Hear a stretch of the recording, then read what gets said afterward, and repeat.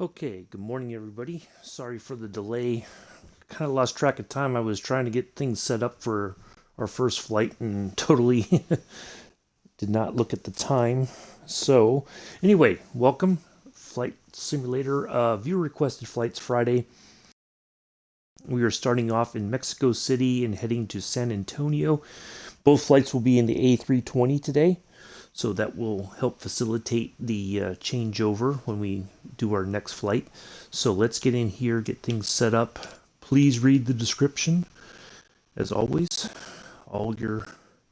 our departure and destinations will be right there.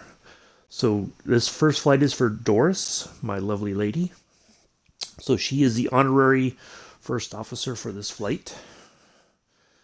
So let's get in here and get things started.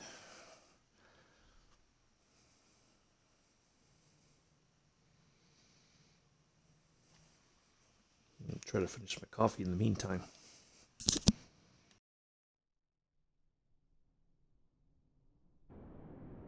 All right.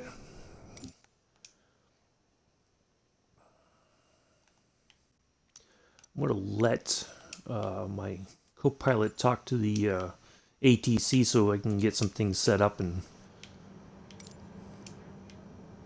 there we go.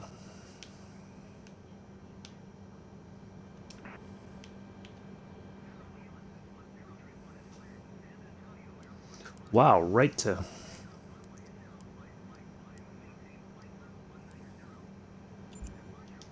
Wow.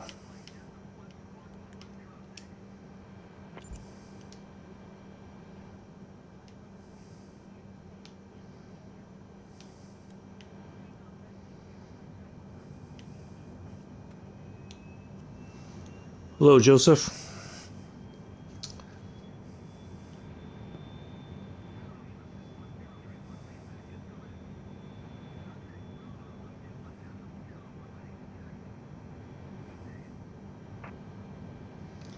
All right.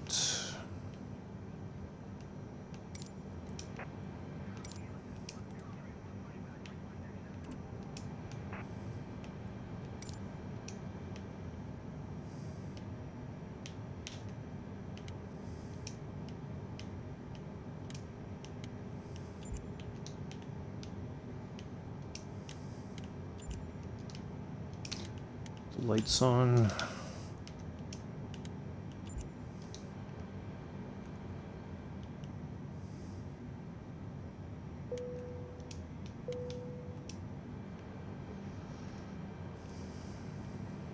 We got to put something in here.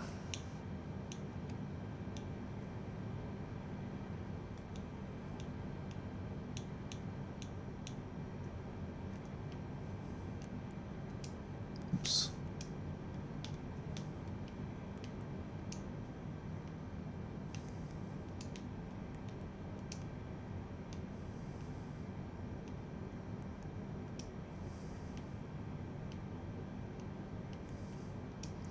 Now we need to check our flight plan. Make sure there's no issues with that. So let's go over here.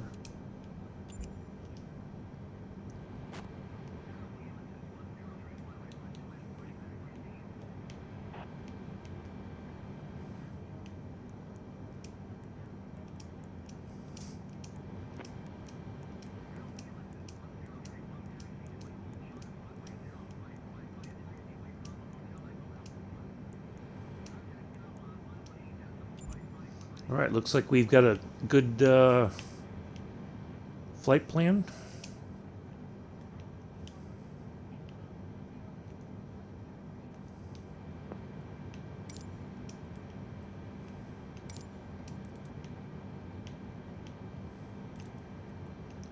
This was all done.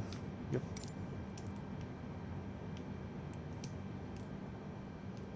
And there we go. All right, I think we are all set. Wow, they didn't give us a lot of room to work with here.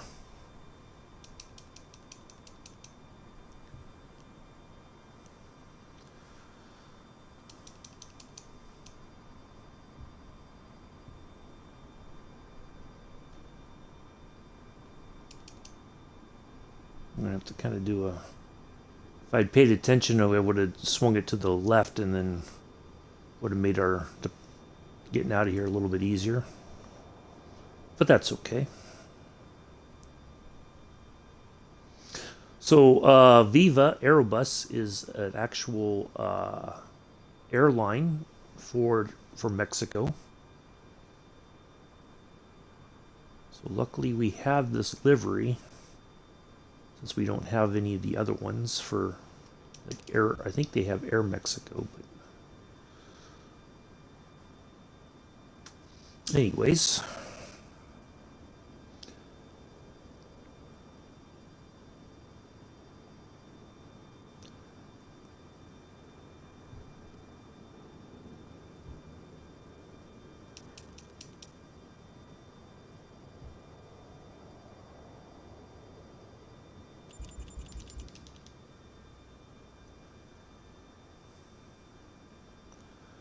All right, we're finally underway here. Get to our... I picked a runway kind of close to our gate so it minimize the taxi time.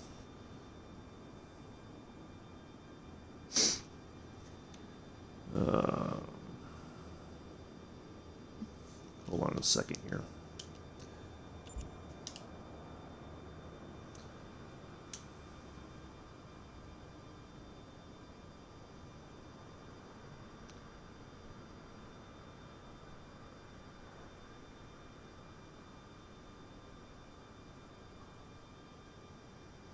Okay, well, we had our first pole dancer for the day.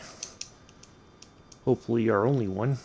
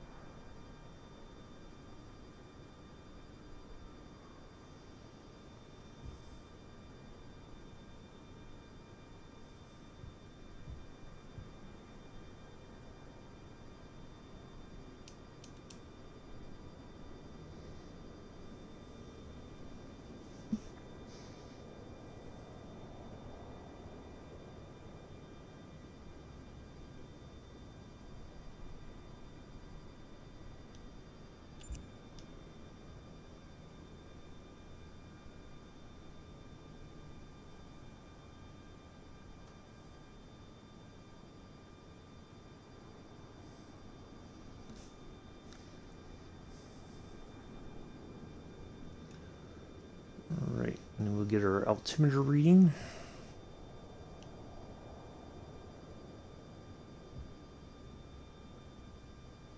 Once we get to our hold point here.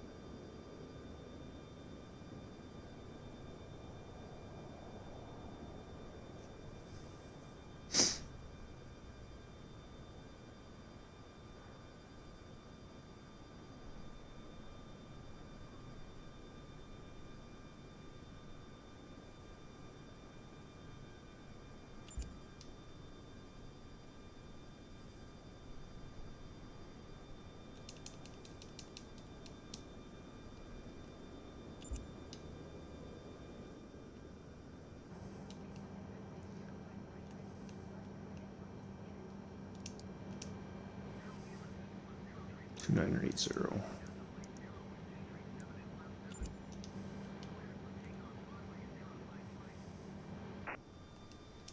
All right, let's line up.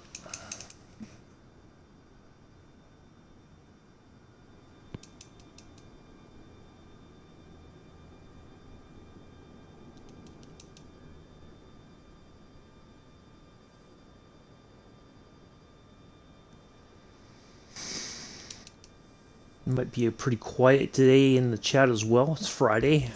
Many people might be otherwise engaged, and that's okay.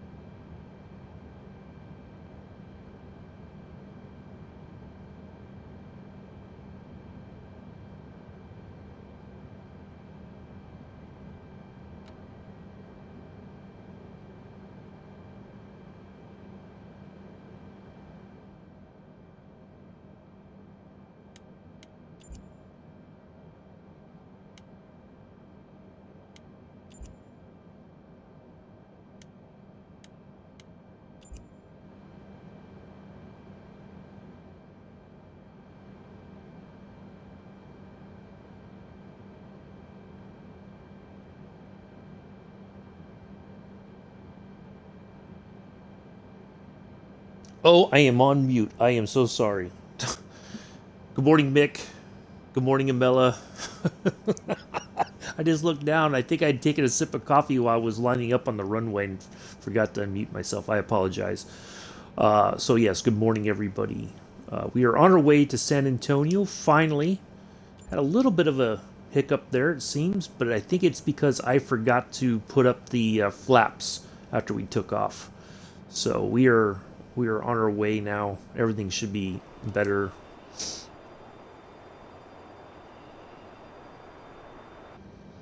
We're gonna go ahead and dial in our some more speed here. Just get.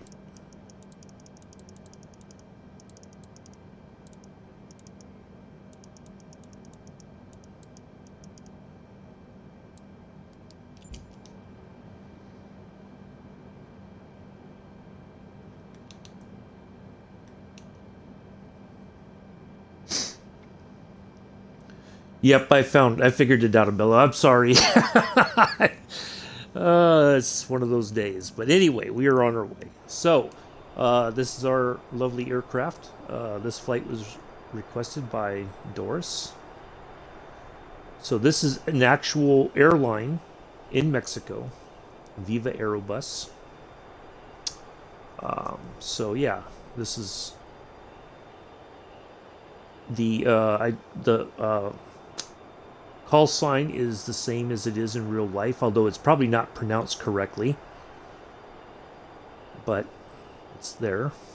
The tail code is an actual tail code from an Airbus 320 from Viva Aerobus. So yeah, looks pretty cool.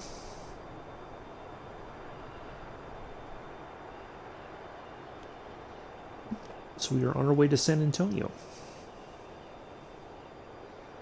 We will turn to the north here pretty soon. Actually, I think coming up right here, we'll start making our way towards San Antonio.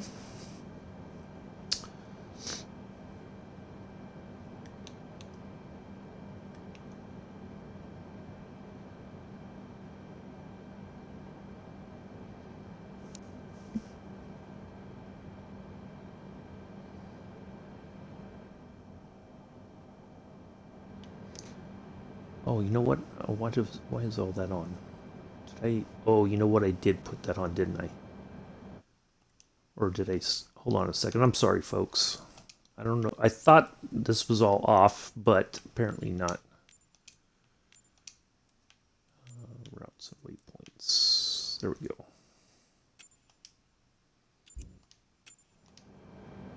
There we go. Sorry about that.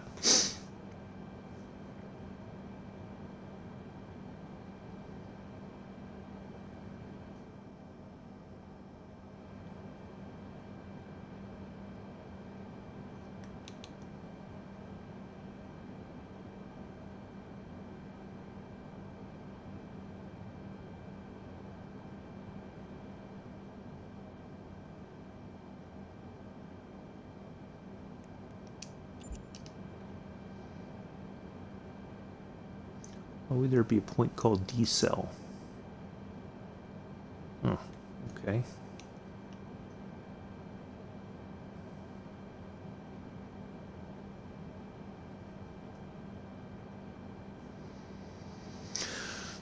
All right. Let's see what other.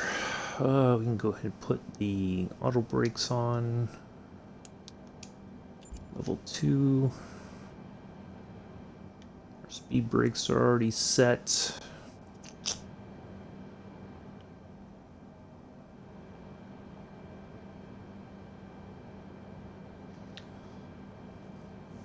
So apparently next week, in 4 days from today, we are getting an update for a world update, which is kind of a surprise because it seemed like only recently we got the one for Australia, I do believe.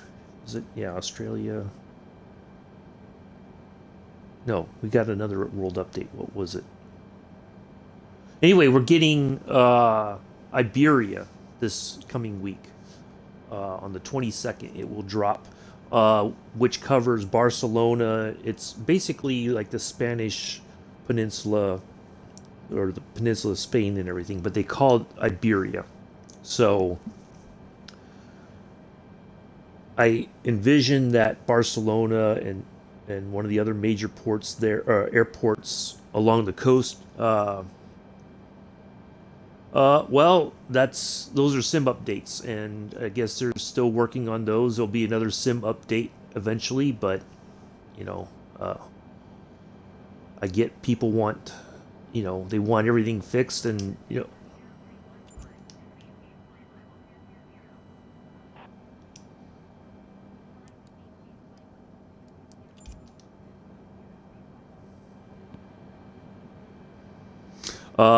so so yeah, I think those airports will be updated. There will be some more points of interest, stuff like that coming. It was a surprise because when they released, I wasn't expecting that, but they were like, "Hey, we're releasing it next week." So that means probably sometime in April we should see another sim update. I would expect, um, based on their pattern, their previous pattern. Okay, I'm going to go ahead and go to normal pressure here. So yeah, but yeah, I know there's a lot of stuff that still is problematic for the Xbox side of things, but and hopefully those will all get sorted soon.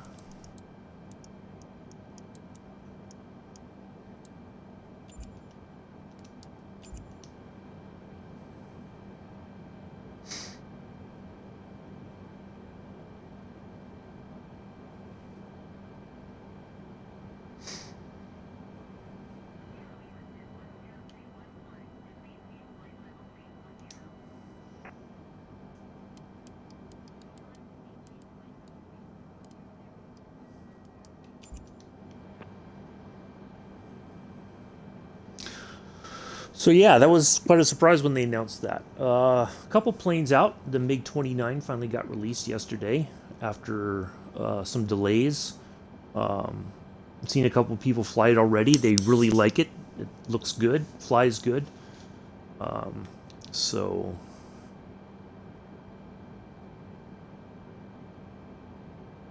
yeah.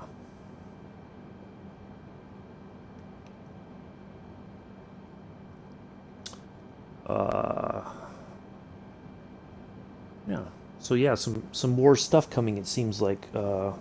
So yeah, if we get the world update, then I think probably within a few weeks afterwards we'll get the sim update. Hopefully it fixes things, but that's we will have to wait and see what gets fixed and what gets broken in the fix. The typical stuff.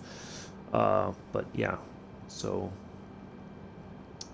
so we may have to head back to Spain once that is out and maybe do a flying tour over Barcelona again. Hopefully there'll be some more points of interest and stuff like that. Yeah, I get that, Einer. You're right, but yeah. So we just have to be patient. They'll get the things as time goes on. They're going to go back around. They're trying to fix some of the other areas. Uh, so yeah.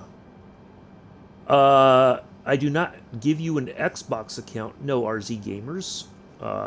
That's not how this works. Please don't come into my chat asking for things like that. It's not like I don't have that ability.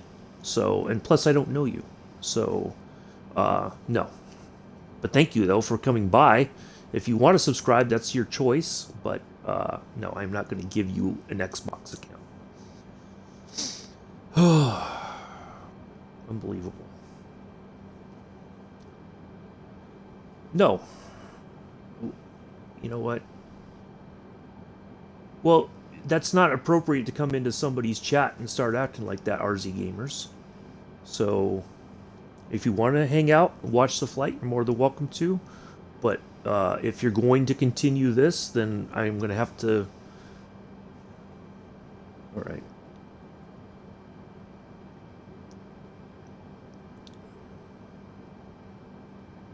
No, Milla already took care of it. Thank you, Milla. Anyway, well, happy Friday. Man. Oh, wow. Okay. Anyways, so yeah, there's stuff coming, and I get it. Everybody wants to get everything done, but as Einar, as you said, there's a lot for them to do. They only have so many people to work on things, and they're going to get, things are going to continue to improve over time. It's just it's not happening as fast as we would like it to.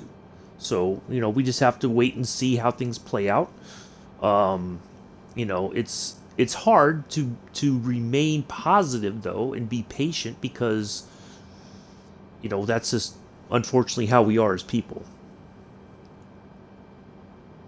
Uh, but yeah, yeah, exactly, Milla. So yeah, it's we'll get to stuff. Uh, I don't have a donation. So Rubik's. So if you are part of RZ Gamers, no, you're trying to uh, go around the ban. So we're just going to take care of that right now. I'm not going to have you. Plus, I don't have a donation page. So that's not how it works either.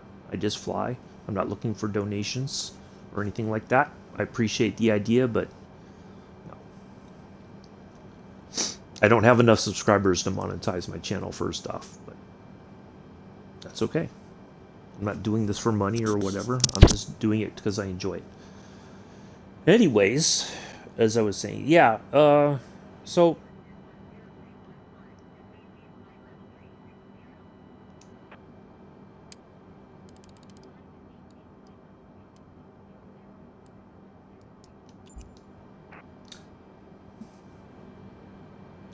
anyways. So yeah, we'll see how that plays out next week. Was not expecting that. That was quite a surprise in the developers update yesterday evening.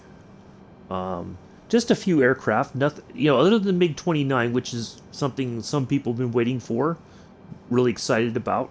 There wasn't really much. There was a prop plane that was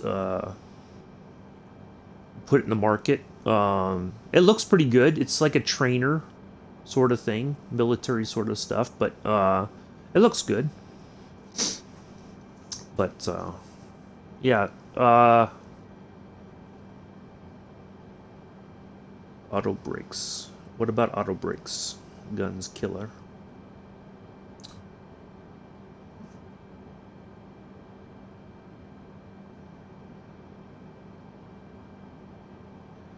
Well, I've tried to fly a little bit of everything, Einar. I Tuesdays is what I called it was Jetliner Tuesday. On Fridays is a viewer requested flights. It doesn't necessarily mean it's going to be a jetliner.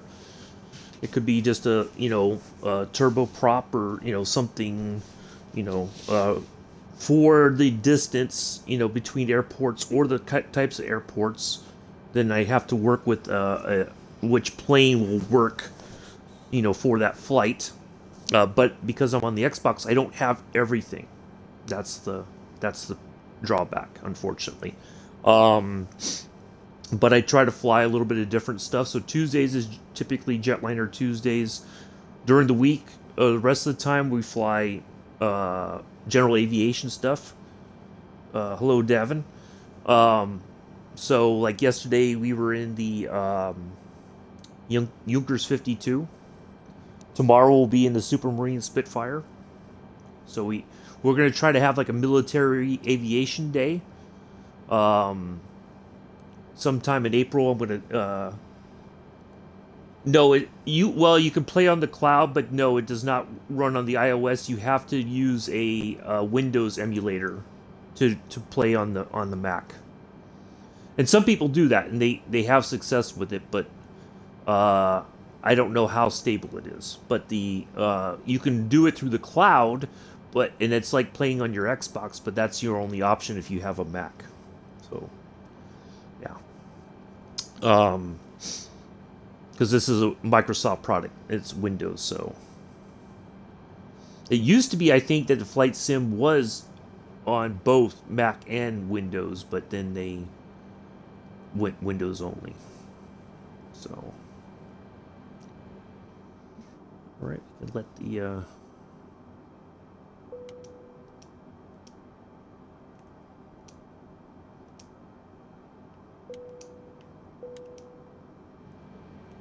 we're stable now. So yeah, I try to fly a little bit of different stuff. We're gonna kind of have some themes like military. Sometime on during the week, it'll be a military aviation sort of stuff. Some of the jet fighters that we have, um, stuff like that. Just to have a bit of fun, mix things up. I was doing a lot of jetliner stuff, but it's pretty. It, you we got the I feel like I pretty much have mastered this. So it's not like it's something I, oops, um, am, you know, um, I wouldn't want to do it every day. It gets a little boring after a while, to be honest. So, but we try to implement things whenever we can, within reason, of course. So yeah. But I've tried to do some more of the general aviation stuff because there's more to it than just hitting the autopilot. I mean, you can, but like the Junkers 52, there is no autopilot. So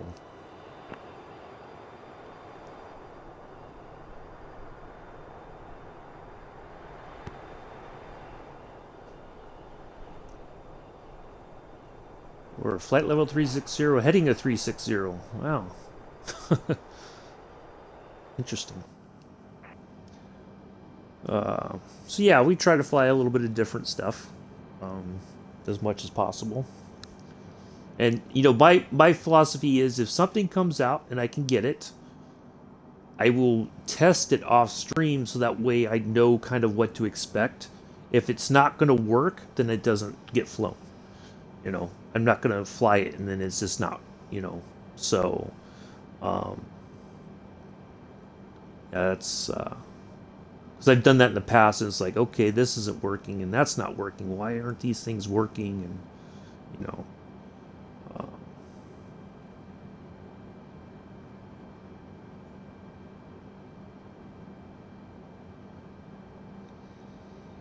but we'll try to add more stuff as time goes on, whenever possible. My budget approval first.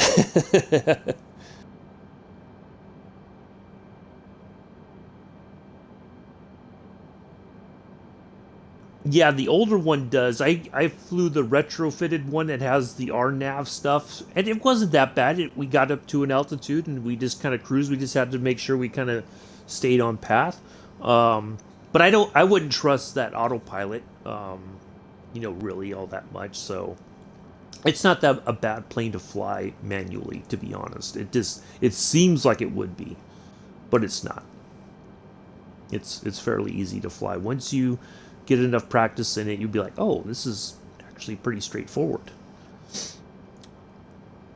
So yeah, I just fly the retrofit because it has the it has the RNAV or the VOR stuff and the dials to make sure that you're on the path to the VOR. So that's about it, which is fine.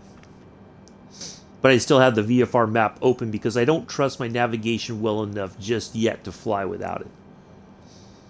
And a lot of times it's like I don't have hours and hours and hours to try to, if I get lost trying to find my way again and all that, it becomes too much of a headache, and then it's not very enjoyable. So, all right, 165 nautical miles to our marker there in front of us. So we should be, yeah, yeah, exactly. I like it, and next week we're going to be in the Fokker 7B, F7B. So looking forward to that. Um, so that should be a good flight. We're doing that going from Amsterdam to Brussels. And then we will be back in the A320 doing a JetBlue service going from JFK to Nashville.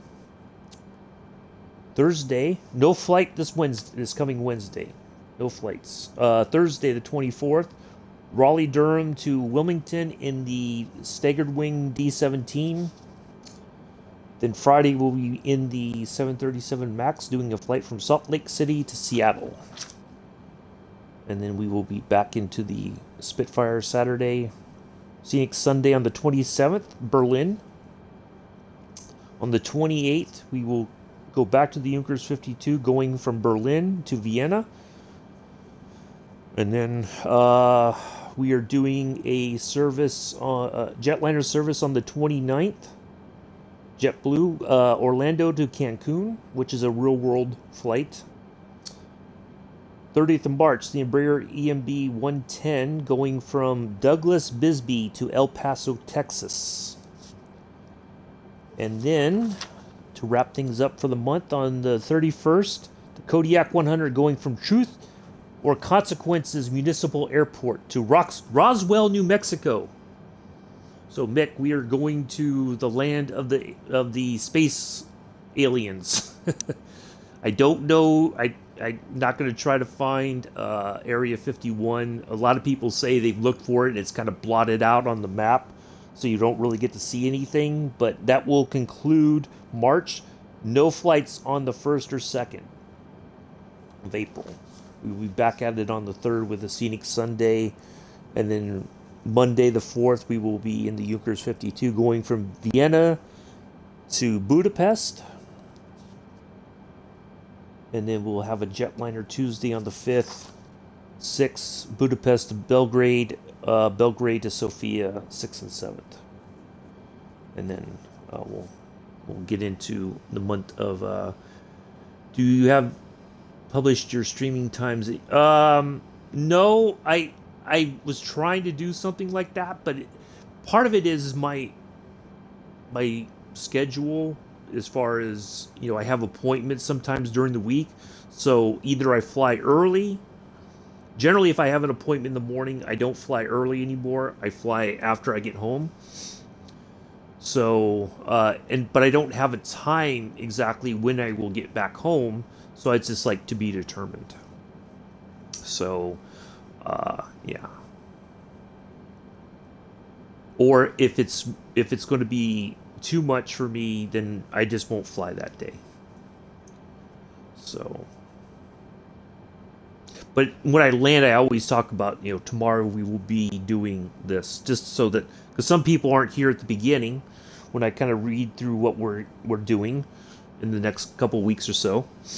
But if you subscribe and you hit the notification bell, you should get a notification when I go live. Sometimes I understand that a lot of people aren't getting that for some reason. But that's a YouTube thing. So, yeah, I figured you'd like that one, Mick.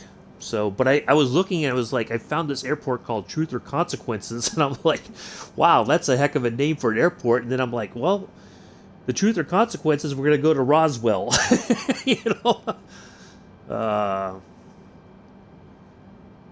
Yeah, that's okay. Yeah, I try to fly 7 days a week, schedule permitting.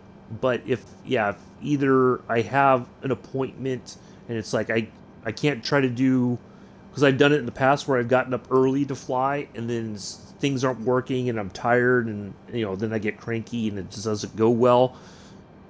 And then so I just prefer to either fly later or I'll just say there's no flight. So if you don't see me within an hour at least, then chances are the flight's been canceled. So, but I try to plan ahead if I have to, if there aren't going to be any flights. Like the 1st and 2nd, I already made allowances for that. So,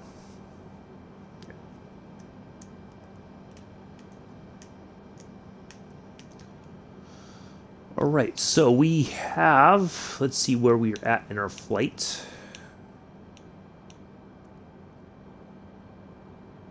Let's have a look at our... Oops.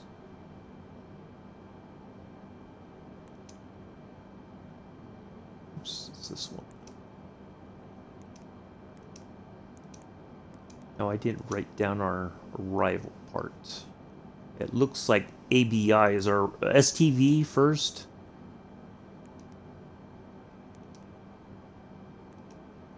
Okay, so we need to be, when we get to NLD, looks like, we will start descending. We need to be uh, at least 10,000 feet by here, STV.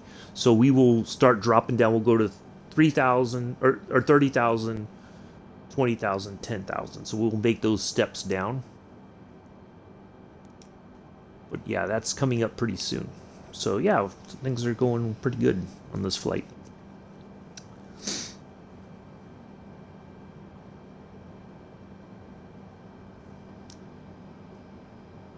I forget.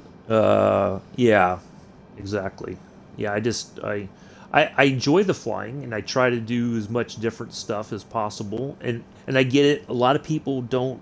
I think they see the Junkers 52 and they're like, "Oh my goodness, this thing's slow and it's boring." Blah blah. But that's, if you think about it, back in the 1930s, the Junkers 52 was considered to be very fast for airline services for Lufthansa. So, you know, and that was, of course, back then only very wealthy people or people of the German Nazi Party were the only people that were flying on those flights. Because they were moving the Third Reich folks around. The high ranking officials probably used Lufthansa a lot. During World War II. But we don't have, the good thing is we don't have any aircraft that have the Nazi symbol on it, which I know they would never allow it to begin with. But, it's an important part of aviation history, regardless of who created it and who was using it. But yeah, a lot of people don't like the notion of flying something slow like that. But it was considered fast for its day, you know. So we try to showcase some different things, and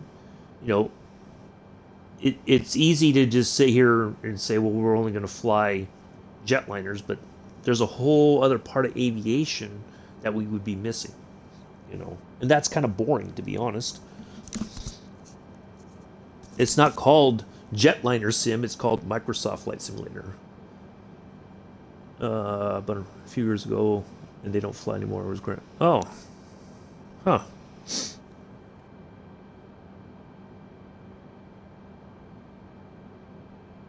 I did not know that.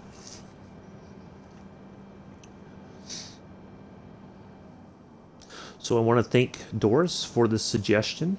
She had texted me during a flight, and I said, when I was looking for more flights for the month, and so here we are.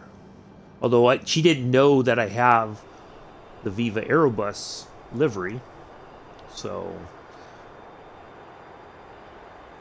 and generally it's what she said was, can you just do a flight from Mexico City? And at first I was going to go to LAX, but that's a longer flight than going to San Antonio.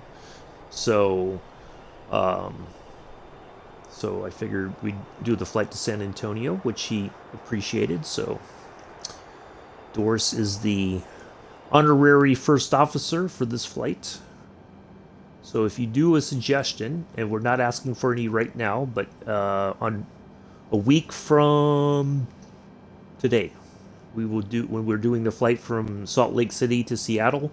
If you have one for the first, not the first, it would be the 8th of April. If you scroll down under the description of today's video, there's a whole bit about the viewer requested flights, what I'm looking for. If you have like a city, and I can look up the city and find an airport within that area, if you don't know what airport is near you, I can try to figure that out, and then we can look at the airport and figure out an aircraft at, the departure and the destination. I try to mix it up where we do a couple routes. Oops. Wow, okay. You are That's the second time this person has come in.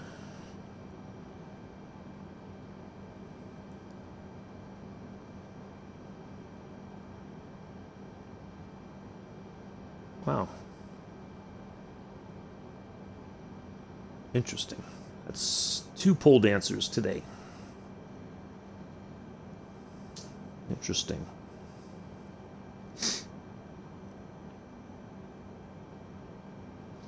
So yeah, we try to, like, usually like on the 8th, I like to do 2 flights. So if they're about an hour and a half each, give or take, that works out better than 2 people get to see their flights. And then like the following week, we'll try to do a little bit longer one, and then we'll go back to 2 short flights, and then the last one of the month is when I try to do a bit longer one. I'm not doing the 6 or 7 hours. That's just too much for me to do in one sitting. That is just, yeah, I can't. I've done it before a couple times, and it's too much for one person to do. So yeah, I'm trying to limit it to tops 4 hours when I fly the longer route on the last Friday in the month, so that we talk about the next month's viewer requested flights. So yeah, I'm trying to get, because a lot of people are coming in. Can you fly here? Can you fly there? And I was like, because I do kind of create my flight plans well in advance, but I allow for some wiggle room. Captain's discretion is always in effect. Like somebody came in and asked about flying to Norway. Well, next month we will do a flight in Norway. It may not be the airports that you want, but you said, can you fly in Norway? So there you go. I'm going to give you the flight in Norway, not on a viewer requested day, but, so if there's something, like if I have an open day and I'm like, well, I could probably do that. I'll think about it. I may not say yes right away, but off stream, I might think, okay, let me look at if I have an open date during the week, and it's like, okay, I think I can fit this in, and then I'll do it. It'll be kind of a surprise, but I prefer that people follow the viewer requested flight guidelines.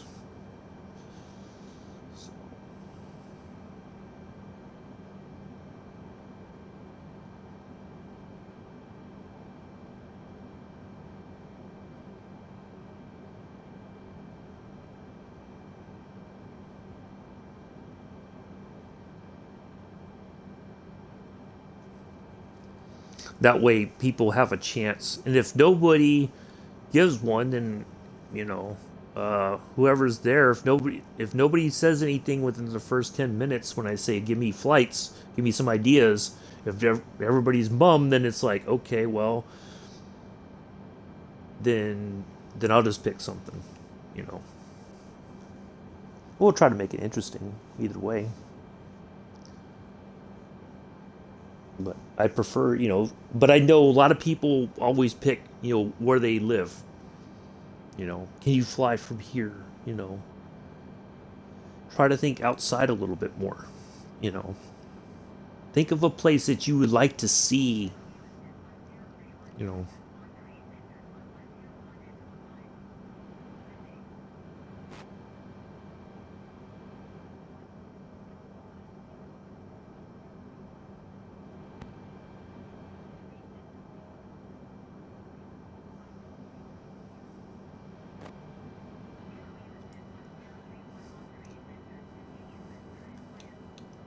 Well, usually, yeah, we've had some good ideas, but and it was hard because at first people were coming in. Can you do this? And it's like, I wasn't doing that at first, and then somebody suggested to me like, hey, maybe you ought to consider this, and then I'm like, well, okay, yeah, that kind of makes sense.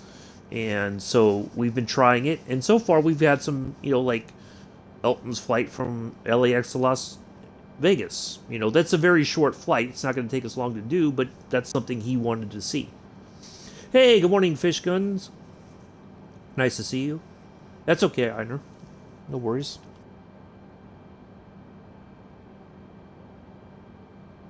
I didn't expect you to see you in Pilot 83's Discord there, Fish Guns. But it was nice surprise to see you there. Yeah, I finally joined last night. I really like his channel. Um, yeah, if you guys are looking for some really good content, flight sim wise, do check out Pilot 0083. Really cool guy. He's been helping Deimos the with his aircraft and all that. They've made some really significant improvements on his products, which is good.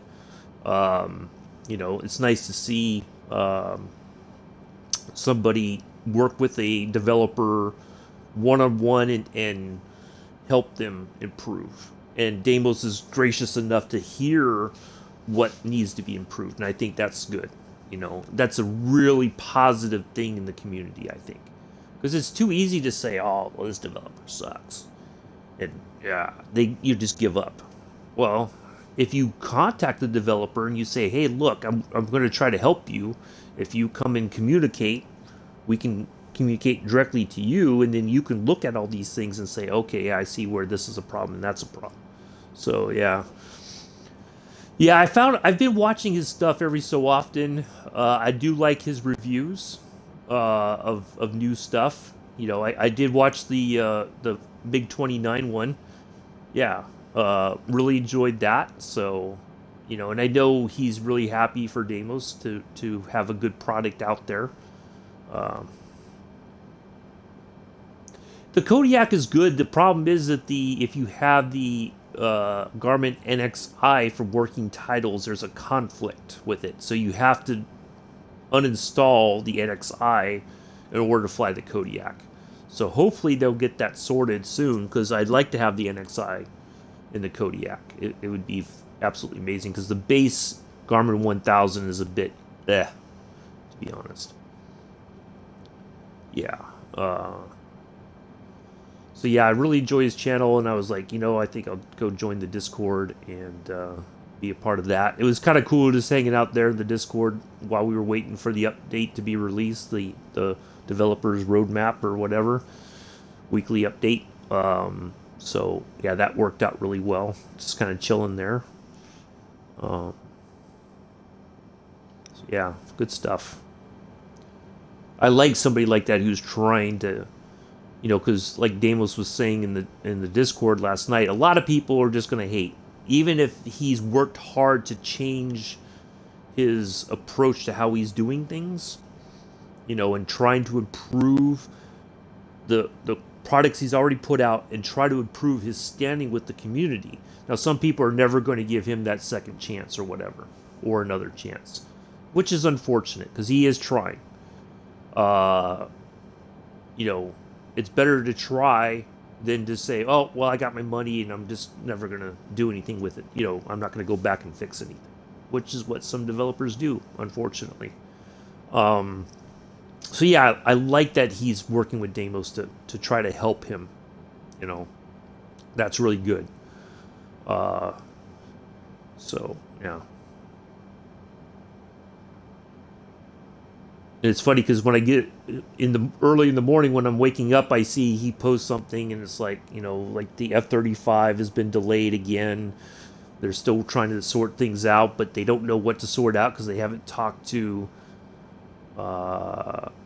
Microsoft hasn't given them any feedback and stuff like that. It's unfortunate, but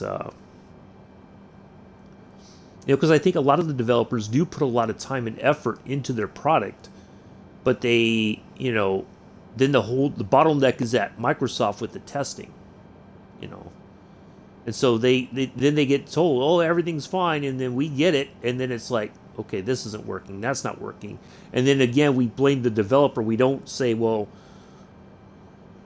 it's a problem with the testing system, how they test it. That's the real issue, I think.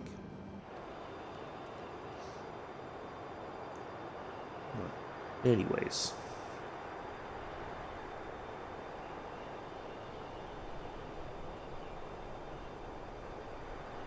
But yeah, that's really awesome that he's putting forth that effort to help Deimos improve his stuff.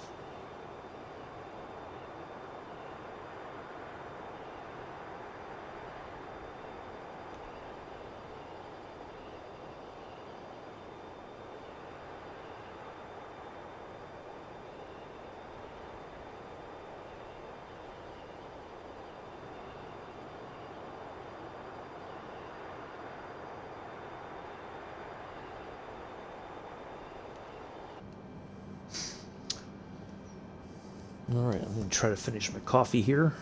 Ooh, I gotta take my vitamins too.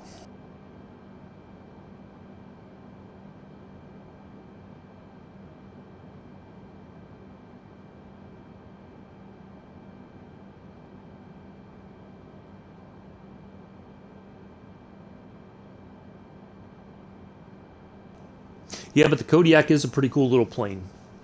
Um, I enjoy it. I've tested it a couple times. We're gonna fly with it here in a couple weeks, I believe. I know I have it written down somewhere. Where did I put it? Oh yeah, on the last on Thursday the 31st.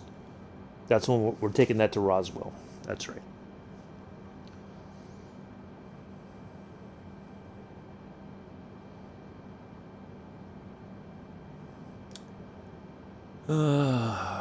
Except the 777F.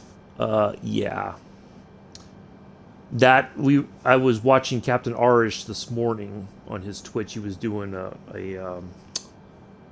what's it called, every Friday morning he does like a charter flight. That's what it is. And somebody asked about the stuff from Captain Sim, and he said I would steer clear of it. There's better stuff coming down the road from PMDG. Hold off and just be patient. Better stuff is coming. And I said, yeah, you're right. The problem is that when people see it and they want to fly more jetliner stuff and they don't know, um, well, I would go ahead and get it anyway because I think they'll fix the problem. You could still fly the Kodiak without the NXI and then just reinstall the NXI if you want to use it in another plane because there is more information that looks more realistic. But hopefully they get that sorted soon. What was I going to say? So yeah, and I told him, I said, yeah, I didn't know how bad Captain Sim stuff really was, and I got the stuff, and sometimes it works, sometimes it doesn't, but unfortunately, Captain Sim is one of those developers who they got their money, and that's it. They're not fixing anything really. It doesn't seem like they're not going back and fixing what they put out. So that's not a good look for developers, quite honestly. So, but yeah, I said I didn't know any better, when I first, because I was like, oh, cool, there's this, and it looks pretty cool, and then yeah, you're like, oh, okay, I wish I had known. So yeah. But some people, they fly it and they don't have many problems. That's the weird thing, And I guess it's just one of those days that everything works, Whereas somebody who's flying it also the same day has problems. So, but yeah, there is better stuff coming. It's just going to take some time. We just have to be patient, and that's the difficult part. So, because it's very difficult to see stuff coming out on the PC and go like, when are we going to get it? And it's like, well, we don't know. There's no time frame. There's no, no way of knowing exactly when we'll start seeing stuff. All right, so it seems like this is 13,000, 14,000, 13,000. Matter.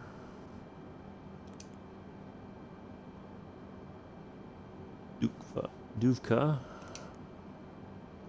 NLD. See, at NLD, they're saying we're supposed to be at 360. Still.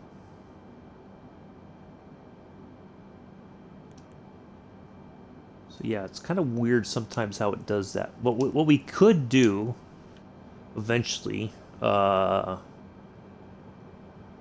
we could basically go, we could get to maybe 34,000. We could just start making those little reductions. Hello, no scam. So I bought it, but mostly I'm flying props of all kind. Feels more immersive. Yeah, I would agree with that, Einer. It is a bit more immersive. Even, I mean, like the 350i, I wouldn't. I've tried flying the 350i manually. It is a handful to fly manually.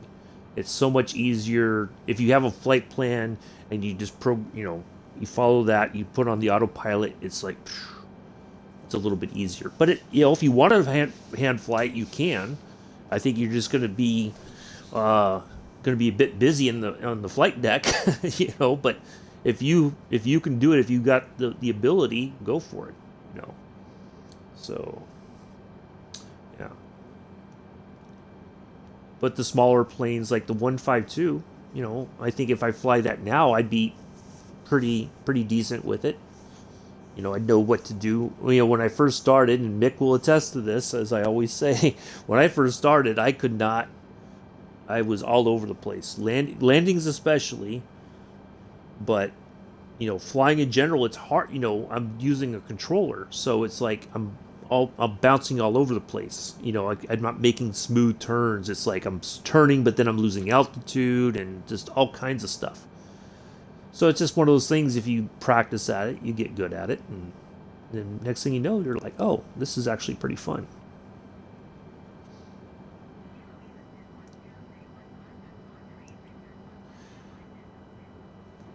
Well, the airliners at first, I was a bit over. Like you come in here and you're like, oh my goodness, this is all looks pretty complex,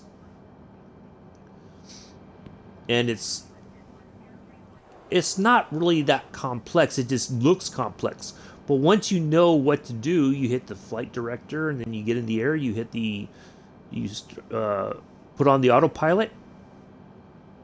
You put on the autopilot. Is this one? This one should. Okay, it says on, off, but it's lit up. Interesting. Okay, well we're flying, so that's good. And then you move the notch back to CL, and the plane just takes over. And then then all you got to do is manage your altitudes when you start to come into where your destination is. And that's it. And then you land it. You put on the approach mode, bam, everything works out, and it's all good. Now let me see if I. All right, so now it says it's on. Now I hit the Y button because that is the button that normally will turn on the autopilot. But it was weird. It's lit up, but it was saying off. So now it says on. So I wanted to make sure that it is in fact not on edge. Yeah, it was. But that's the great thing about this sim. If you work at it and you keep trying to improve, and you'll get there eventually. And it's very rewarding, but it can also be very frustrating because you're like, I did all the things that I thought I needed to do, and then it just crashed. We still crash every once in a while, but not so much like we used to in the beginning. So yeah, good stuff. Hello, Crankman. How are you? Nice to see you here.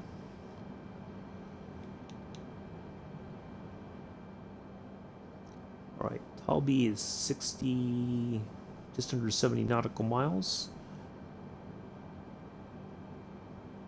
So I think we're gonna get a little bit closer, and then we'll start descending. I mean, I can add. You know what? We're just gonna ask for 34,000 now.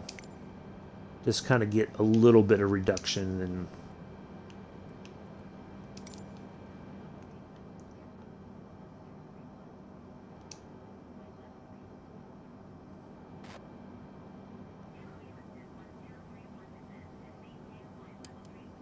Oops.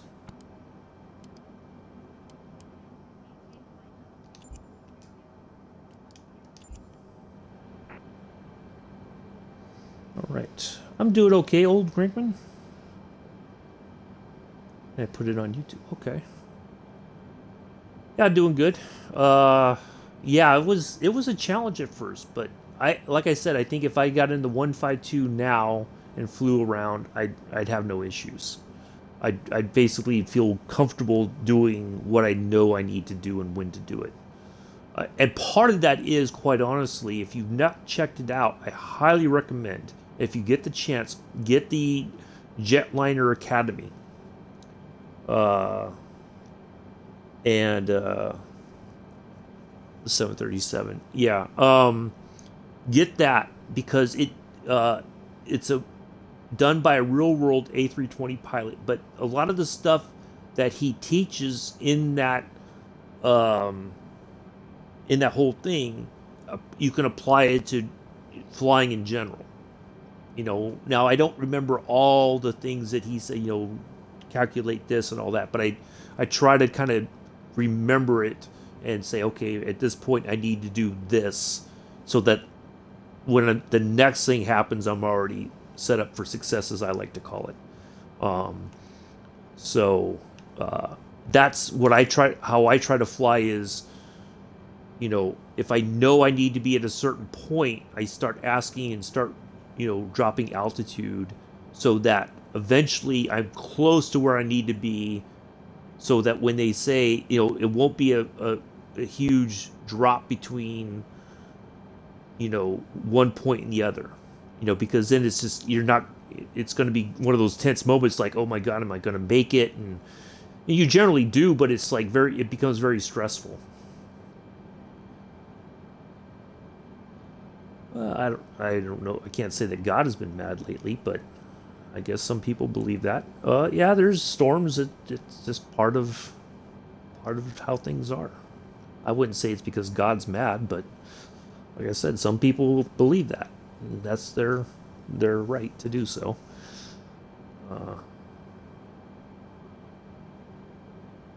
Anyway, so yeah, I try to plan, or I look ahead and say, okay, at this point I need to be doing this. Because if you wait for the ATC to tell you, it's going to be too late. So I try to think ahead, so we're ahead of the curve, right?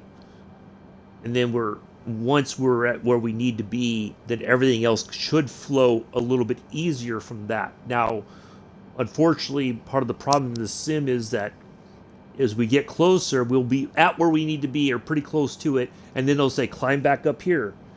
And it's like, why? And sometimes you just have to wait them out, and then they're like, okay, descend and maintain. You're like, finally, Yeah. So, yeah, we try to plan a little bit ahead so that it's not a rush. If you do that, then it makes things a little bit easier. But sometimes, even if you say, can I go to this altitude, ATC will be like, no. And that's happened before. They say, no, just stay where you're at. And it's like, okay. But I'm trying to descend further, please, But sometimes it may be that you don't know that there's some mountains or something close by, and they don't want you flying over those, too low and stuff like that. So, nice. Yeah, I let the autopilot get as close to the runway, and then I fire the autopilot, as I always like to say, and then we cut the throttles and we land, and generally we're right where we need to be. Like yesterday though, the approach mode did not engage correctly, and sometimes that does happen, and you have to recognize that in time. So either you try to get the plane down quick enough to line up for the runway anyway, or you're going to have to go back around, and then it just becomes a headache from there. I've done that too, Einer, but it just becomes a bit, I think people get tired of hearing it repetitively. So, all right, that's 3 times. So Naked HD, you are evading bans. I'm not happy with that, so I'm going to report you again. I'm going to hide you again. And if it keeps up, I am going to definitely, yeah, so you're hidden. So yeah, you're evading bans. So that's problematic, dude. That's not cool. So controllers are not that bad. I had no servers issues until now. Yeah, sometimes the servers are a bit overloaded or whatever. So yeah, that's 3 times now. So you are evading bans. You're using multiple accounts. So, matter of fact, I'm going to report you for that as well.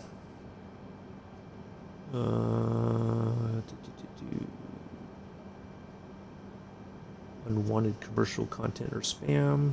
I'm going to keep reporting you. Multiple reports.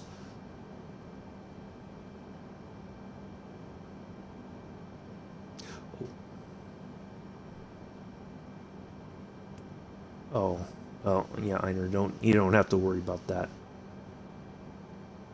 Sorry, I didn't mean to delete your. So yeah, I'm just gonna keep reporting you as much as I can there, Naked HD. I know you don't care. Uh, so yeah, sorry, Einer. Trying not to encourage their behavior. um, so yeah, you're evading the ban. So I know you think it's funny, you know. You just switch to another account, so you'll keep getting reported. I know you probably have like 100 of them already created, so you can just keep putting your BS in people's chats, which is not good. You know? Why don't you do something constructive with your time and actually create content? All right, take care, Milla. Thanks for coming by. Nice to see you as always. Enjoy your Friday. So, take care. Be safe. Be well. Don't forget the beef patties. Yeah, it's okay. I know, Einer. It's just this has been a problem. And I've seen it in other people's streams that not so much on Twitch, but on YouTube they've been getting it's been really out of control lately. And you know you can report them so many times, but the problem is that YouTube isn't really doing anything about it. So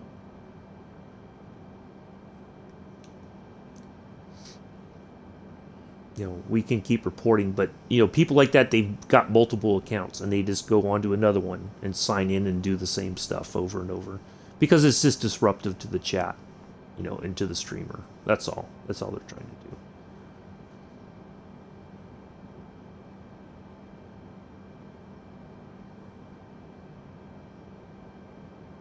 Because they're just miserable people. That's all. Got nothing better to do with their time.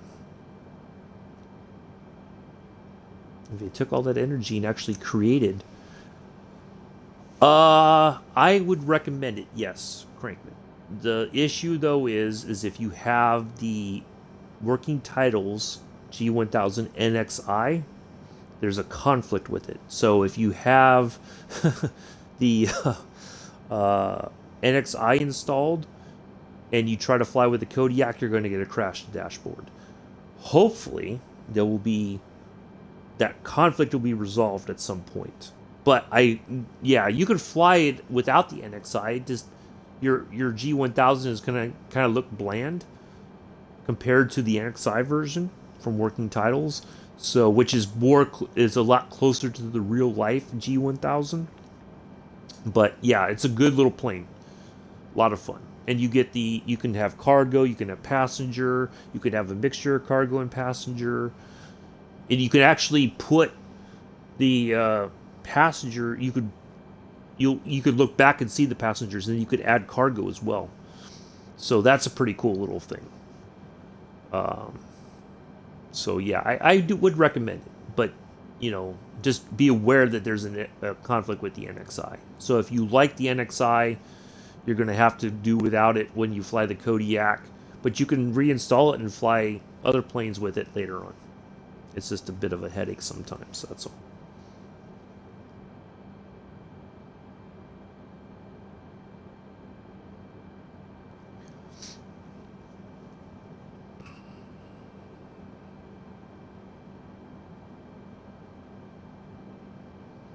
Yeah, there's people that just have these multiple accounts and are just spamming nonsense. If they took that same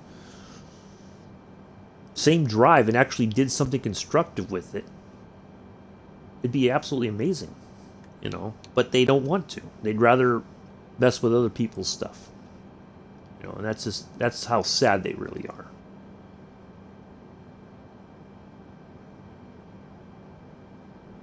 All right, Duvka's next. Just a short 27 nautical miles, so we will get to that one fairly quickly. I'm going to go ahead and ask to 32,000. Actually, let's just go to 30. So we're starting to be a little bit ahead of the curve. Oops.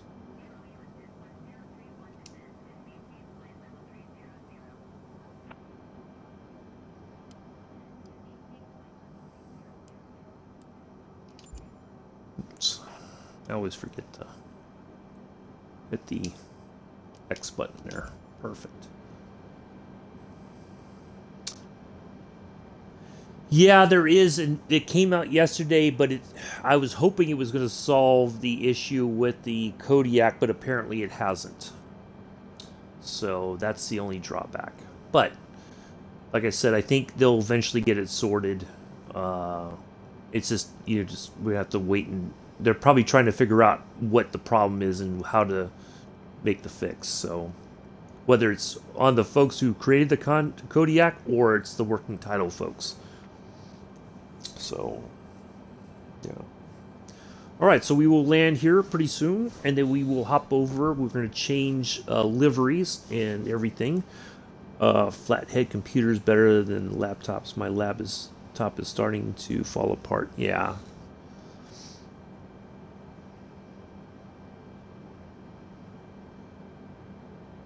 A lot of people do like their iPads, and you could get a keyboard and all that. They prefer that, or you could use like one of those pens and you could write on the screen, and it translates it and all that kind of stuff. That is pretty cool.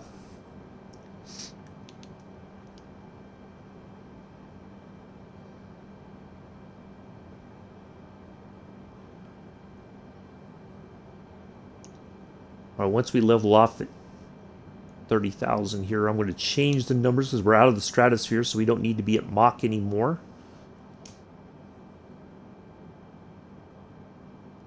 It's not that one, it's that one. So we can stay right. We can actually speed up just a smidge to 302 while we're cruising here.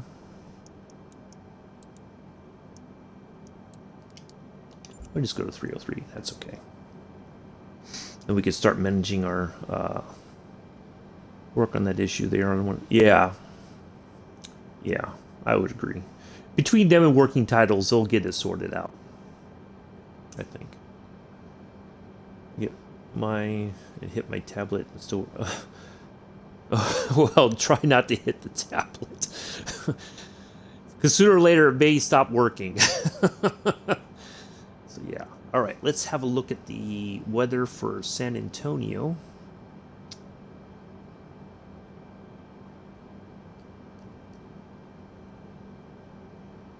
Get an idea what our altimeter is going to be like.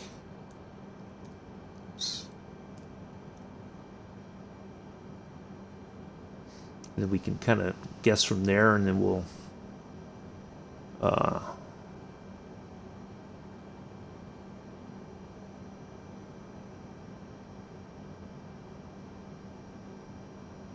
we can put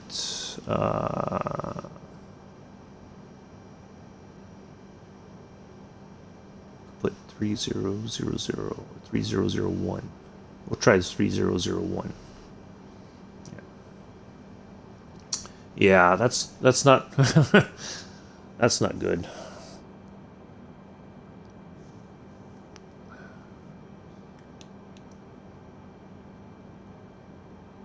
All right, NLD. So we are coming close. So let's go ahead and start. Let's go to 25,000. We're just start making our little descents here.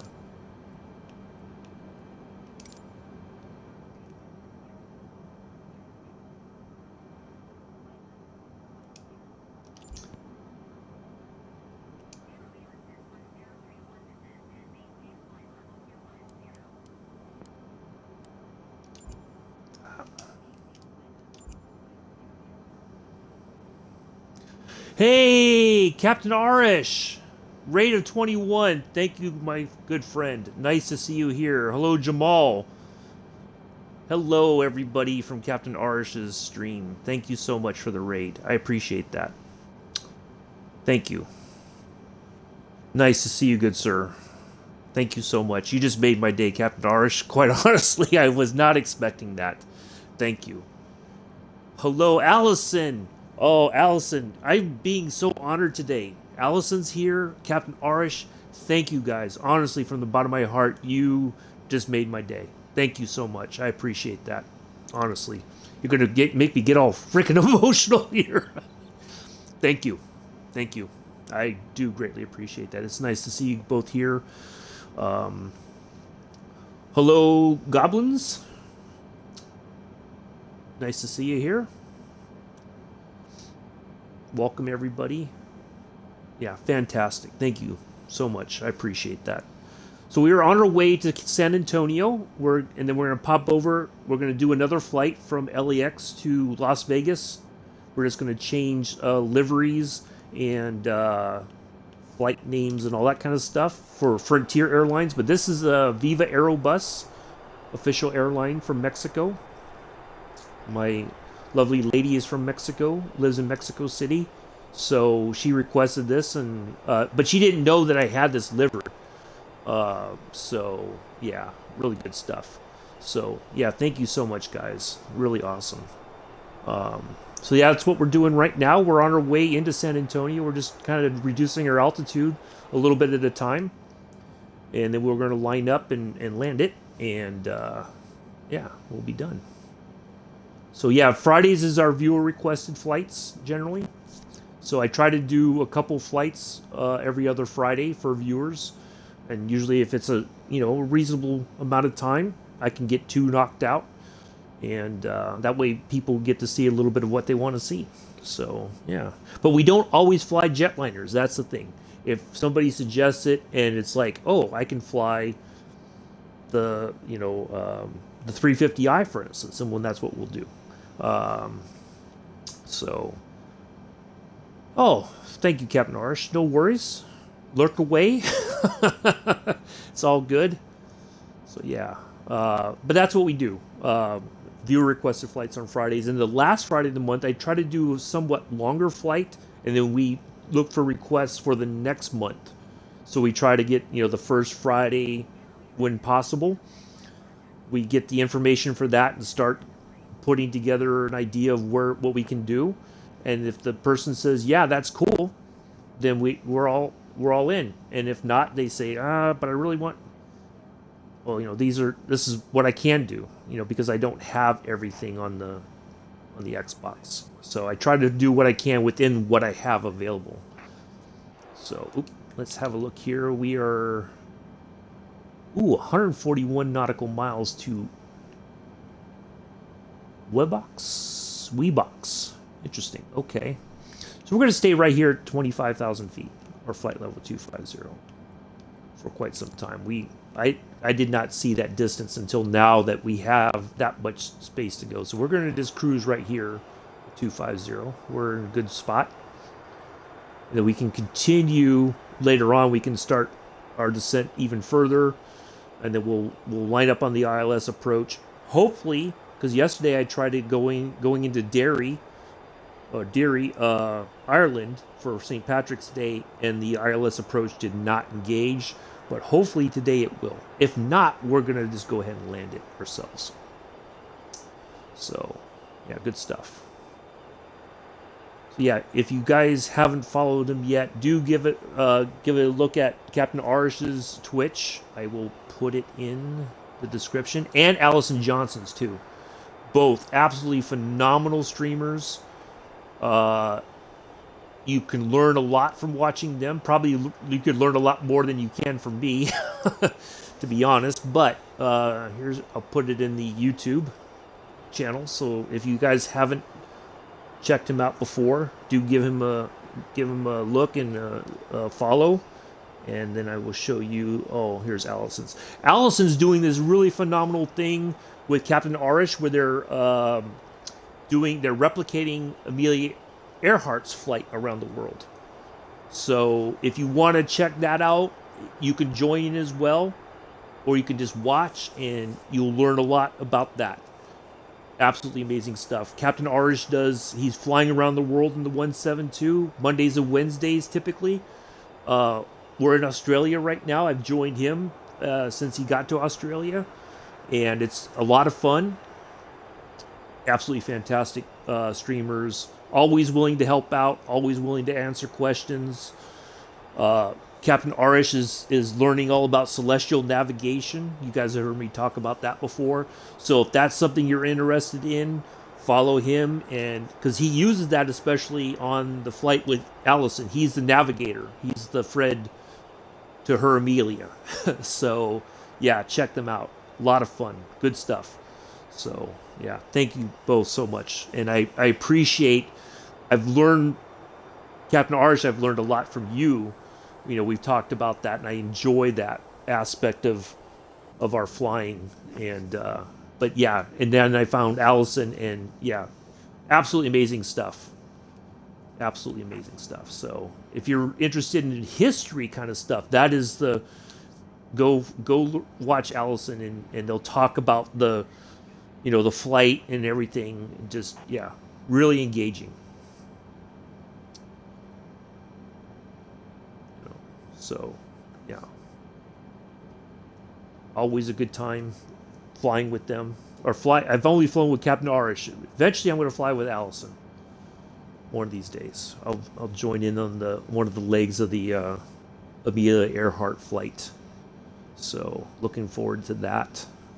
So yeah, really awesome stuff. And Allison was featured actually in an article for on the Microsoft Flight Simulator website, talking about her trying to get more women involved in sim aviation. And so, yeah, really, really good stuff. Really positive communities, and that's the important part, you know. So, yeah, it's really, really good stuff. There's more to enjoy. That's the one thing that I like about Flight Simulator is there's more to enjoy. You just have to move beyond your, I guess, your comfort zones in a way. You know, get away from the jetliner stuff. Once I got away from it, I'm like, wow, there's so much more to do, so much more to fly and enjoy, and the history stuff. That's the great thing about it, you know. Uh, Whether you're touring, like they're flying over some place, and somebody puts in like Oz Nomad, uh, talks about the history of areas in Australia that most people would have never known about. And it's just amazing to hear different parts of the world, different things, and hear about that history. And that for those of you who know me, know that I love history. So, and that's it's a great thing to be able to include both, flying and history. So yeah, really, really good stuff. So it's always good. I want to promote people who have a positive impact on the community, and Captain Arish and Allison definitely have, I think, embody that. So I'm really, really thankful that I found them. Only 6 months into my flight sim career, I guess you could call it. So, yeah, good stuff. But yeah, so we're gonna land here. We're gonna change. We're gonna take a flight from LAX to Las Vegas, and then we'll be wrapping up the stream for the day. I do appreciate the 2 flights suggested. Doris, my lovely lady, suggested a flight from Mexico City, and I found a solution for that. So we're doing that first, and then we're doing a flight for Elton. Is our second viewer flight. So what I try to do also is whoever requested the flight, they're the honorary first officer for the flight. So Doris is in the right seat next to me virtually, and then Elton will be in the right seat virtually for the flight to Las Vegas. So, yeah. Smithwood 21, thank you. Hello, welcome. Nice to see you here. Thank you for the new followers. Appreciate that. Up to 80 now. Great. Really awesome. So, yeah, trying to We've made some changes to the channel since Now, I met Captain Arish. He raided my channel unexpectedly one day, and it was one of those days that I was not at my best. I was I was struggling that day, and he asked me some questions, and um, gave me some things to think about, and made some changes. So yeah, I appreciate that as well. So yeah, it's always good to meet people who are like, hey, have you thought about this? Maybe, that's a good thing. So yeah, really enjoy that. But I know, Captain Arish, you're going to have your. Now, I've meant to ask you this morning, if you, I know you're listening. Is there like a specific way that you talk about the Persian New Year? Like, is it there's a name for it, or, I'm not sure how, or what's the. Is there a Persian name for it? I guess. And if you want to say it, I'll try to pronounce it, but I'll probably mangle it, unfortunately. But I was going to ask you that earlier, and I totally forgot.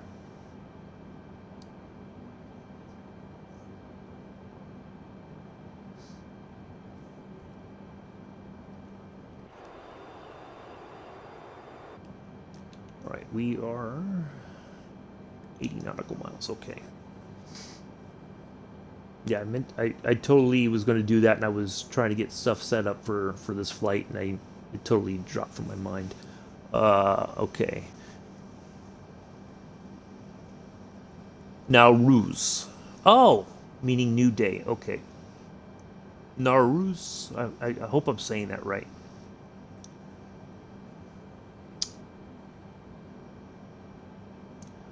So I guess I should say Darud or Nowruz. I hope I got that right, or pretty close to it. So yeah, he will be celebrating Persian New Year this weekend with his family. Hopefully you have a great time with your family. That's awesome. Thank you, Allison, for putting that. I know he's busy with work.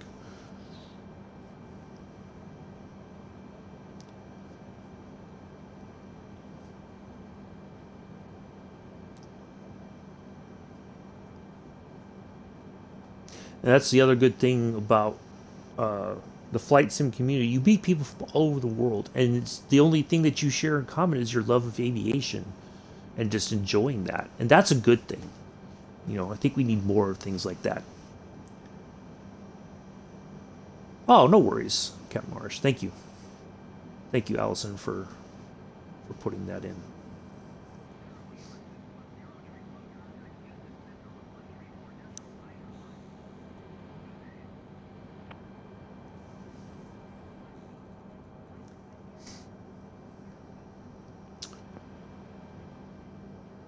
Hello, Mile Capon. Uh, I'm not sure what that means. Oh, hi. Hello. Well, welcome to the stream. Happy to have you here. We are on our way to San Antonio, Texas from Mexico City, Mexico. Personally, no. Yeah. Yeah, a lot of people don't like Twitch, but, really, uh, chat is incredible. Not a lot of silliness going on there. Generally, they've got really good mods, so nobody acts up. So it's a really cool place to just sit back and watch and ask questions. For like, hey, what's this like? And what does this do? And you know, they'll try to answer your questions as best as possible. So, but yeah. Yeah, we got things are nice Friday. Just a really good Friday. Yeah, really enjoying it now.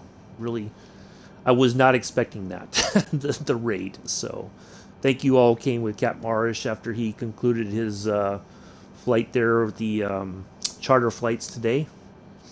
Hopefully, you guys all made it to the destination with no issues.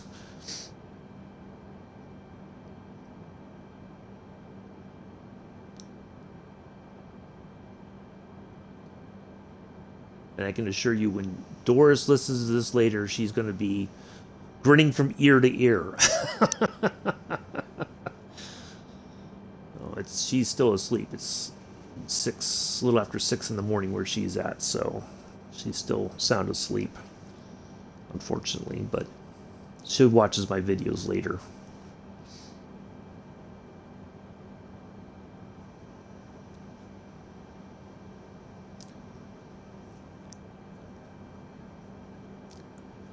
Let's see what else. But then tomorrow we're going to be in the Spitfire, Supermarine Spitfire. We're going to do a flight from Travis Air Force Base up to Beale Air Force Base. I'm familiar with both of them. Not that I was stationed there, but I didn't live too far. When I grew up in the Bay Area, Beale or Travis isn't too far from where I lived. I flew out of Travis when I went down to Panama for 2 weeks for a National Guard mission where we were.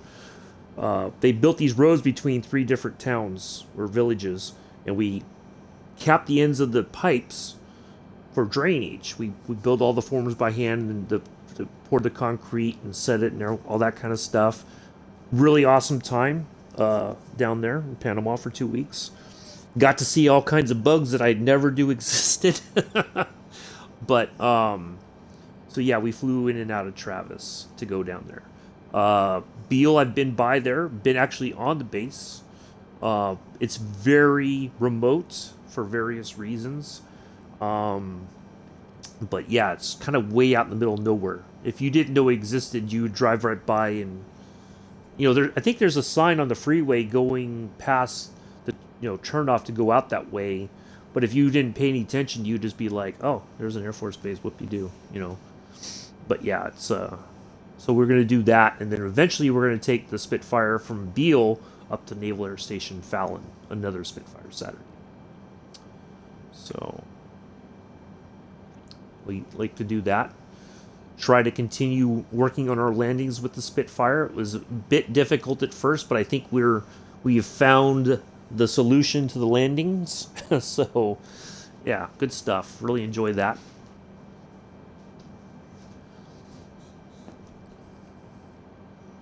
Then Scenic Sunday, we'll be doing a flight around Amsterdam.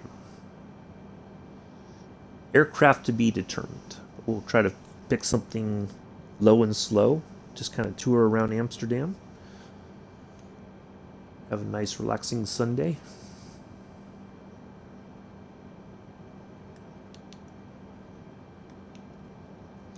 I think we'll go ahead and ask for 20,000.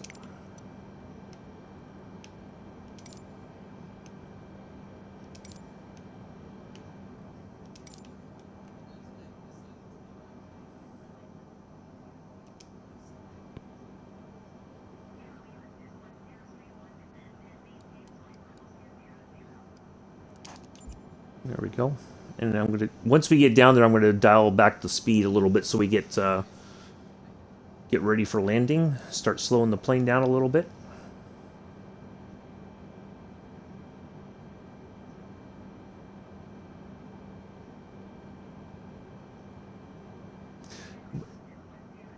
Now we can kind of look ahead what's coming up. Let's go ahead and zoom out on the ND range a little bit. So basically what's going to happen is we're going to churn up here. We're going to go all the way up there, and then we're going to churn back, and then we're going to make our way into all of our arrival stuff, or our approach stuff is right down there. So that's what we got coming up. So we are nearly there. I do appreciate everybody coming by and hanging out today on a Friday. Nice to see everybody here. Thank you for the thumbs up. Thank you again, Captain Arish, for the raid. Awesome. A couple people stuck around. I'm sure other people have had other things they got to get done today. That's all good. So I appreciate you coming by even for a little while, and thank you for the new followers. Allison Goblin Zeus, I'm sorry, and Smithwood. Thank you so much for the follows. I don't have the fancy ding ding thing like you all have when the new follower comes in. So I'm at 80, and that's good. I'm quite happy with that. Nice to have a small community.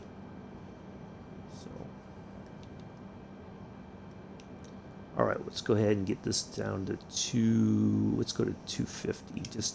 No, let's go to 270.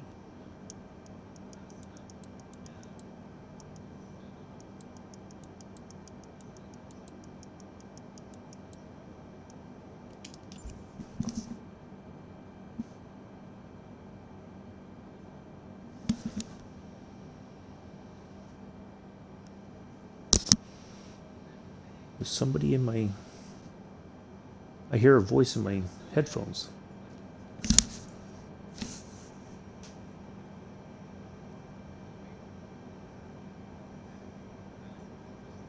Oh. Oh.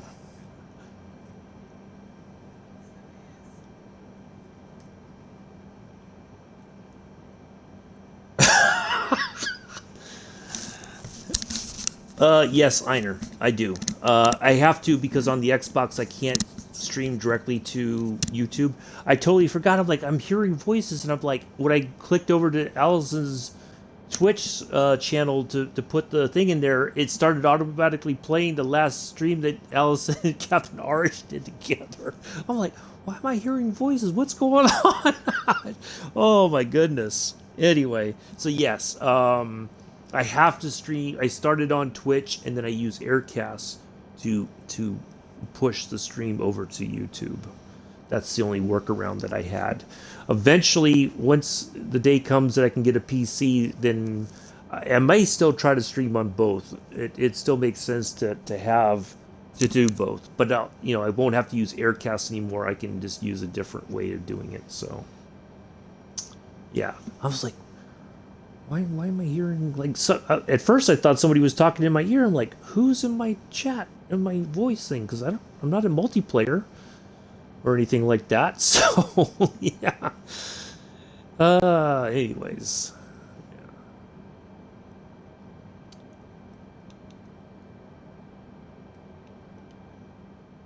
It's still showing, interestingly enough. It didn't change over. Interesting. Huh.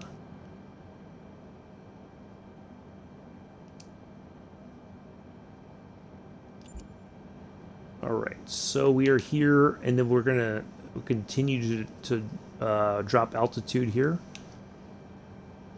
So we will be... Forgot that sometimes those things have an autoplay feature. All right, let's go down to 15 from here.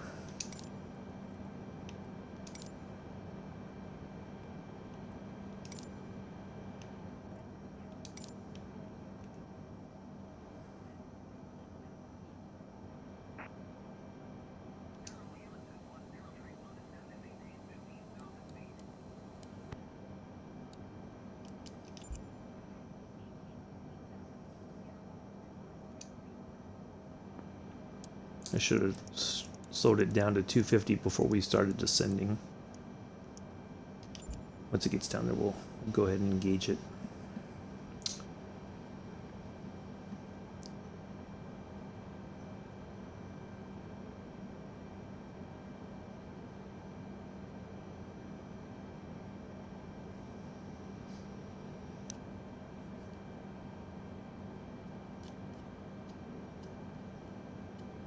And both, I know Captain Arish has his own Discord. Allison is part of the Two-Tone Murphy Discord. So if you want to follow both of those, you can kind of keep up to date with what they're doing and all that. Their Discord link should be in their Twitch channels.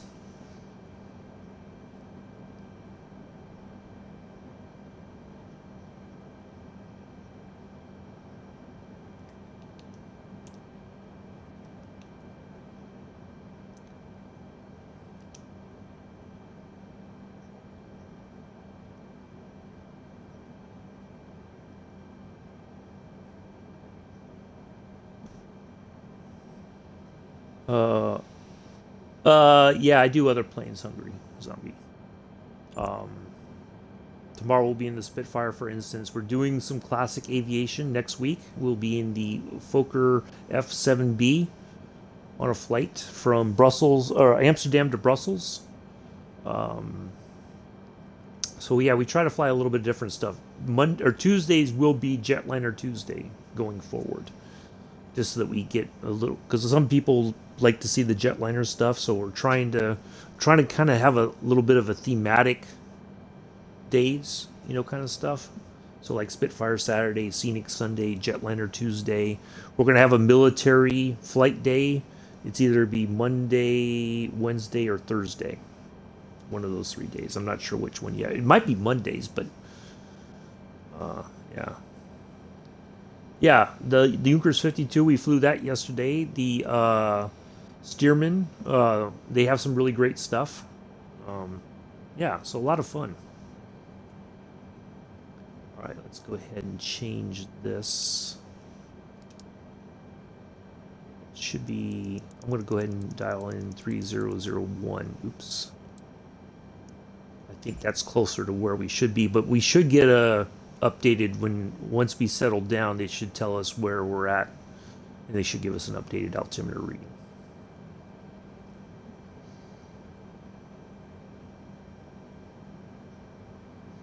We should be pretty close. We should be in the ballpark as far as the altimeter. But that's should be the altimeter roughly for San Antonio right now. We'll see. Either a little bit low or a little bit high. So we'll find out momentarily. But yeah, one of the days will be like a military. We'll take a jet. We'll go flying from point A to point B. All that kind of stuff. And we'd go through like canyons and stuff and do barrel rolls and fly inverted, and yeah, it's a very slow plane. It's not made to go very high, but yeah, I do like the Newport 17. I used that when I did a flying tour of Mexico City. Actually, it was nice and slow, and we had a nice view of the scenery and stuff. So biplanes are, getting them to land can be a bit of a challenge, but yeah, good stuff.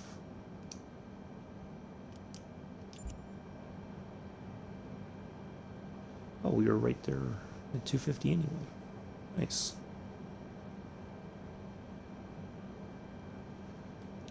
All right. Oh, we still got quite a ways to go to ABI. Wow. Okay, well, I guess we're going to hang right here at 15,000 feet then. Actually, let's go ahead and get this back up to 270.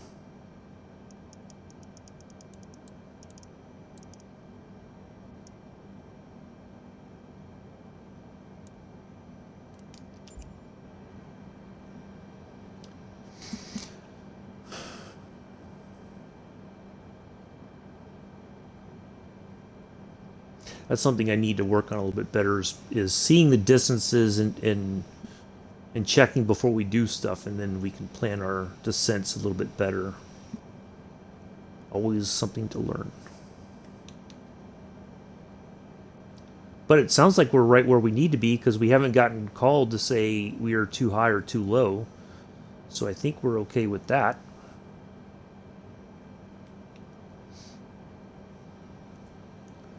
So airplane choice, yeah, you're absolutely right about that, Hungry Zombie. Yes, it is very limited, unfortunately.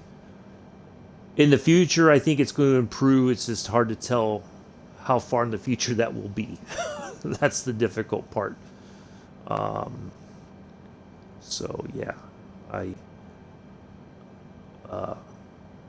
my goal is eventually to get a PC. I enjoy it enough that I want to invest in a PC system and go flying with that, because there's just way more stuff on there.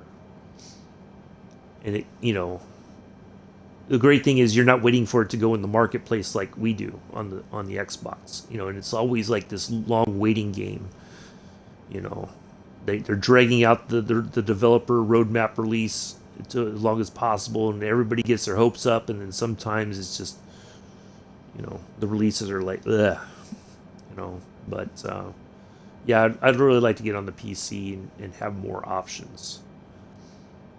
Like Allison is flying the Electra 110, I think it is, the same model that Amelia Earhart flew in her flight around the world. But the closest thing that we have to that possibly is the 350i. But it's not the same. It's just, you can pretend, but pretend only gets you so far. So, hello, Mr. Addies. Mr. Addies is lurking, it looks like. Mr. Addies, what are you like today?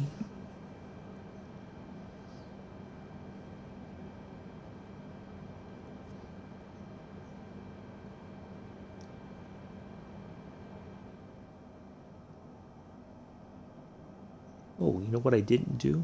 I forgot to turn on the seatbelt sign. Oops. I started making those reductions. The passengers are probably went all over the place.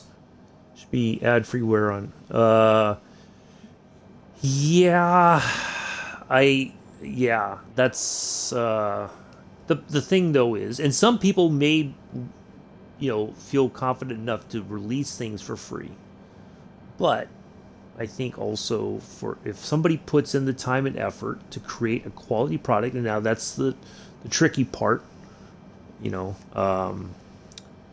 still here, but well, thank you, Allison. I appreciate that. Hopefully you're having a good day at work. Good afternoon, I guess. Yeah. Almost noon time. Yeah. The time change. I'm trying to do the math in my head, but yeah, you guys are close to noon. Free stuff would be awesome, but I think the people who create stuff also should be compensated for their work. Now, the drawback is some people create something, it doesn't work, and so either you have to get a refund right away, or you're stuck with the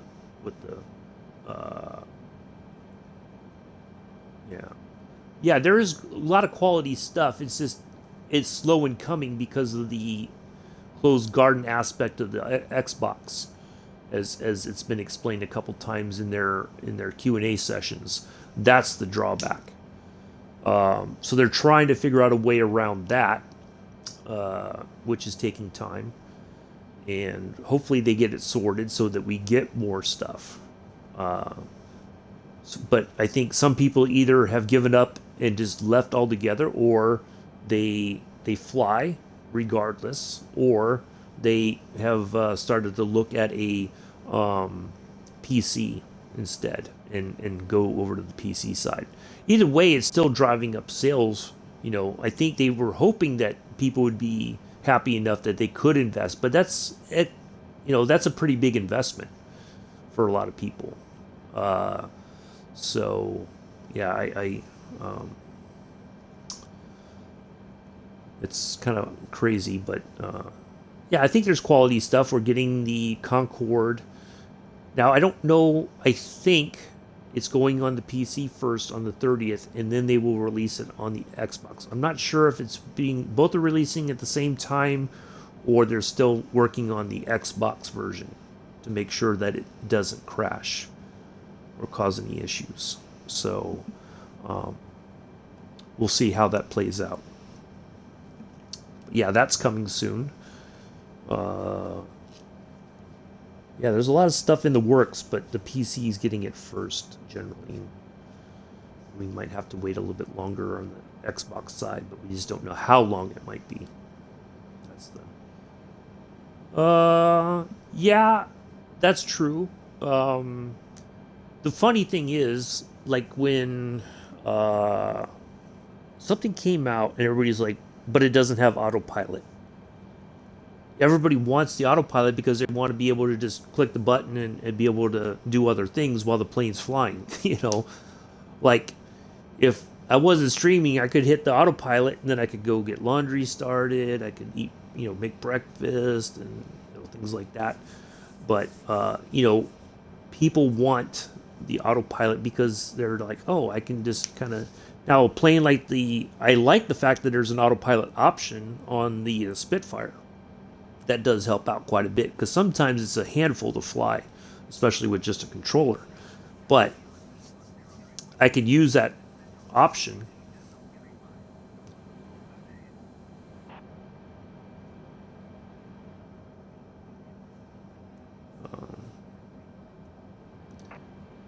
Console game is not supported anymore. Elite Dangerous.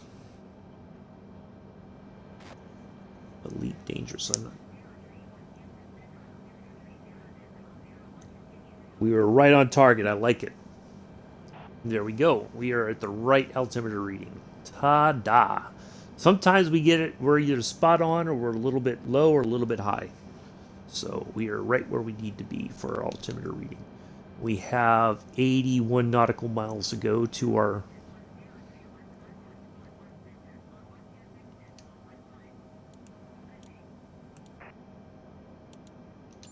so that's our point up there, and then we're going to hang a right and turn back towards San Antonio.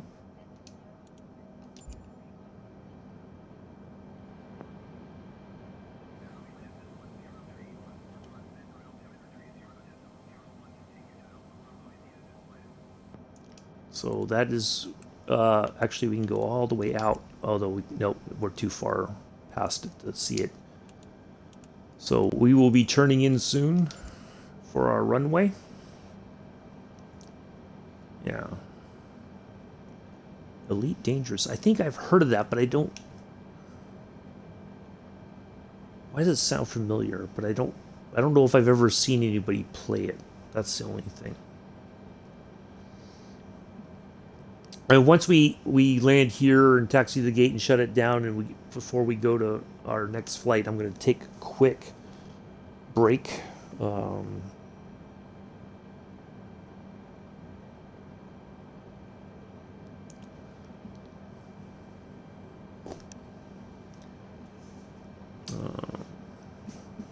Yeah, just kind of stretch, get some more water. Actually, I'm going to do that real quick now. I'll be right back.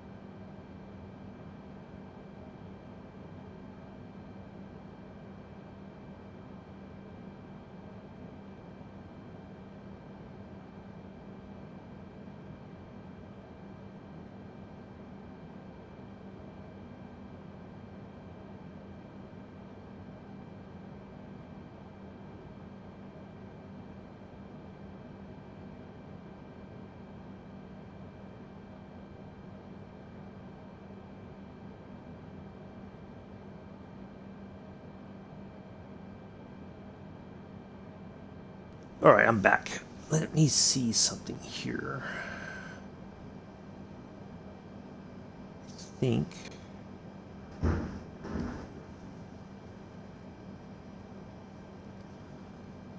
this up here. I want to get you guys a link to the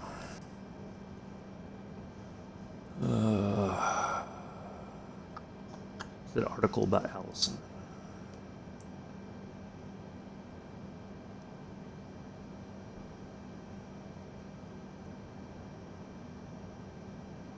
There it is.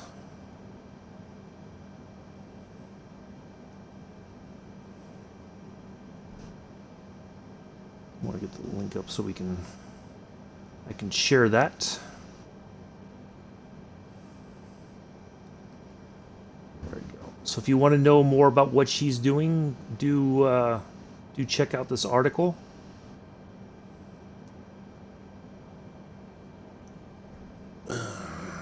About Allison and what she's doing for the Xbox or the flight sim community, not the Xbox community, but the flight sim community in general. To be honest, until now they did a good job so far. Not perfect, but hey, they do something. Improvement can be seen. Yes.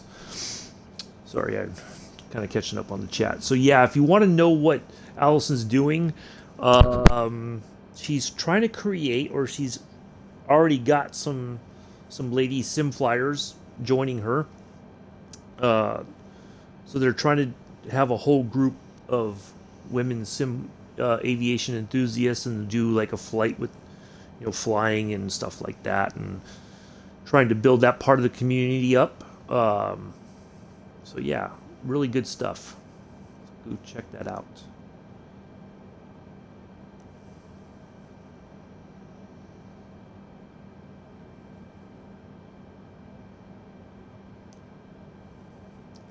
I know there was a name for the group.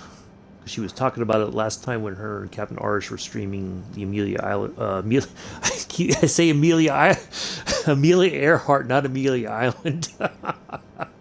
Sorry, every time I hear the word Amelia or the name Amelia, I automatically go to Amelia Island. I miss that place. It's always good to go down there for a car show. If you ever get a chance to go down to Amelia Island in Florida for the Concours d'Elegance, do it.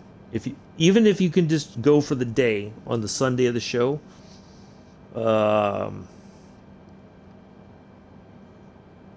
do it. It's well worth it. You will see cars that you never knew existed, because a lot of it is very old and just not very well known anymore. Car manufacturers like that always see something new and exciting. They do honor drivers and or people involved in motorsports in general. I think was it last year was somebody was Roger. It was Roger Penske, I think, last year. This year it was, I think, Chip Ganassi, something like that. So yeah, if you ever get a chance to go down there, and you don't have to stay right there because it's pretty expensive. But if you stay, in Brunswick, Georgia, and drive down, because it's a very short drive across the state line, you can find a cheaper hotel up in Brunswick, or you can stay in Jacksonville, I think, too.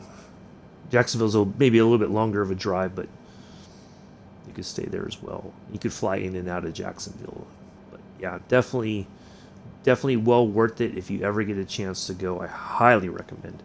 It is a phenomenal weekend. Saturdays they do Cars and Coffee, so it's all car clubs. You have Corvette of America, Porsche of America, Mercedes, all kinds of stuff. Alfa Romeos, BMW, Studebakers, all kinds of stuff. So yeah, you can go for that's like for free. I think you could just walk around and check out the car club stuff. But Sunday you pay for entrance. One year they had the president of Lamborghini. They unveiled one of their new cars there before the start of the show, and it was a really cool event. I got a picture of him standing right by the Lamborghini as he was talking to the crowd about the new car and everything. Really cool stuff. And of course, if they have car manufacturers are there, you could do test rides. They have like Tesla, BMW, Mercedes, usually some high-end stuff, but yeah, always a cool thing, always a good time. See a lot of former drivers who are judges now. They on Saturday evening they have like a special dinner with the drivers, They answer some questions, and yeah, it's a pretty big uh, fly with. Yeah, I want to do that eventually. Uh, but yeah, they have all kinds of stuff. One of the years I went, they honored. It wasn't they were honoring Alfa Romeo, but they had like a whole section set aside with some historic racing cars from Alfa Romeo, the Type 33. I think it was the Type 30. They had Tazio Nuvolari's driver vest that he wore when he drove in the 1930s. Um, so yeah, they have like a lot of classic stuff. Um, Maybe some newer stuff, but generally it's classic, older stuff. So, um, yeah, there's always something to see there. It's never a dull moment. If nothing else, then you could watch the drunk people stumble around. Because boy, do they get tied on before noon. All right, let's go to 10,000.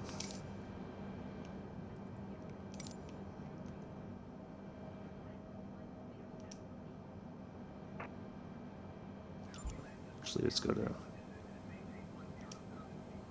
right, let's go to 210 now.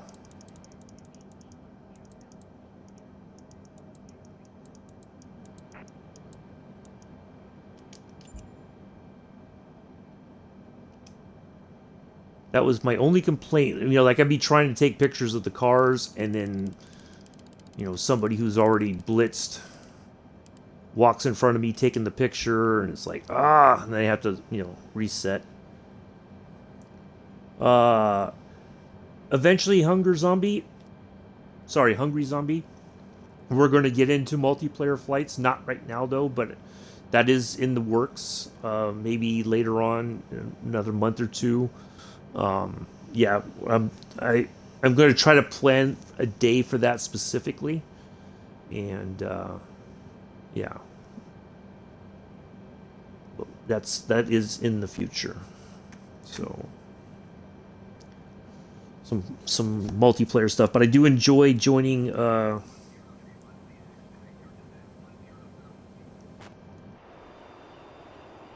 is it not going? Oh, I think I was slowing down first. Now it should start to descend. There we go.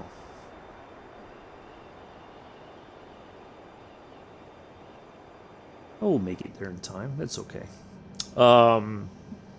Yeah, I do like joining Captain Arish's flights on Mondays and Wednesdays when he's able to do a stream.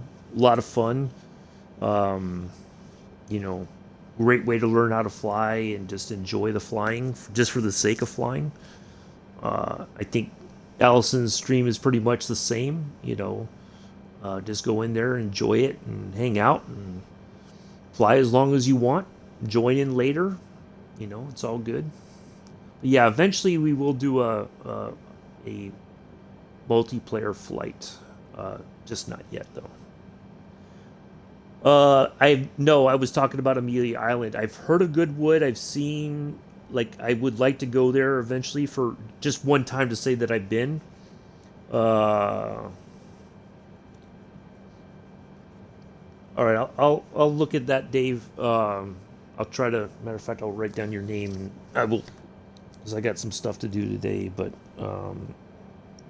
DAV.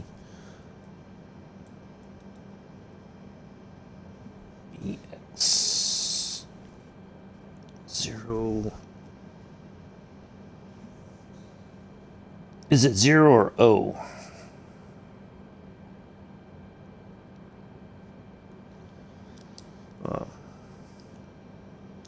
But yeah, I've somebody I know has gone to Goodwood several times, and they've really enjoyed it. I would really like to be able to go sometime, but that's eventually I'd like to be able to do that.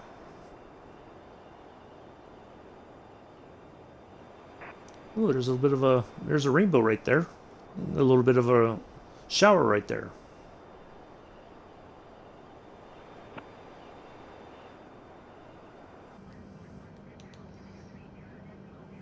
Oh, there's an airport right there. See it on the display right there. That's the airport we see right there. Oh, okay. Thank you.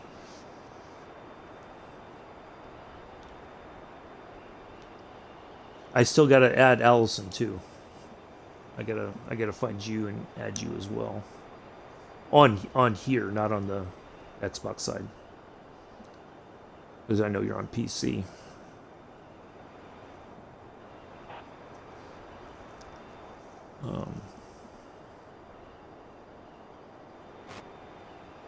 Yeah, I've been thinking about that I need to do I'd like to do a multiplayer flight.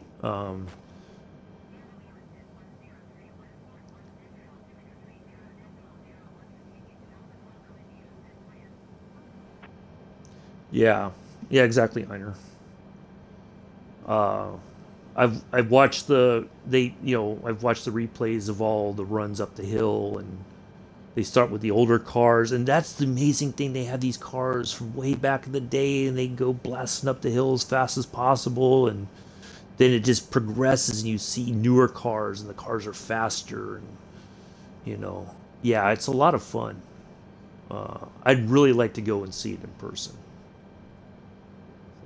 Uh, well, that's the weird thing. It seems sometimes autopilot works, and other times it's just like it doesn't want to work at all. So, we're lucky right now it's working, but I've been in flights where the autopilot won't engage. But what I try to do before I do a flight, right? If it's been a while since I've flown the plane, I'll go in and kind of do the startup, check all the buttons, and make sure everything works, and then it's like, okay, now what's happened before is I check things, and then it's like and it works, and then the next day for some reason it doesn't. That's the only drawback. But I call it doing my homework. I try to do that beforehand so that um,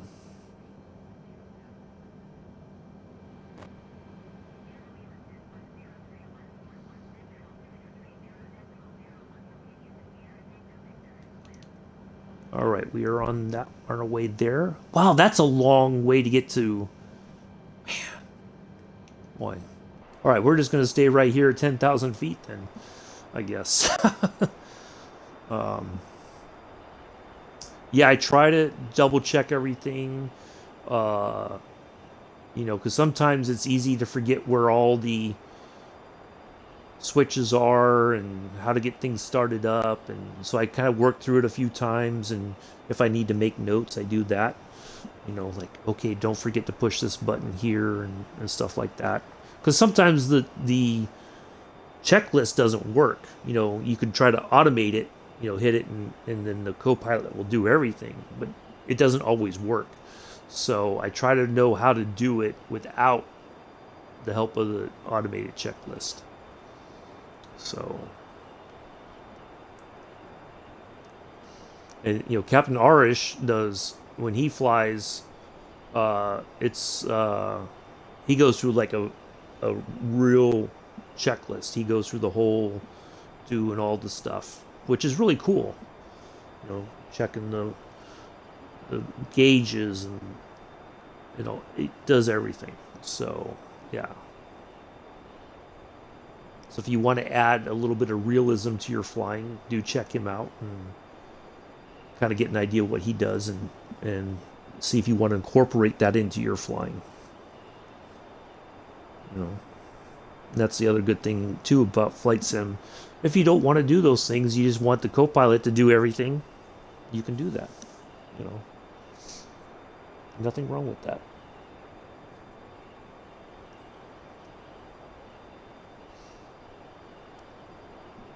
Yeah.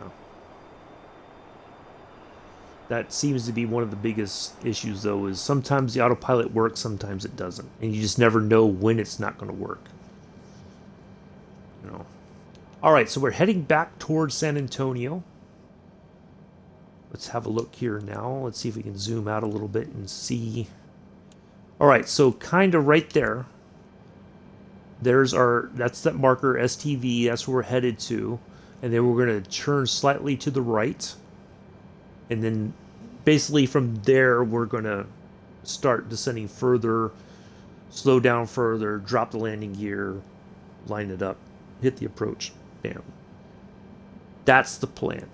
But if the approach mode doesn't work, we're going to go ahead and land it anyway. We're just going to take over. If eventually it doesn't start to, the tractor beam doesn't engage, as I like to call it, then we're going to go ahead and do it ourselves.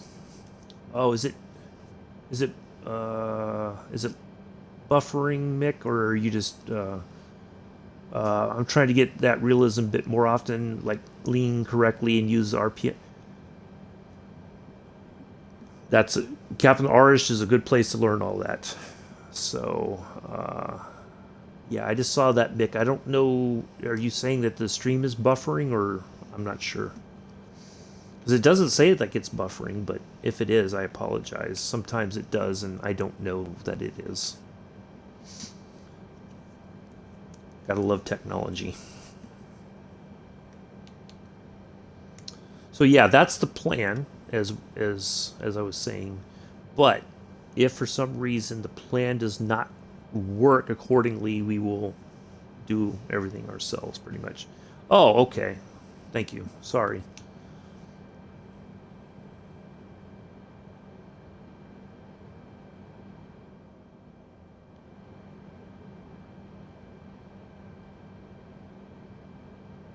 Actually, you know what? I think we're going to just go to 230.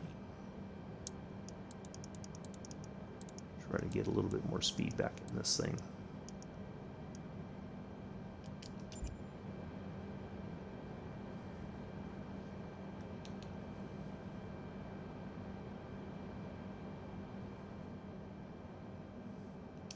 Now the other thing we can do is we can switch this back to plan, and we can look at the next parts of the flight.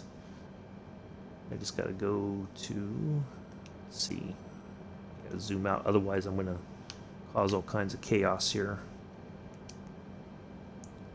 So there's the markers there. Oops. Wow.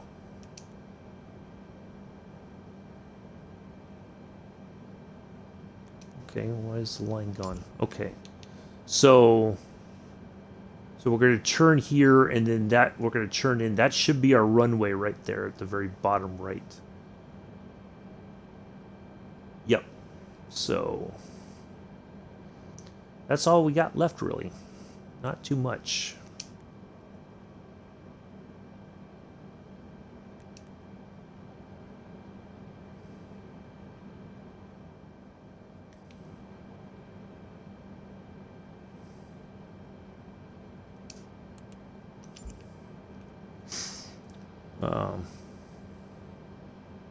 Yeah, I highly recommend, because he kind of goes over some of that stuff, and if you have questions, he can definitely help you, because I'm still learning a lot of that stuff too. So I will defer to people more knowledgeable than me.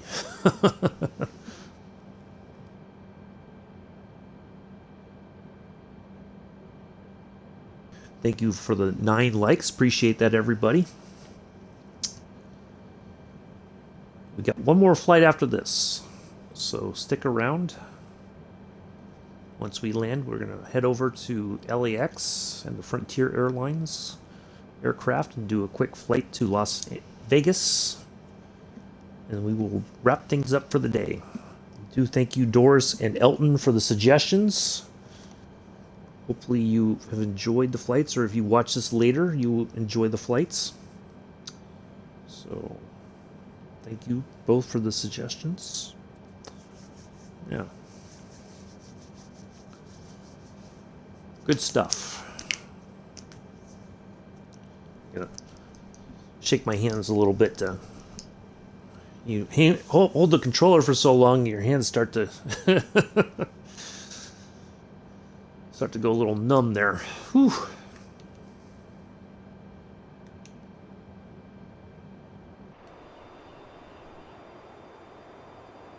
Oh, you know what we can't do? I'll show you guys. We'll kind of get close to the plane here real quick. We'll do a showcase shot.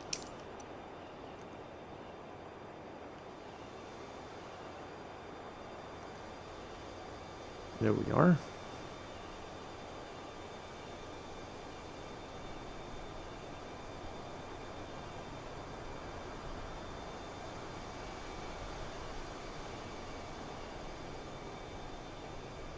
It's kind of cool to be able to come out here and hang out by the wingtip.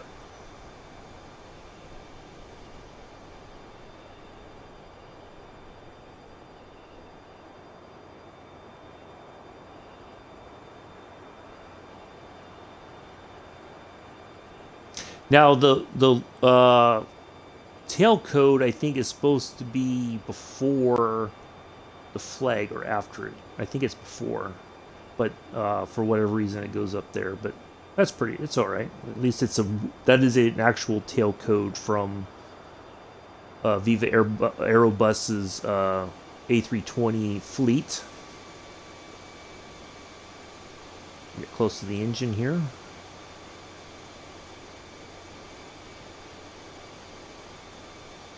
Pretty cool animation of the spinning turbine.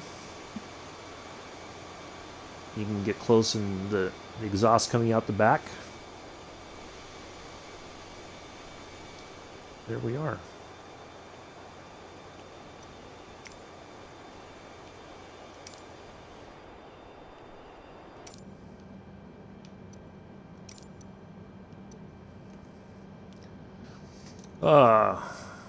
Okay. Take care, Allison. Thank you again for coming in and hanging out. Have a good rest of your Friday. I will see you soon. Definitely.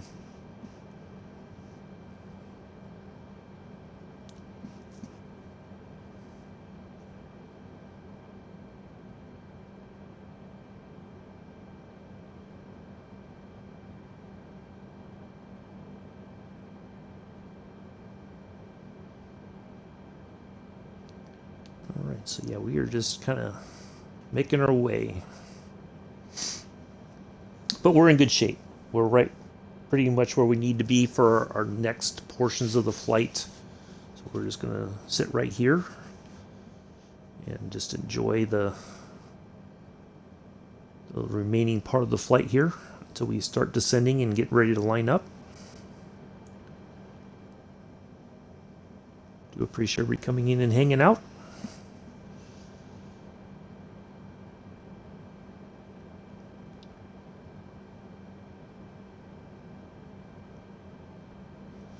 Let's see, what is the local time? I think they're 2 hours behind me.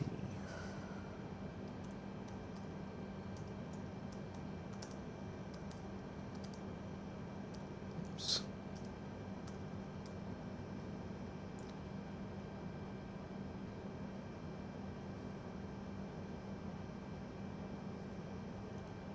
Oh, they're only an hour behind me. Oh. I thought they were 2 hours.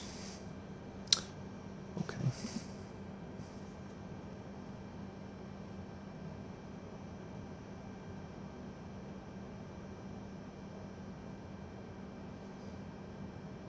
I don't know why I thought 2 hours, but always good to check.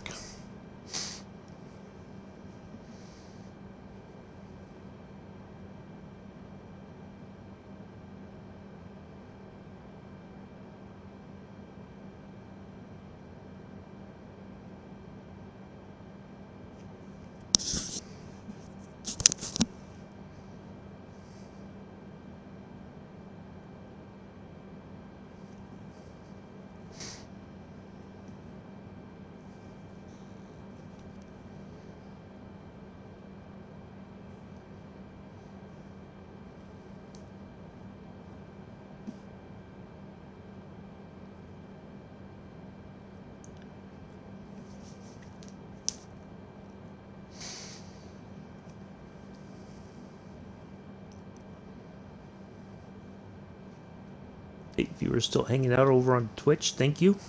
Nice to see you all here. Thanks for hanging out.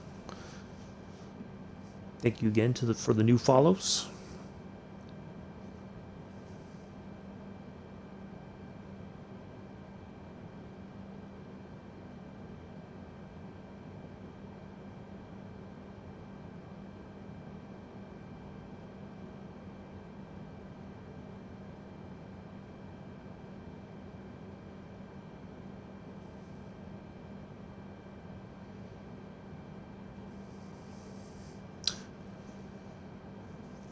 Absolutely phenomenal Friday.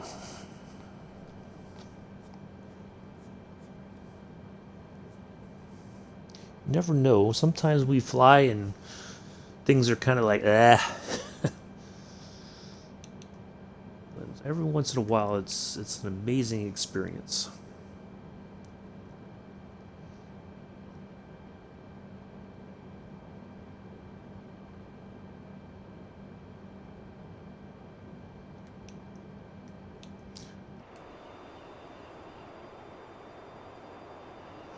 Been to San Antonio? Let's see, once, twice. Yeah, been to there twice when I was in the military. Was a medic. Went there for initial training as a medic, and then went back there for leadership school. If you ever get a chance to go to San Antonio, it's a great spot to go. You get to see the Alamo. You get to see. They have this really cool area called the River Walk. Really cool kind of place to hang out. Little restaurants and all kinds of fun stuff. So if you ever get a chance to go to San Antonio, it's absolutely fantastic.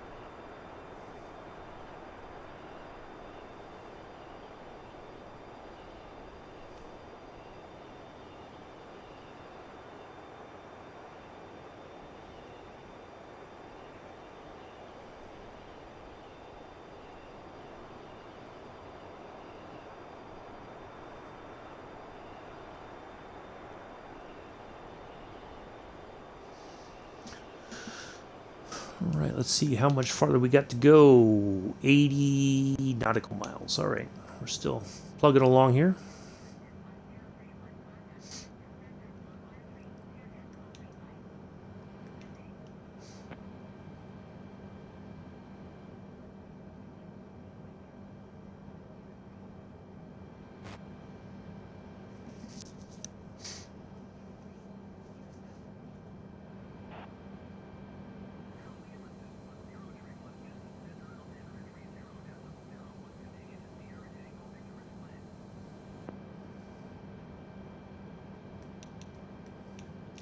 So let's, oops.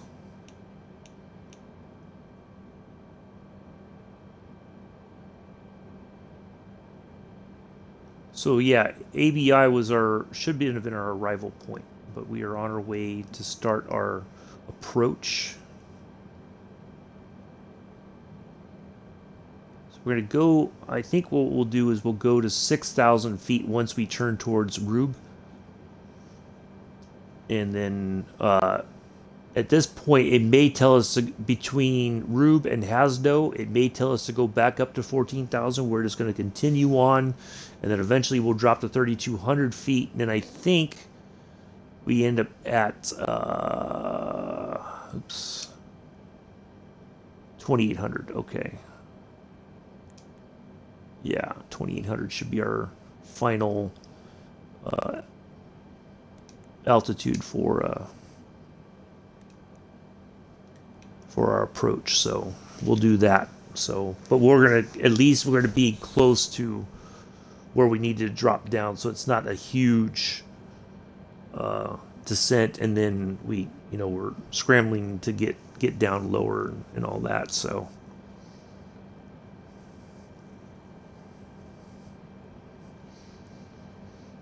kind of split the differences here.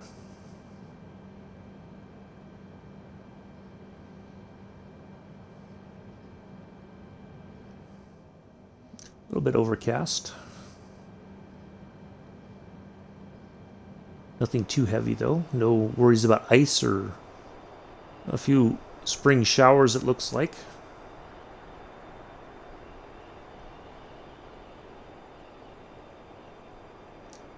What? Look at that.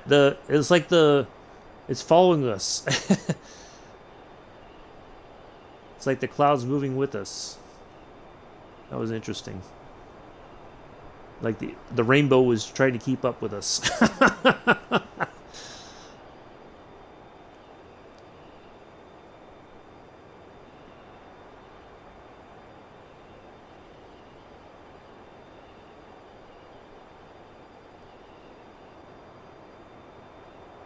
So what we're going to do is we start to turn in. We're going to get to 180 knots. We'll drop some flaps, start to slow down. Then we'll go to 160, more flaps. And then eventually on the final, we're going to be at 140. All the flaps, landing gears down, and we'll be all set. This, in case you're wondering what's getting ready to happen as we turn in towards the airport. Let's just have a look. Let's zoom out just a smidge here. All right, so that's 160 nautical miles. That's our view. So there's our marker here, and then that's pretty much once we turn to the left again to line up on runway 13 right. That's pretty much what we got left to do. So that's just a overhead view, the big picture view. We're not close enough yet to get a closer view, but we're good to go. We are, I think, up for success for the landing. We're pretty much ahead of the curve, which is good. Maybe a little too far ahead of the curve. We could have maybe stayed a little bit higher, but it's all good.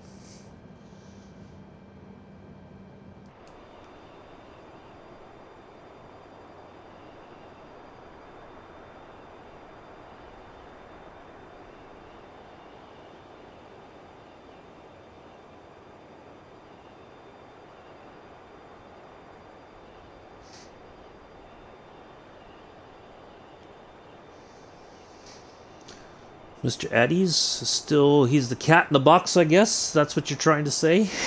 I'm not sure.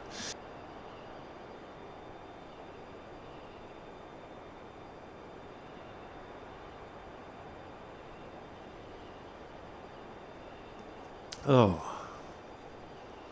I always have to drink water when I'm doing the streams, otherwise my voice gets dry and it's like I can't talk, and yeah, gotta stay hydrated.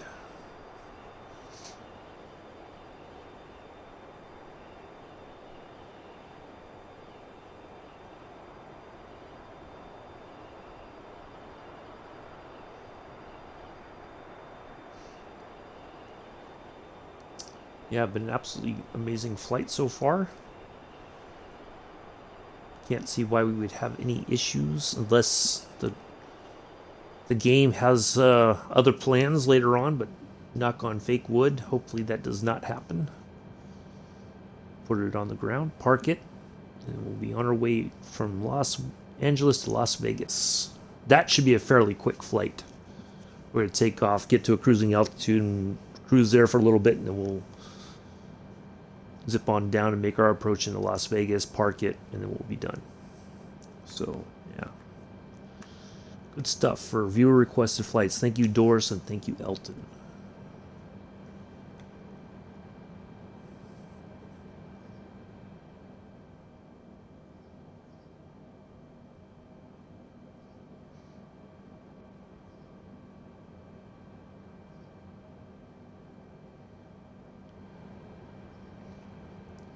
It seems weird, because a lot of other planes have the yoke right there in the middle, that they have the flight stick over here. I guess if you were a fighter pilot, well, you'd probably be more used to it if you were on the right seat, because, usually you fly right hand on the stick, left hand on the throttle, so yeah. Pretty amazing, I think. Modern jetliners are just incredible. The technology that it uses and everything. Just... See? What did I say? No, I'm not going to go to 21,000 feet. No, that is just, no. No, no, no, no. We're going to stay right where we are. So, sorry folks, you're going to get the crazy calls from the ATC to go a higher altitude. You know what I could do, I guess? Yeah, you know what we're going to do? I know. I already have a plan here. Let's put that on first, but let's turn that off. Now, the only thing is going to be if we have to change frequencies, I'm going to have to do it manually. Or acknowledge the change in frequencies. Now, the other thing, too, that they really have to get used to the stick on the... Yeah. Yeah. I would imagine so. Now, we cannot request further reductions in altitude, right? We are at the behest of the ATC, which is fine. But we're going to stay right here, but if we have to go to a different frequency, I have to say, okay, going to, and then it'll click and then everything will update. But I just turned the voice off so that we don't have to hear it. Oh, I thought I did. I guess not. Oops. Oh, I know what I can do. Hold on just a second. Sorry. It's under piloting, maybe? ATC voice. Where's the voice? Is it under notification? No. User experience, maybe? Sorry, I just wanted to get that off because... There we go. All right, perfect. Yeah, just so we don't hear it. But it'll come up on the screen, but we won't have to hear it, so... I'm just going to have to pay attention to the screen now. For the... just make sure I don't miss any instructions to descend. So if I missed something in the chat, I apologize in advance.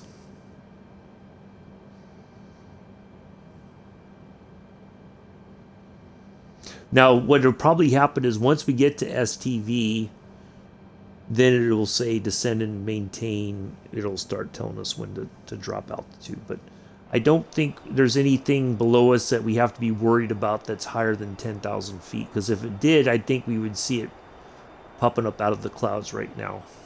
But it may be, too, that normally a jet like this would not be flying at 10,000 feet over this area, so. But they gave us clearance to go to 20 or 10,000 feet, so yeah. It's your fault, not mine. All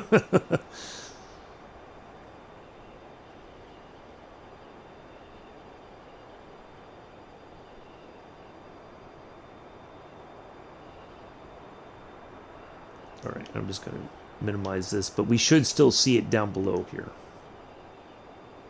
Should.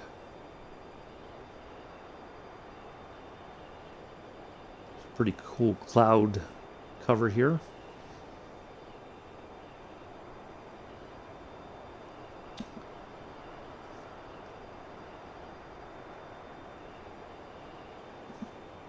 How much more do we got to go? 32 nautical miles. Okay, it's not, yeah, it's not showing. I'm gonna have to keep that open then.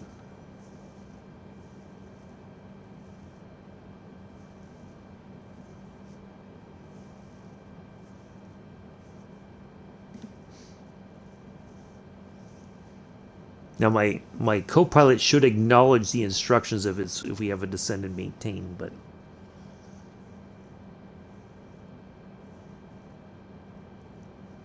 and it'll call it out saying descend and maintain, so I should be able to pay attention for that.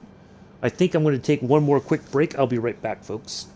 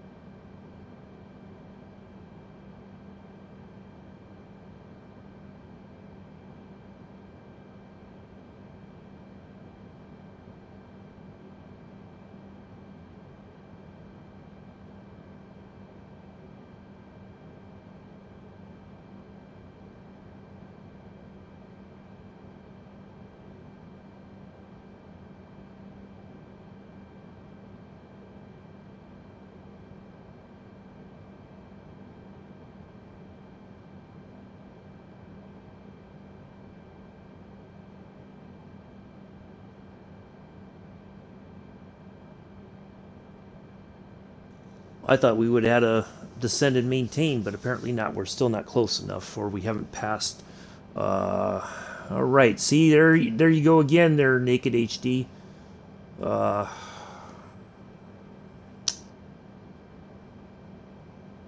gonna report you a couple more times.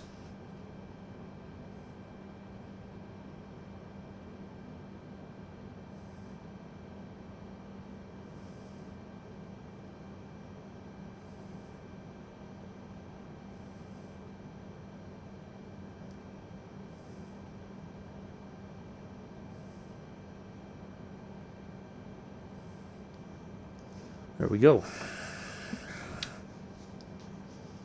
Yeah, if you put as much effort into this as you do in your real life, you'd be very successful, I'd imagine.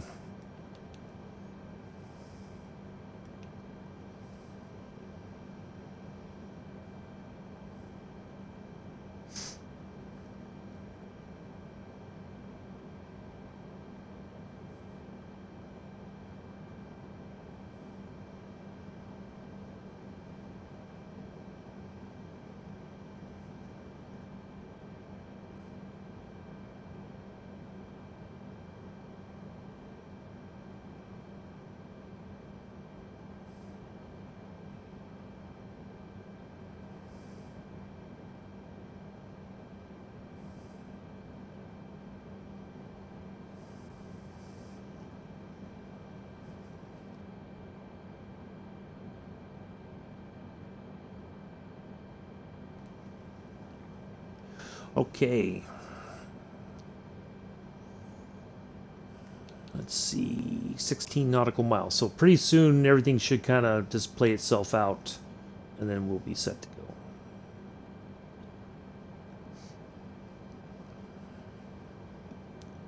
I'm glad I turned that voice off because it would just get really annoying.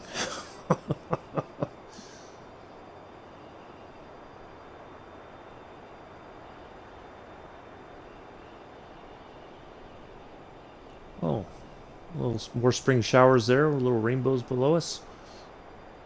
It's like a double rainbow right there. Look at that. Pretty cool.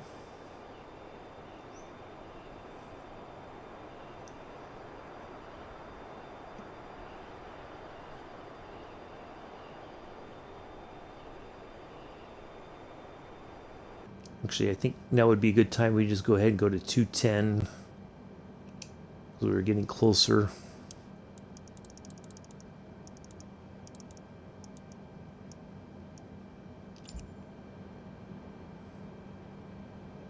Go ahead and start slowing down a little bit.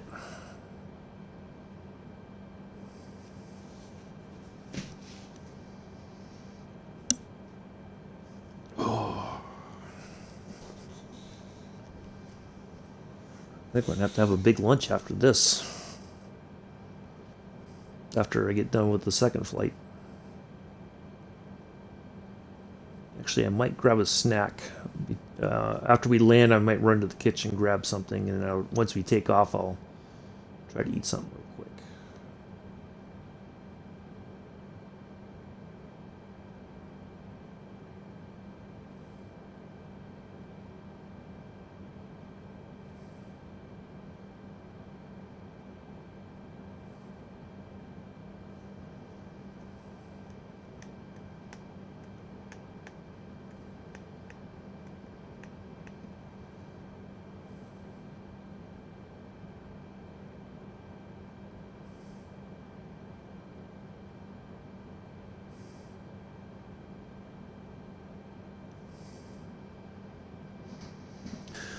Yeah, I just need to got some peaches I can eat real quick. So once we get up in the air heading towards Las Vegas, I'll go mute, eat real quick, and then we'll be back at it for the remainder of the flight. That one shouldn't take very long to do at all. Should be no more than an hour or something like that. What in the world just happened there? Like the line just disappeared. Oh, there it is. Wow, that was weird. All right, now I'm worried. Let's just double check the remainder of the flight. Because something just seemed like it just happened there. Let's just look ahead, make sure we don't have any other Okay. That worried me there for a second.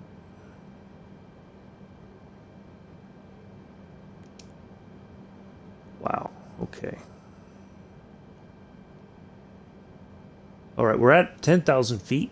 4. Okay, we'll go to 4,100. There we go. See? It just all happens at once. Oh, I gotta change the...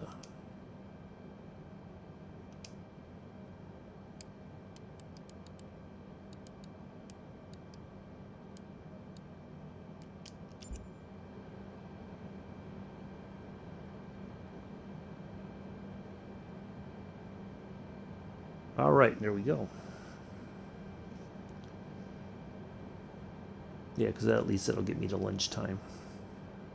At least peaches are a little bit healthier than cookies and stuff, too.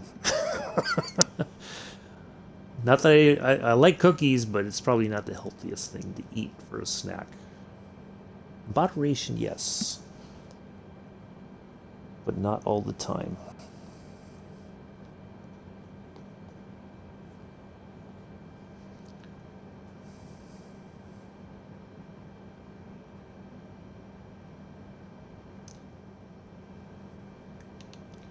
All right, so 24 nautical miles to our next marker.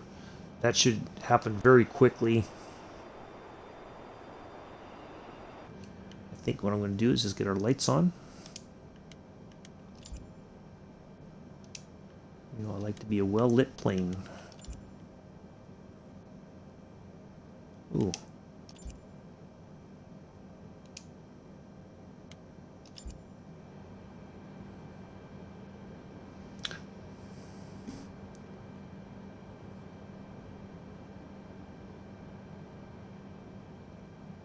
And just dial this down to 180 now. And then drop some flaps.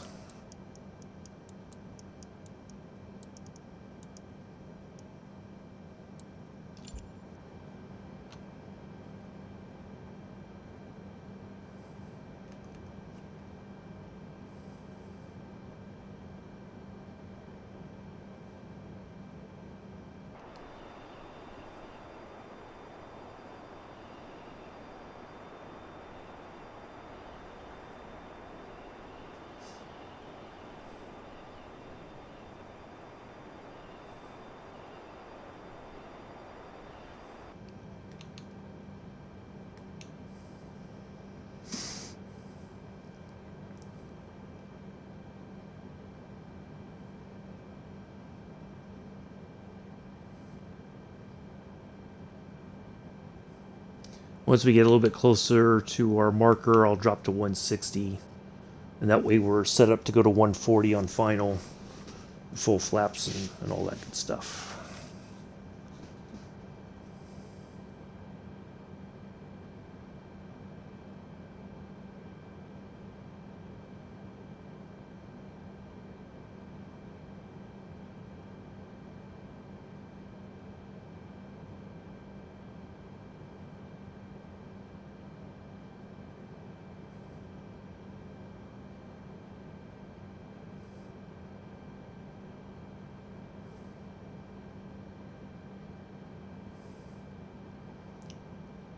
Wow, that's happening very quickly all of a sudden.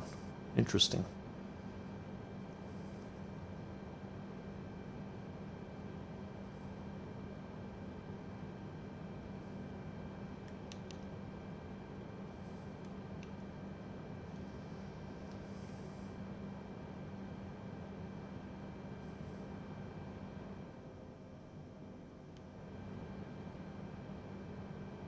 It's kind of quiet without the ATC voice.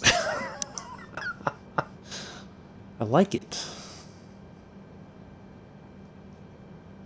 Just got to pay attention to the little side panel there to make sure we are at our right altitudes at the right time.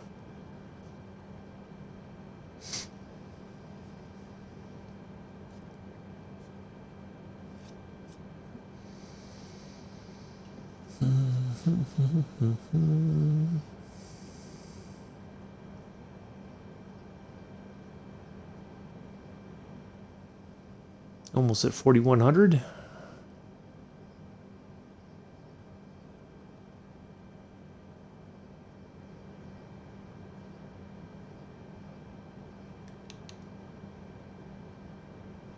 Made it with nautical miles to spare.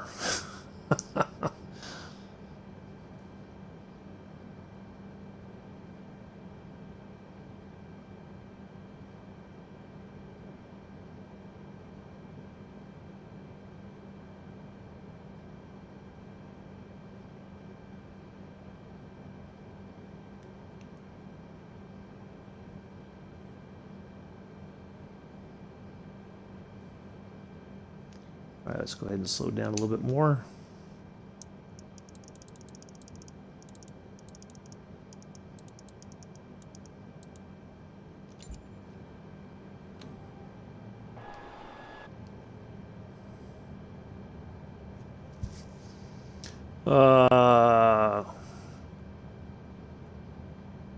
Yeah.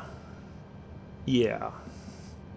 That's something, I tried to do that before, but it seems like there's stuff missing in here. So like when I create the flight plan, I try to make a note of like at this point I need to start descending and all that. And sometimes I forget to do that. But I do try to pre-plan things enough that it should make things a little bit easier. 2,500. 2,500? Wow. He must be pretty close to the land below us.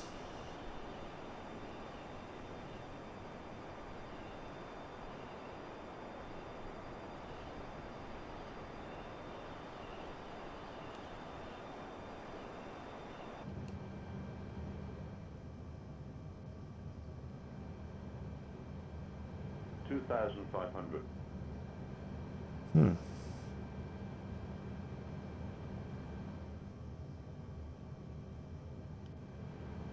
Alrighty then.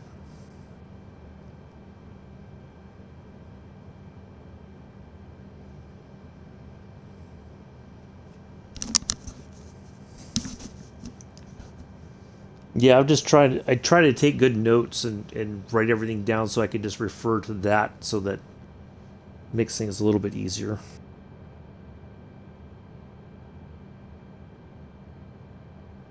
But every once in a while I forget to write down some notes.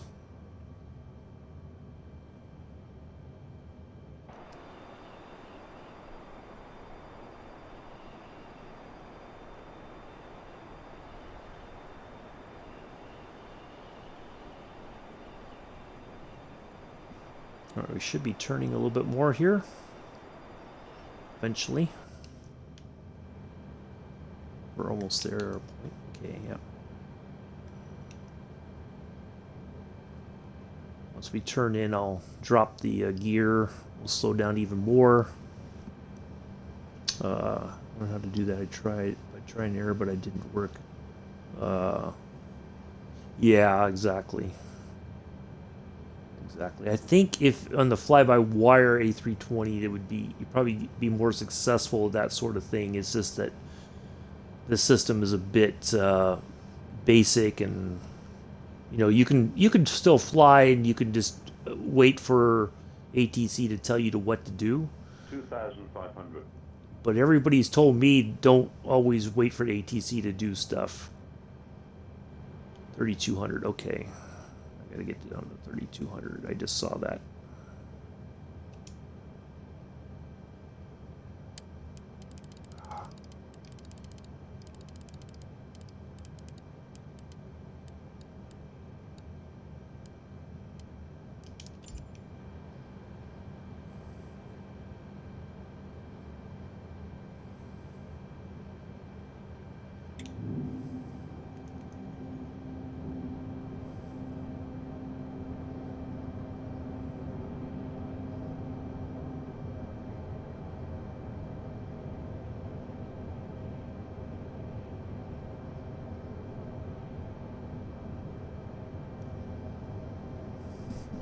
All right.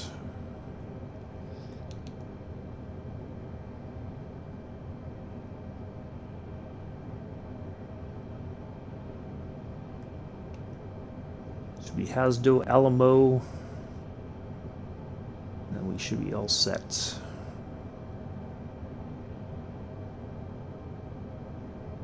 We should get one more reductions. Just right for the casual players. Yeah. Yeah, exactly. I think you're right, Einer. I think that is the case.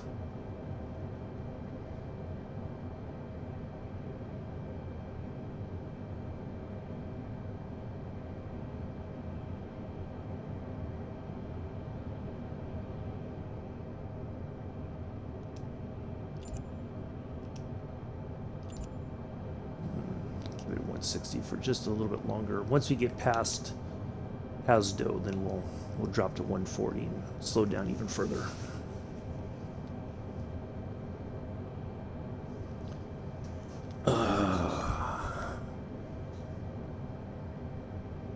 All right, there we go. There's that. It looks like we're going to stay right at 3,200 feet, which is interesting.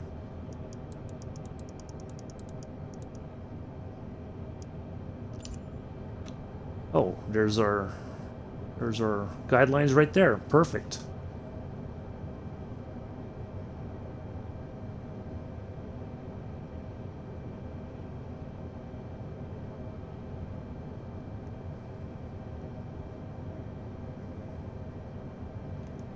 Go ahead and minimize that.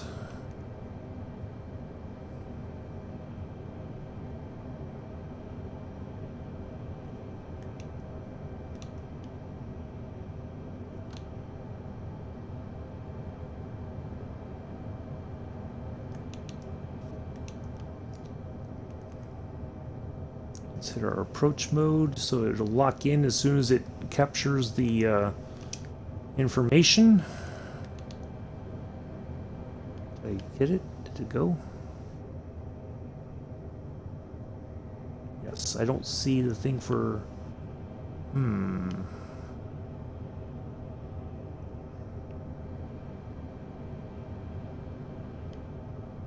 I need to hit the localizer as well?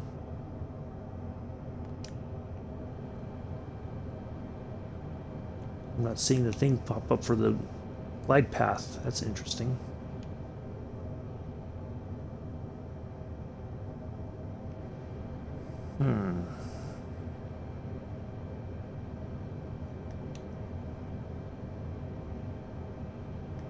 We should nose over. That's what we're looking for. Looking for the nose just to start dipping, and then we make our way right towards the runway there.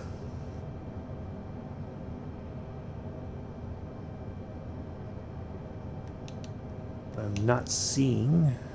Let's see, what about ILS?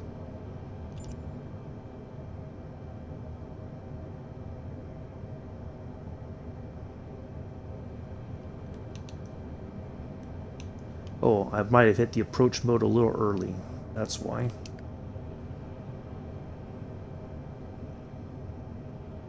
We need the things to line up. That's where I think I hit it a little early. All right, now it should go.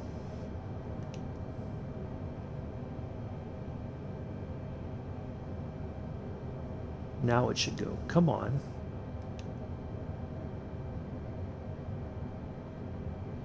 Come on. Oh, it is not. This is the second time. All right. We're going to go ahead and do it ourselves. It may eventually engage, but I'm just not taking any chances. We're just going to land it ourselves.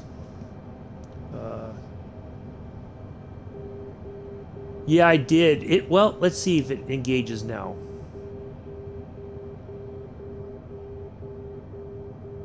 See, it's like climbing back up. Approach mode.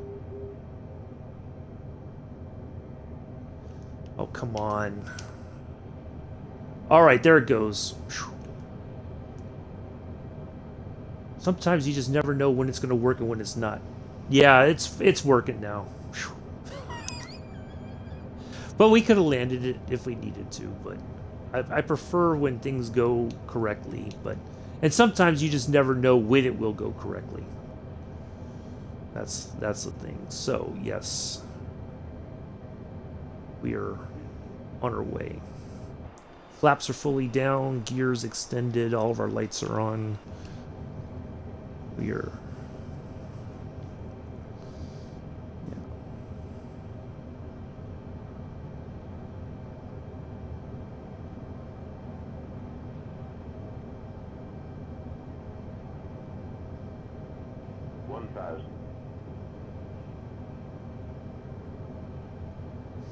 All right. All right.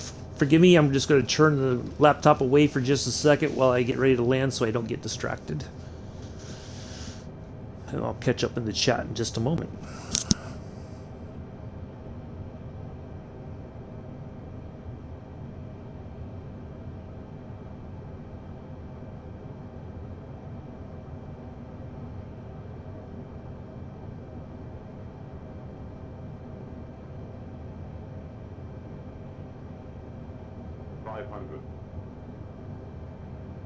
I think what I need to do is just listen for that beeping sound and then engage the approach stuff. And then it should, everything should take. 400.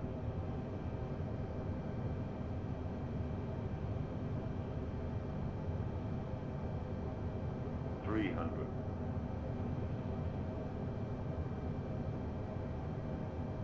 200.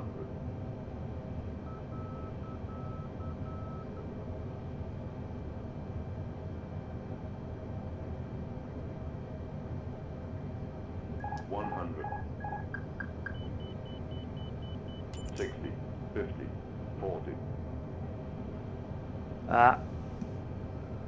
30. 20. Retard. There we go. Not the smoothest landing, but we made it. Hello, honey. On behalf of myself and the entire flight crew, including First Officer Doris, we'd like to welcome you to San Antonio. Local time is 8:41 in the morning. We know and appreciate the fact that you have many options when it comes to your Microsoft Flight Simulator live stream viewing pleasures. Ooh, I'm going to miss my turn. And we appreciate that you have many options and chose to fly with us today. Stick around, we have one more flight to do. Let me just go ahead and contact ground. No, it's gonna do that to me. All right, that's fine. Let's just go ahead and... So yeah, we got one more flight planned. LAX to... Oh, thank you, Einer. Yeah, it wasn't too bad. It's just a little bit wonky. I flared a little bit early, and then it was trying to get the plane to settle down. That's part of the problem, so... We're just going to follow this to a gate, and then we're going to park it and do our next flight.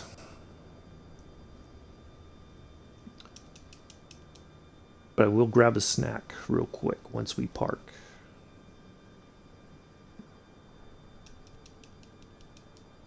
Yeah, I've been trying... That's one of the things I've been trying to improve on, is getting better at the,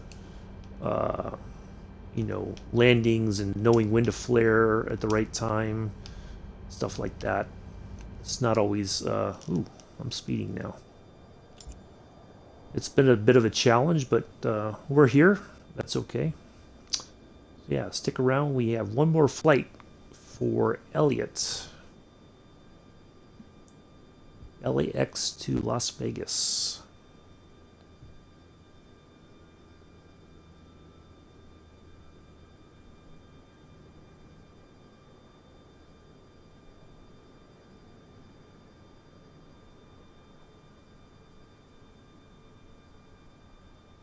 It doesn't look like the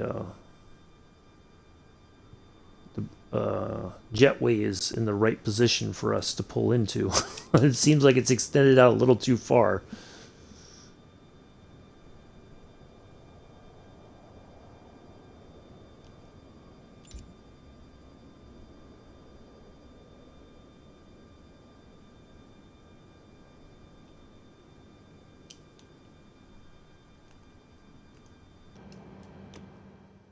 Look at that. See you. All right. Let me just make a quick note of that stuff in my flight tracker, and then we will be on our way.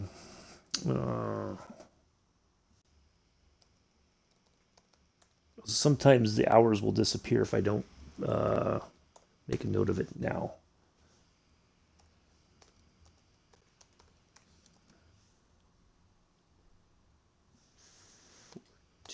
Okay.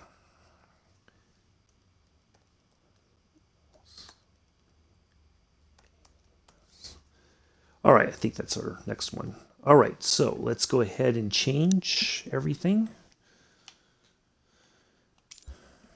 Let me change aircraft, flight numbers, call signs, all the above, the good stuff. Yeah. Yeah, it's been I've had to practice it, and I think I've gotten a little bit better. But sometimes I've either flared a little early, and then the plane, we got to basically we're kind of just floating over the runway for quite some time, and it's just it's a bit of a mess, but it's all good. It's November 3, 6, 9, FR, Frontier.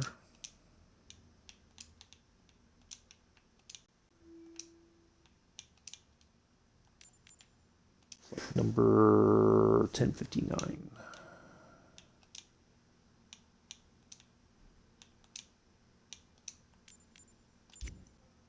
All right, KLAX. LAX is right there. So we will find a gate to depart from.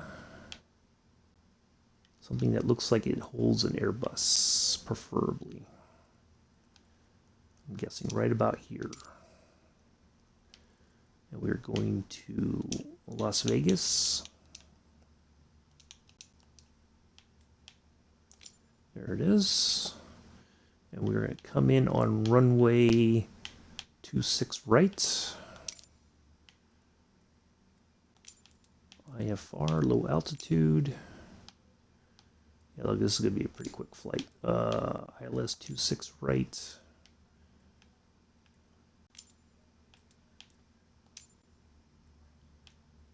Ooh, that makes the flight an hour. Is there another option? That's 50 minutes. That might be doable. Okay. So it'll be about an hour by the time. We still got to do our departure. Which runway are they telling us to go to? Runway 25 left.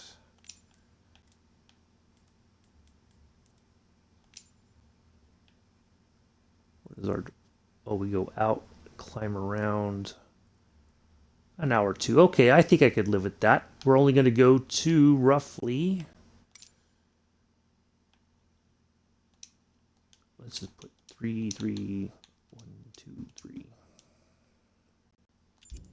Yeah, very short cruise to 33,000. I don't even know if we will even get there, but we want to make sure. All right, let me just, before we go flying, let me just go run to the kitchen. I'll be right back.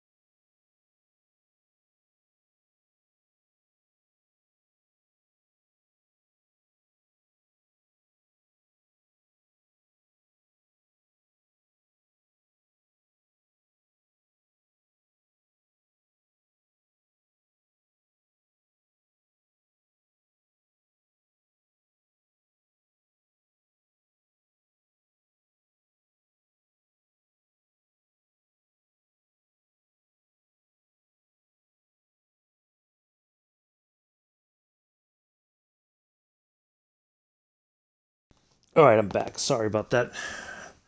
I saw something else to eat other than peaches. Got some tuna. So, tuna and crackers, probably a little bit healthier than peaches, but not by much. All right, let's go in here, get everything started. Now, one of the things we should kind of note is where we are descending from. So, Birdie, B-Y-R-D-Y, Birdie. And we're just going to keep on descending until we're... So, that's what we're looking for. Oops. All right, let's go ahead and get this flight done. So, first officer Elton.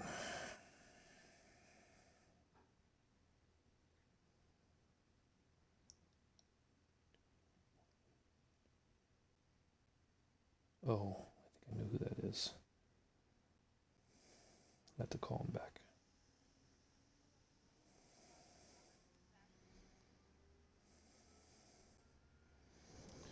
All right. Oh, I gotta adjust the time. Sorry about that. Totally forgot. Oh no! No! No! No! No! No! It crashed. Oh no! No! No! No! Ah! I was. Oh, hopefully I got it started back up. Sorry, folks. It may stutter for a second. The game just crashed on me. So I'm getting it restarted right now. Hopefully I've salvaged it. Oh no! No! No! No! No! No! No! Don't stop. Come on, restart, restart, restart. Doggone it. Alright, still, it's trying, it's thinking. Alright, I think I might have salvaged it. Alright, I did, thankfully. Whew. I was like, you gotta be kidding me. Ah, sorry about that. Boy, ooh. That almost got ugly. Well, while we're waiting for it to restart, I will...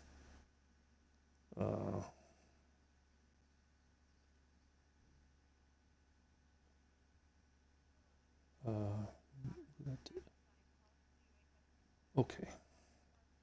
That's fine.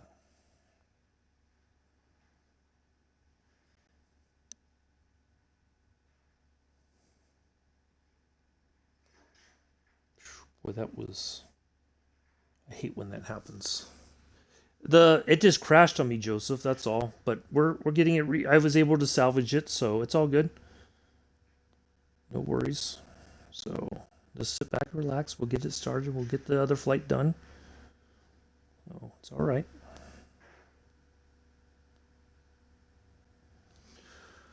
Okay. Mick is still here. Nice to see you still here, Mick. All right, I'm going to snack real quick while this is starting back up.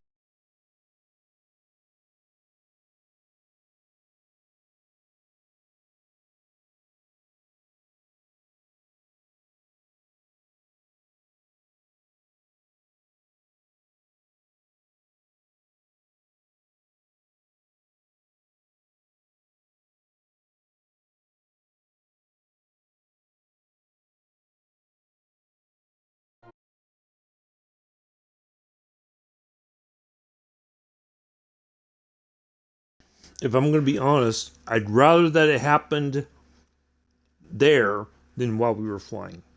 So it's okay. If it happened, it wasn't happening while we were flying. That's okay. I can live with that. Not that I wanted it to crash, but if it's going to do that, I'd rather when we're not in the air. So anyway, all right, we're still going. So we just got to plug this in again. There we go. Oh man. Let's just make sure all of our stuff is set. The way we had it. Yes, perfect. So we will change our weather just a little bit.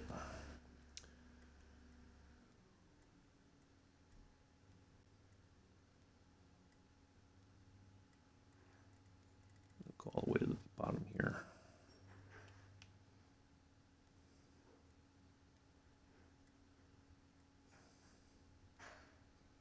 scatter. Let's go few clouds. There we go. And we just want to change the time a little bit so we have some sunshine to work with. And we are going LAX.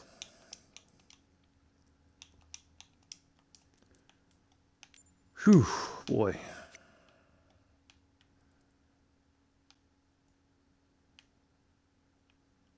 Let's see, where was it in? What's this pick right here? There we go. That'll work. And KLAS.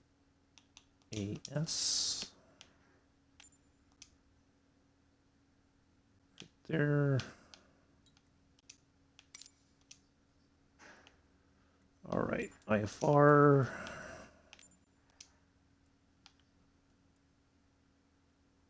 Two 6 right approach.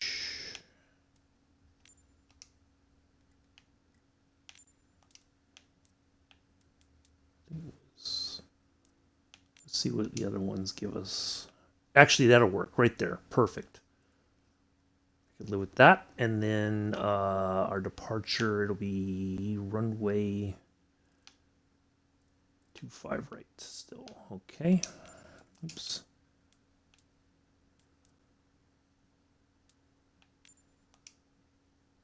I think that was a good one.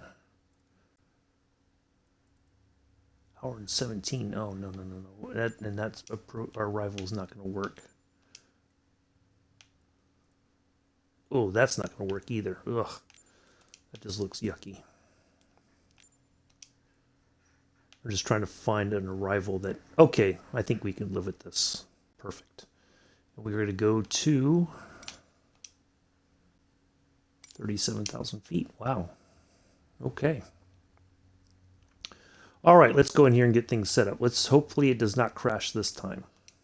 Fingers crossed.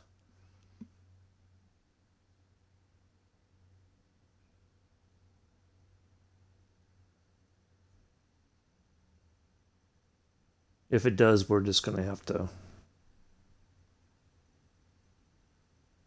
We might have to do this flight another day.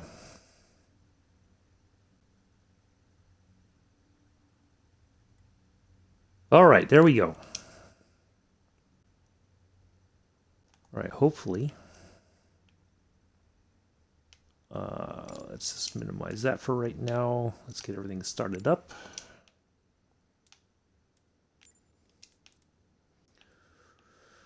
Whew. Oh, the voices. I gotta put that back on. I'm sorry, folks. Yeah, I gotta have the voices. Otherwise, I miss stuff. Ay! What in the bloody heck? Oh my god. That's twice now. Ay. Sorry. Hopefully I've saved it again. Right? But that's twice now. Oh god. All right, I think I need to turn on all the stuff before we start flying, just to make sure, because it seems like that's part of the problem. Now, it might be too that the 8K livery that we have might be a bit much for it, so I'm going to change liveries. So I apologize again, folks. Man, this is... Third time's going to be a charm, I think.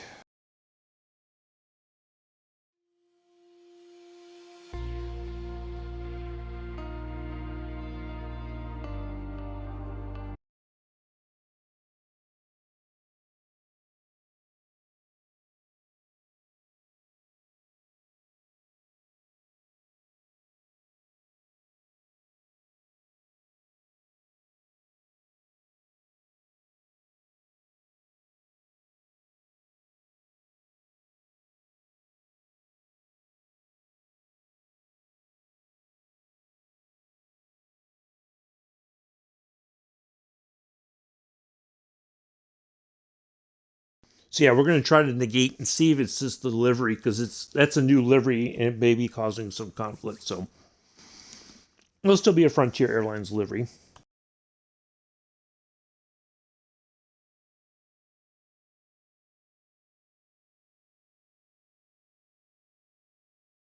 All right.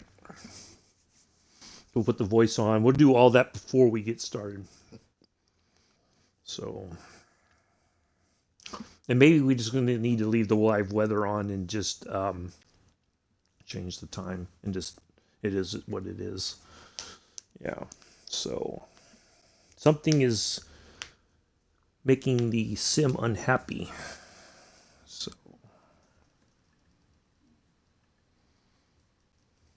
but let's see if we can get it going here. It's about 7 o'clock in the morning there, so we may not even have to adjust the time all that much. The sun should be coming up in Las Vegas anyway, so yeah, Knox, there's no reason for that. It's all fine. It's good. No reason for the F-bomb in my chat, but hello. So, yeah, so let's see what we can, see if we can get it working this time. Okay, let's go ahead and change some things here.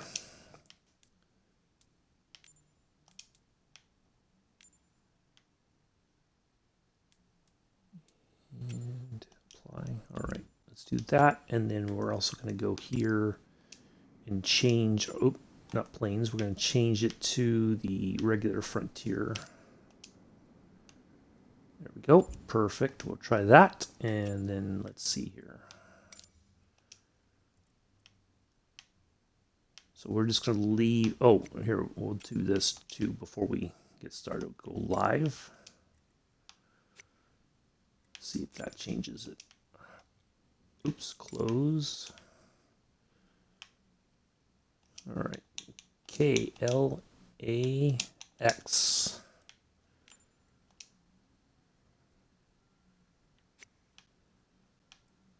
And we were right there, I think. Going to KLAS.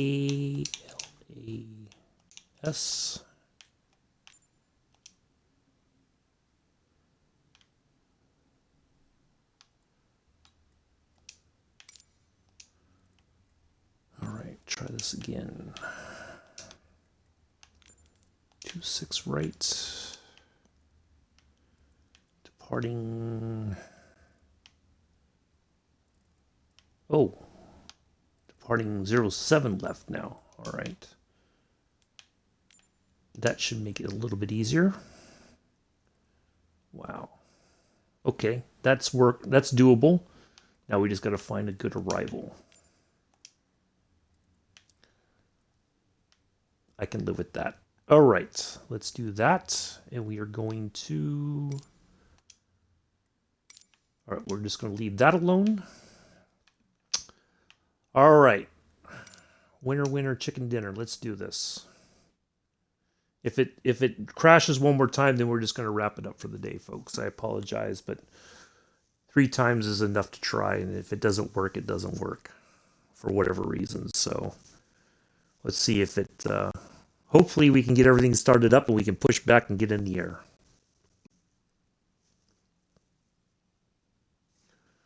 All right, ready to fly.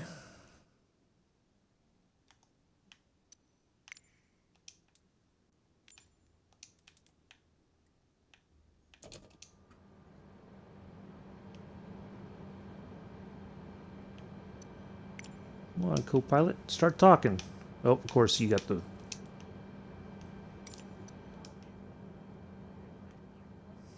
All right, I think we're good.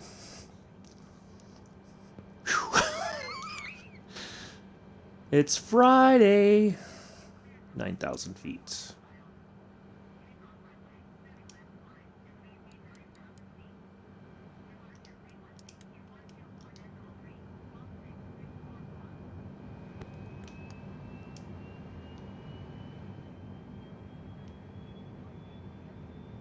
All right, let's double check some other stuff while we're getting ready to push back. I'll go ahead and put the brakes off so we can go ahead and push back.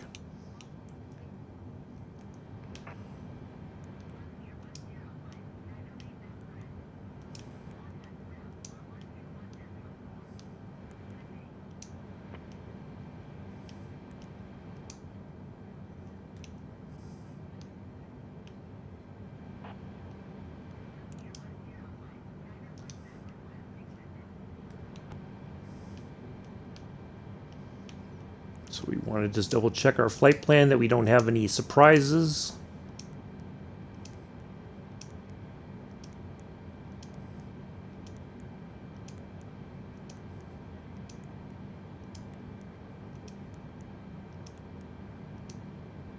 Wait a second, did it go back?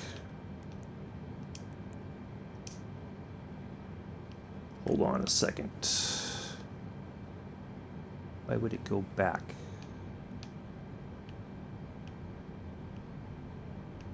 Going forward.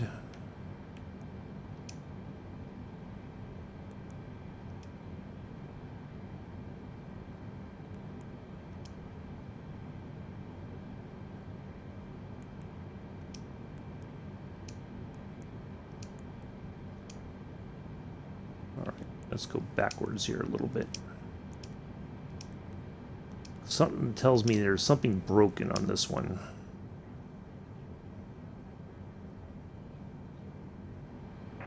I don't see that marker.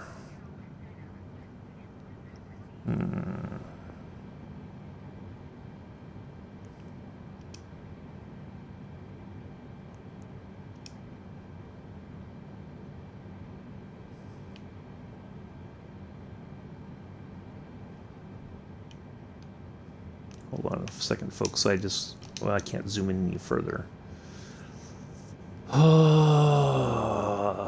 I just have a bad feeling about this one for some reason.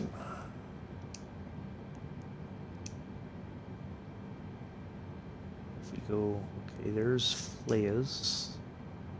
For that should be...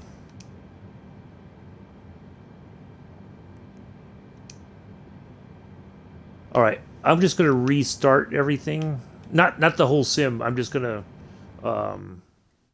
restart the flight. Sorry.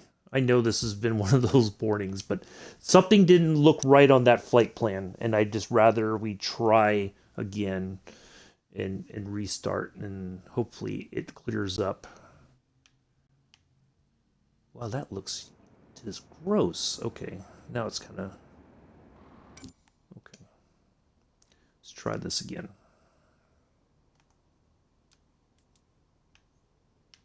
Make sure we can just get ATC to those two to talk while we get everything else done.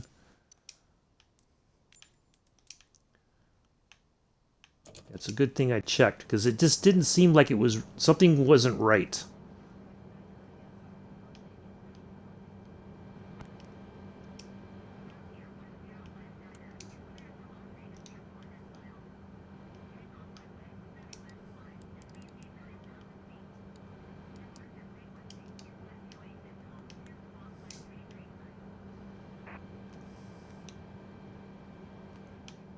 All right, let's try this again.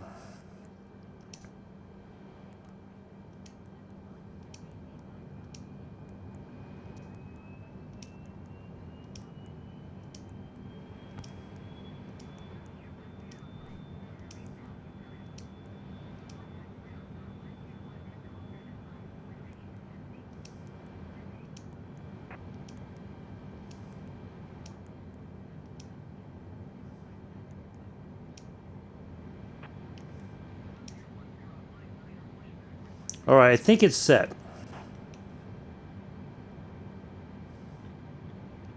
What I can do, I think I just need, if I go out, oops, get the brakes off so we can push back.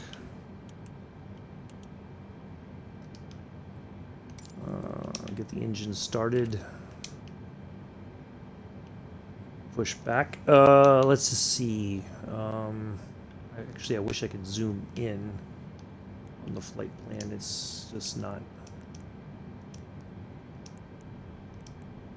Because it looks like we're going to run parallel then turn back in, if I remember correctly. Yeah, so, alright, that's why it's jumping a little bit. Okay, I think we're set.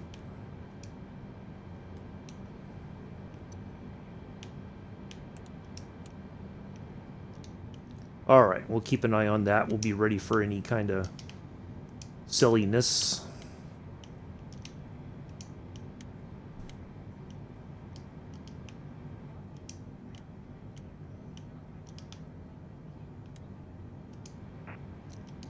Excuse me.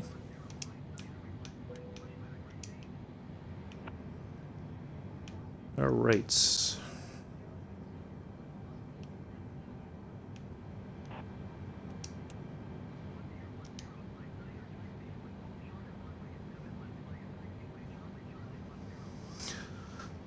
All right. Hopefully we are all set.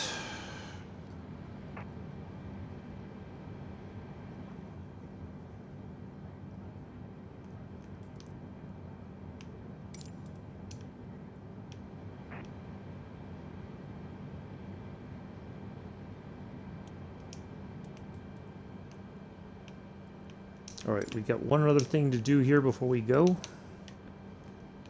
gotta go to performance. We gotta put in the 10-degree flaps for takeoff.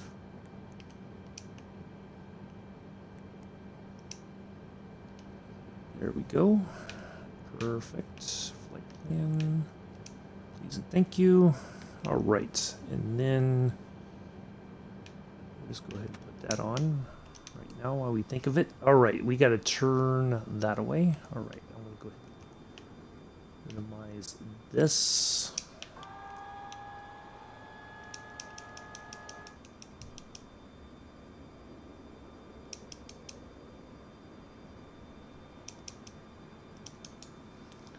All right.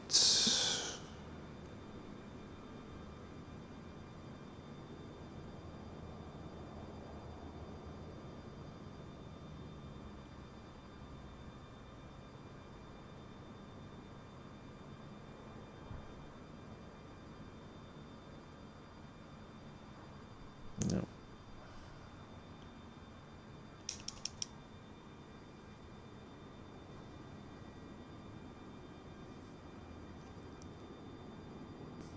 So there's another Frontier, but the letters are all backwards. Kind of weird.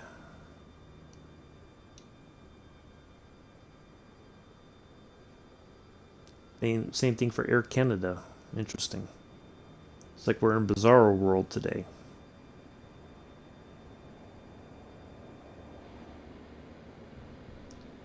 No.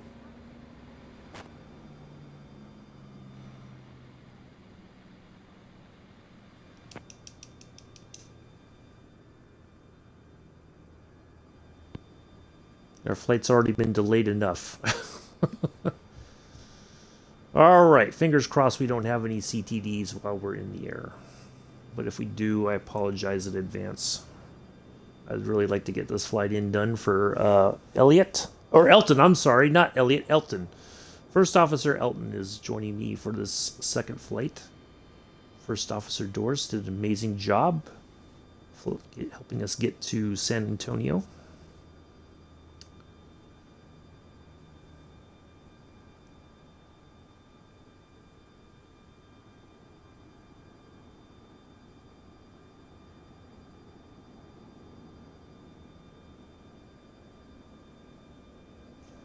Right, we're almost at our runway here.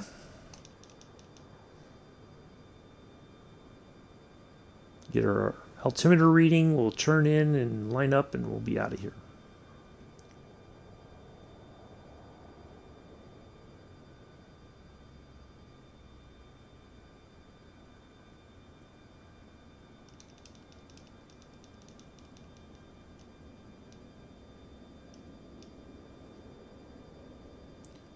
But for some reason, if we do get a CTD, we're just going to call it a day, and we'll have to try the flight again another day for Elton. So I apologize, Elton, if we don't complete the flight, if for some reason it doesn't work.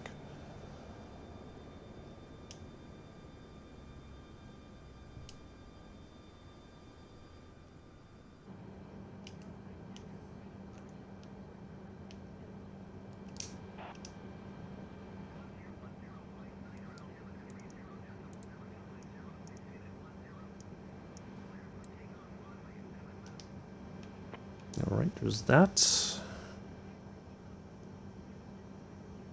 All right, let's go ahead and turn, get lined up.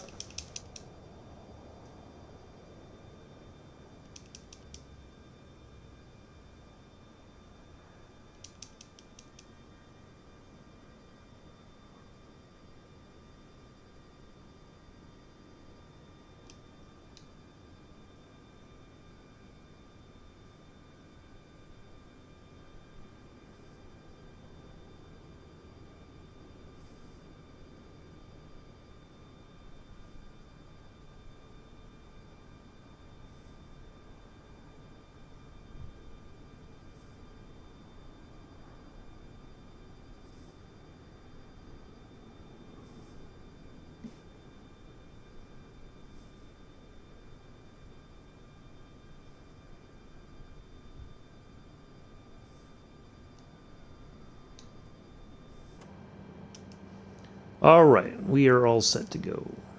Can't think of anything else we need to do. We got all of our stuff set. All right, let's go.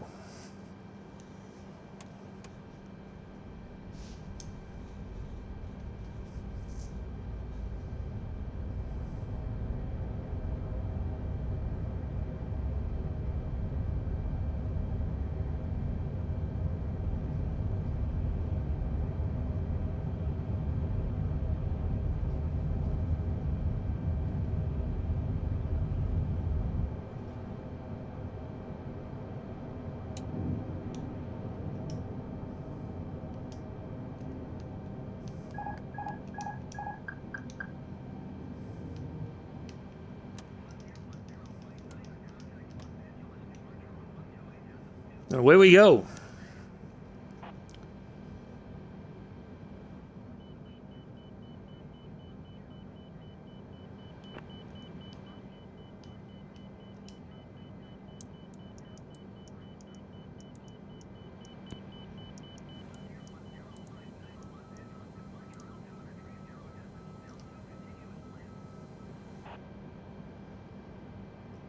Fully back right now, but a friend of mine. Oh, no, no worries. That's okay. Do what you got to do, man. It's all good. We've had a rough start already, but hey, do what you got to do. It's all good. You can watch the replay later.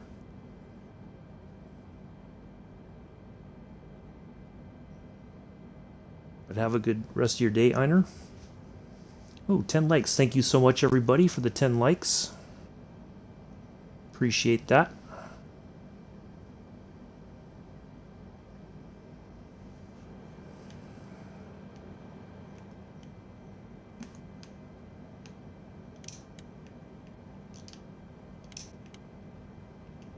All right, we are finally on our way for Elton's flights to Las Vegas. Knock on fake wood that we don't run into any other gremlins. Man. Oh, what a challenge, but that's okay. We're gonna try to work through this.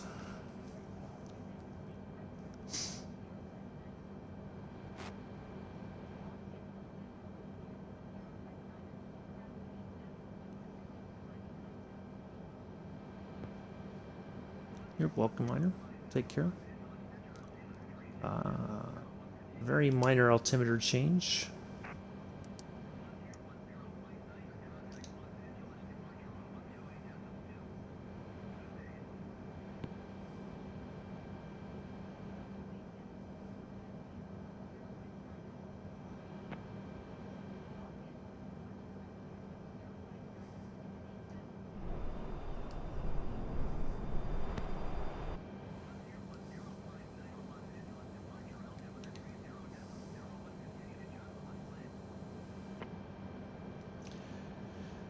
Now, one of the things... Oh, never mind, I spoke too soon.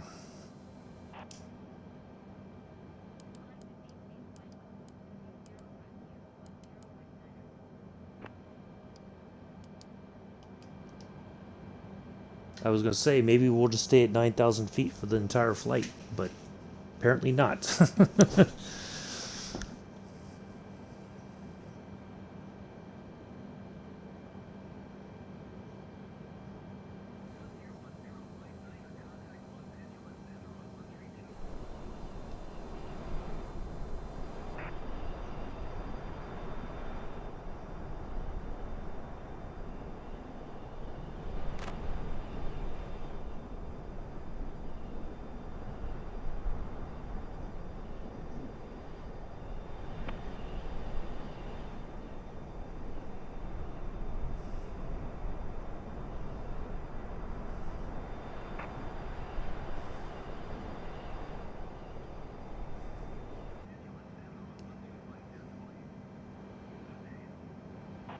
All right, it's going to go ahead and accelerate on its own. Good deal.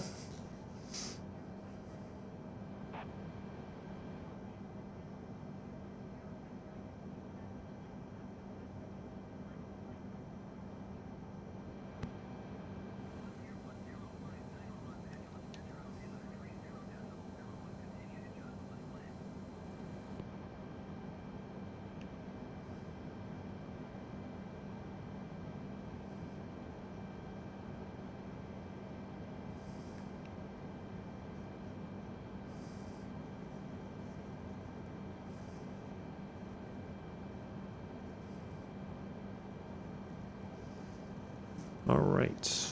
Thank you again, everybody, for hanging around and sticking with this. Sorry we've had some hiccups along the way, but it does happen. Luckily, we didn't stop the stream for too long and have to restart everything, so we are en route to Las Vegas with First Officer Elton. Sorry if I said Elliot earlier, Elton. It's one of those days today, I guess.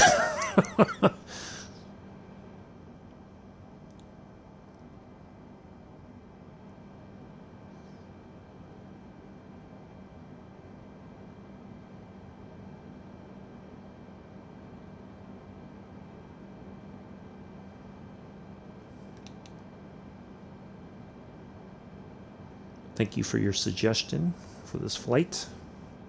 Greatly appreciated.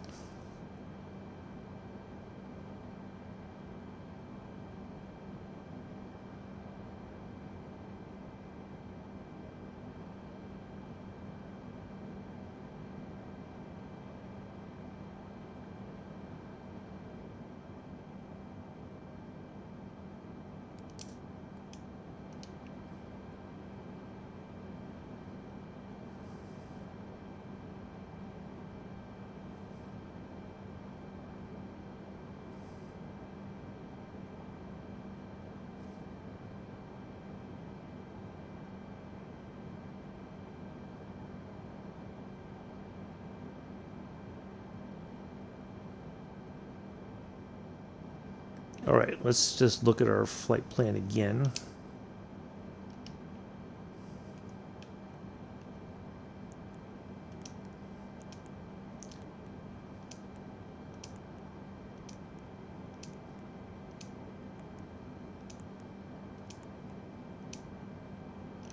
All right, so this is the part where it gets a little muddied, right? I think. Let's just keep going down the list here. Then we're going to churn back in. So yeah, things are kind of overlapping one another, it looks like. But I think we're going to be okay. But we'll keep an eye on things throughout the flight, just in case something goes a little bit weird.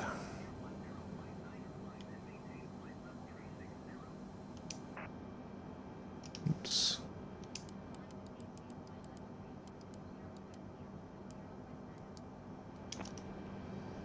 Okay, if you really want me to go that high.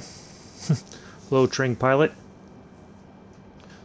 Sorry, just making sure that we don't have it. Try to make sure we don't have any issues coming up. So welcome to the stream. We're on our second and final flight of today, going from Los Angeles to Las Vegas. Once we get to Las Vegas, we're going to park it, we'll wrap the stream up, we'll be done for the day. Of course, it's starting to buffer again. Ah, don't you do this to me. Don't you do this to me.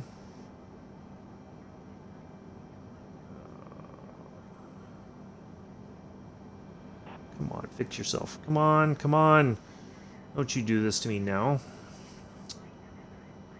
Oh, you... Come on. Don't you quit on me now. Doggone it.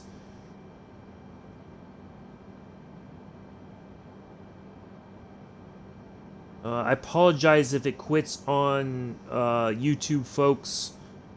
Okay, it fixed itself. Whew. Goodness gracious. Oh my god. This thing sometimes. Oh, alright, what did it say? I didn't quite catch over everything here. GMN is planned. Okay. Wow, look at the turbulence here. Oof.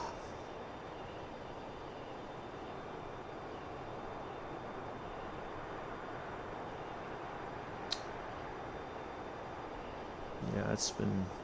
Today's just one of those days. Things just don't want to work as intended, I guess. My brain's not working as intended. The stream's not working as... The planes aren't working as intended. The sim's not working as intended.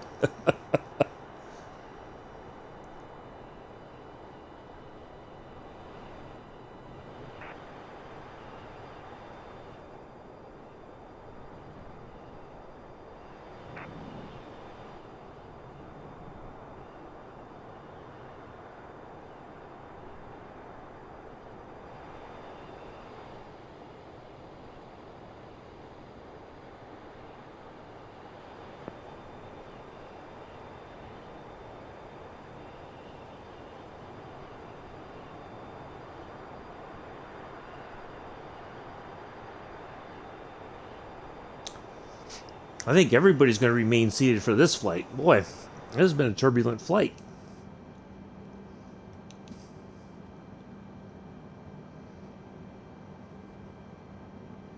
So we skipped Golf Mike November, or we hit it, and now we are on our way to Ether.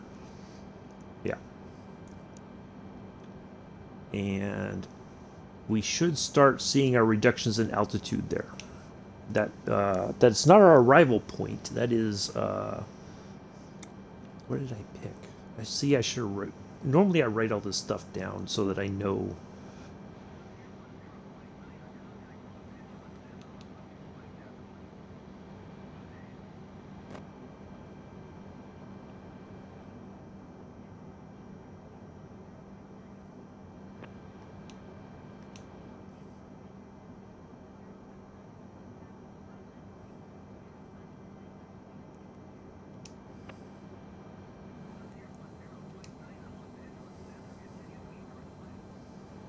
Either.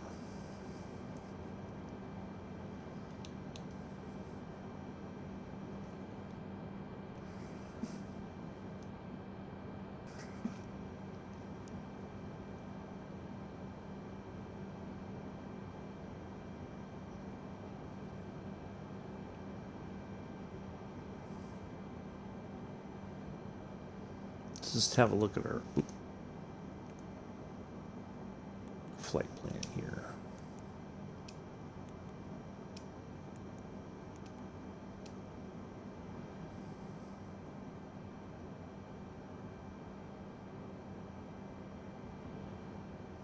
All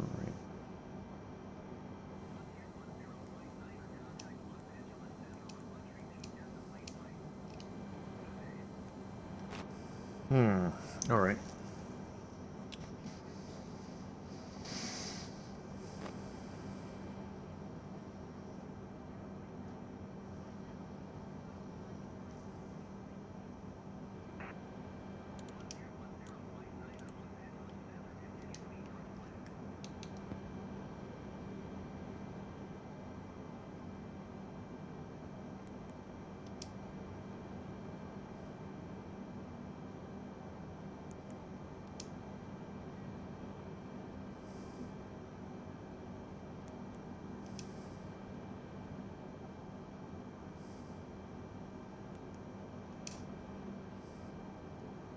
Just going to keep looking at stuff here. So if you put something in the chat, I will check it out in just a moment.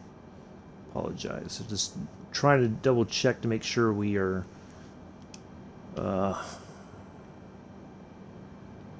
that's J. Jean.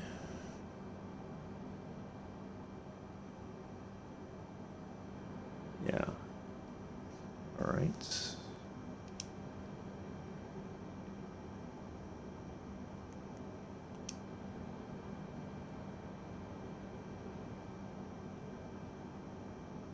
See, I thought there was two flickers here.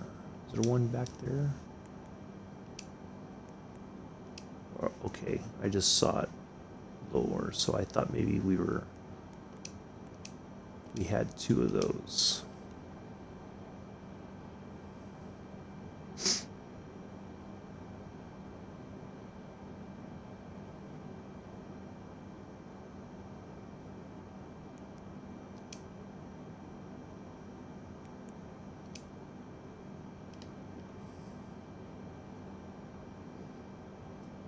Oh, it shouldn't double back on itself. That's right. It should be a fairly... Yeah, I think... Yeah, there was one that was kind of double back on itself. All right, so I think we're okay. I just maybe panicked a little bit there. All right. Whew. All right, we're good.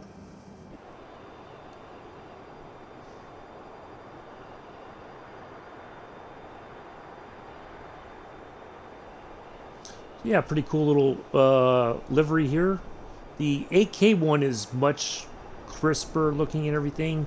For whatever reason, this one did not allow me to put the where that big white stripe there is, just above and to the right of the American flag there. For some reason, that is supposed to be our tail code, but it's not showing.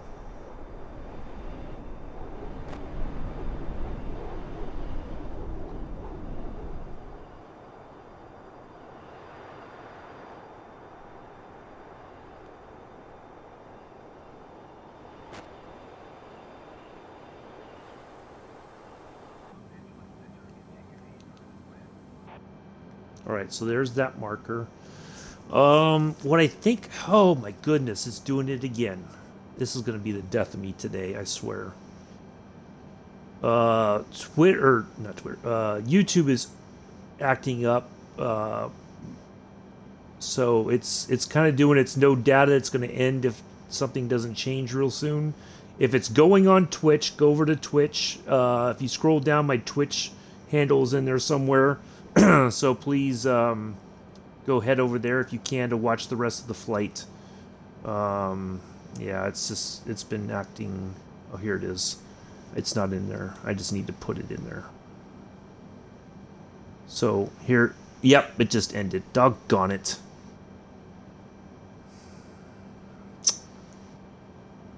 Terrific.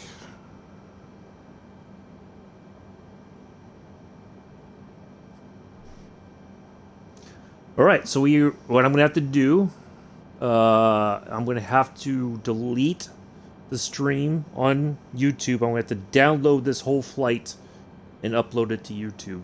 That just annoys me. Doggone it. Yeah, I'm not gonna try to restart stuff. It's just so now Twitch is acting. No, that's not acting up. It's just buffering for whatever reasons. I don't know why it's doing this. It must be catching up. So we're just going to let it do its thing because we are well past that marker there where we were turning. So, oh man, what a pain in the butt.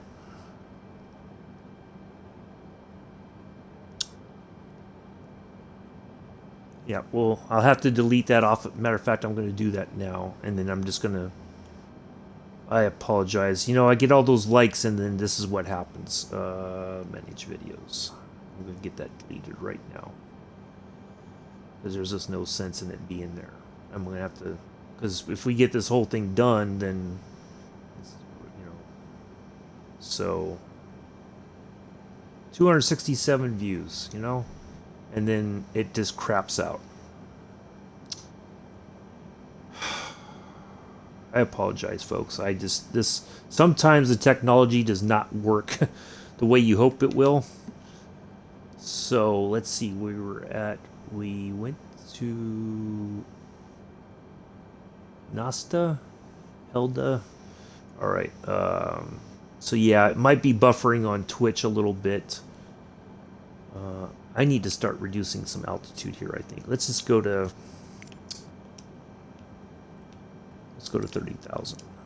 We were at 360.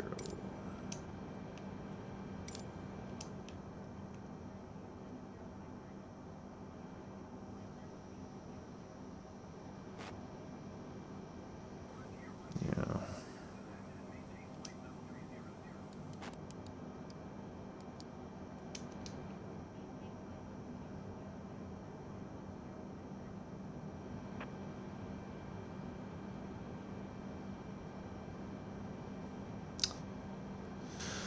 Well, I know what I'm doing this afternoon. Man.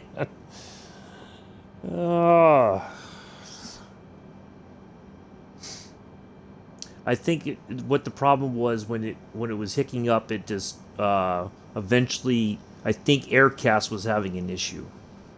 So,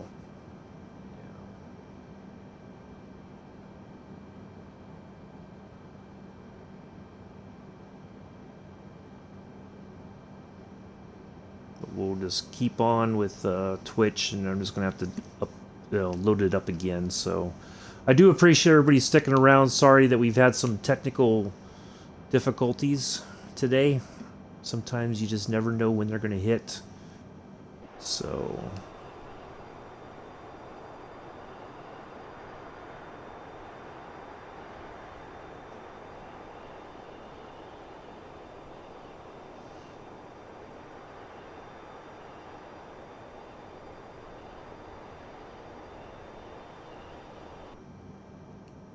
did I turn the lights off?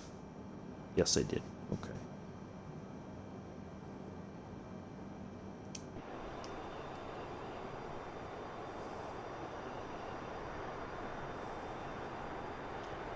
I want to say thank you again to Captain Arish and Allison Johnson for the raid earlier today.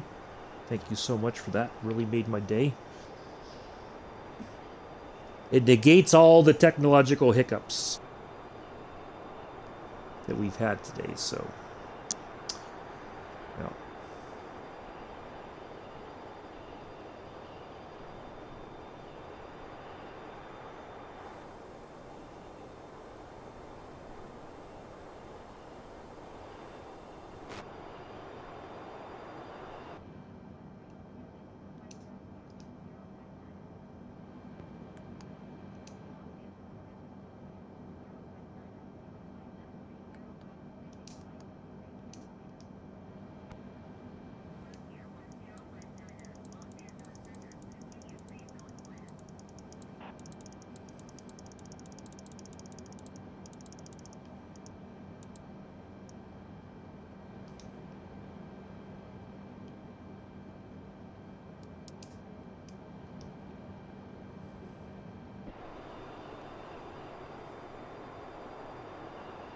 All right. So what do we got coming up here?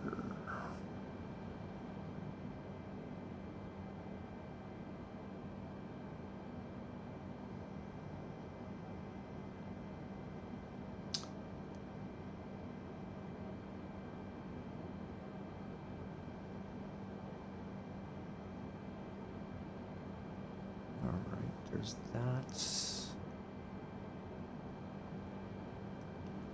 Let's get down to 25,000.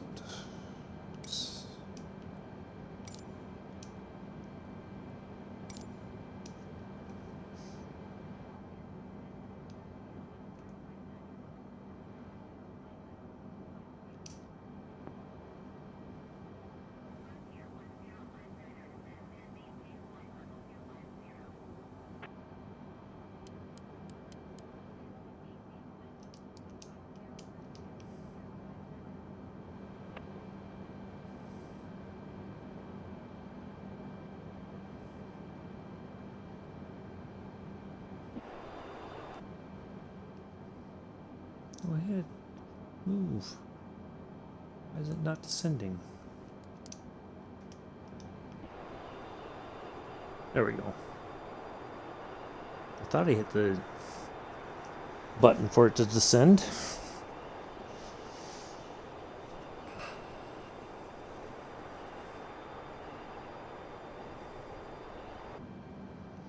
All right, just let's zoom out just a bit here and have a looky.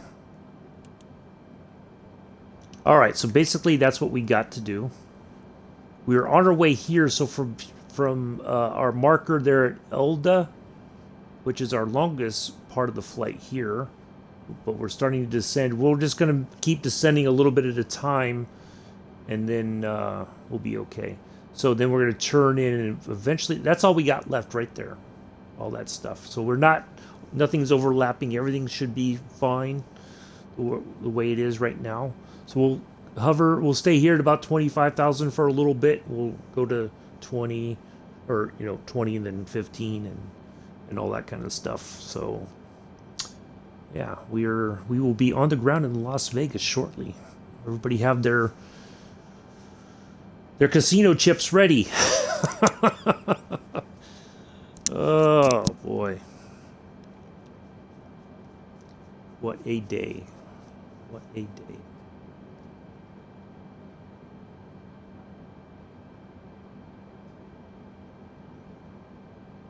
Yeah, everything was going so well, and then we had to delete that. So yeah, I apologize. So we'll get it uploaded again. It's just going to take a little bit of a while because it's an over a 4-hour stream. It's pretty be close to 5 by the time we're done, but that's because we've had some hiccups and had to restart and one thing after another. But we're here. We're good. So let's zoom back out a little bit here.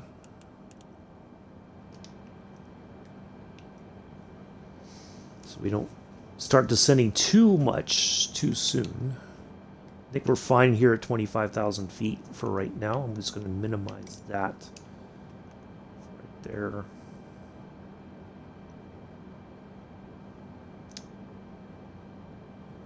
It's just one of those things today, I think. The internet it's Friday, it doesn't want to work. It's going on strike, I guess.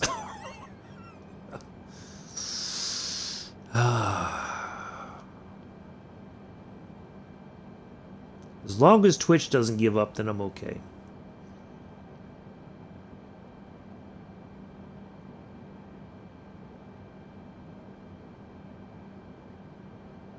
See, it's thinking.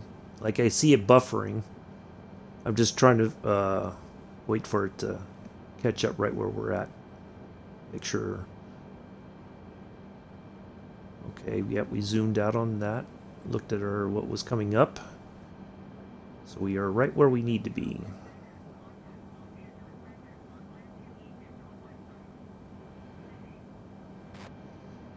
Minimize that.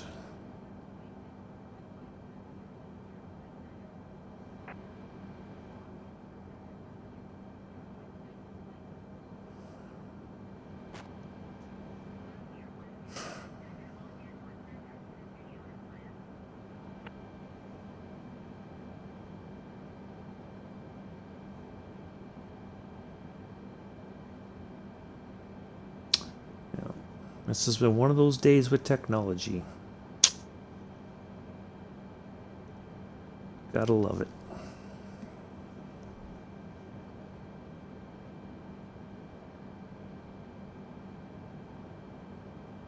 I'm sorry if it's buffering on Twitch, folks.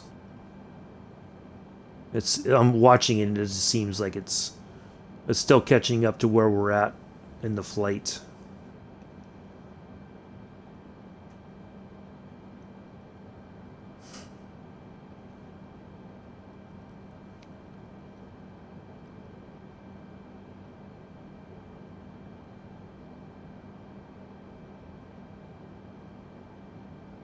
I think it's lags sometimes for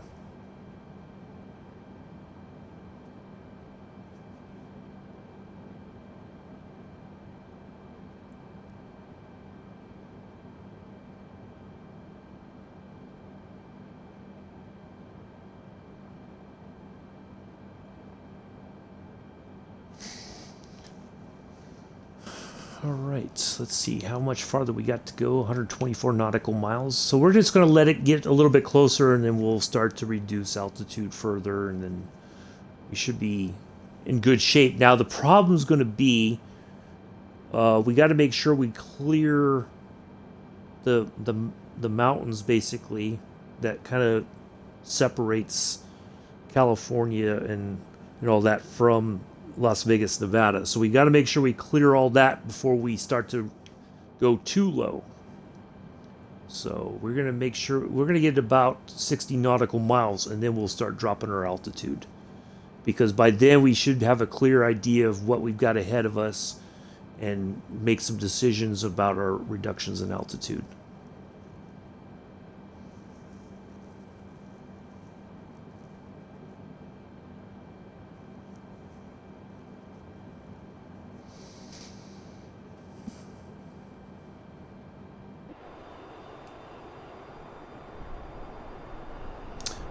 So those of you who see me fly the F-14 and all that around here, some of this stuff may look familiar eventually because we have flown through some of these hills and low mountains and such, and some military aircraft trying to fly through there as close to everything as possible and have some fun. So yeah, those were good times. Made a few people airsick, I think. We had a few crashes. It was okay. It was all good. So, good times. So it looks like things have finally stabilized over here on Twitch. Everything's kind of caught up. So we got 110 nautical miles to go to Elda. So if we scroll out again, –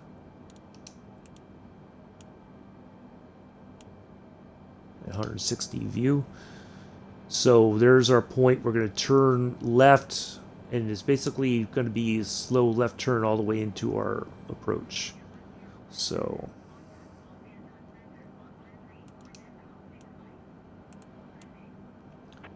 still a bit of flying to go. we're... Wow, look at that. It is kind of... We're just plugging away here. Wow, look at that.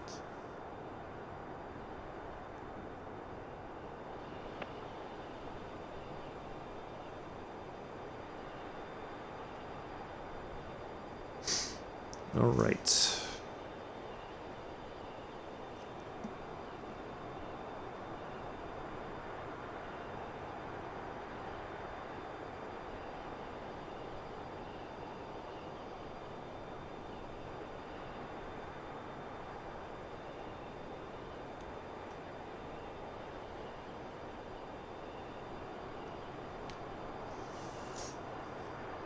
I think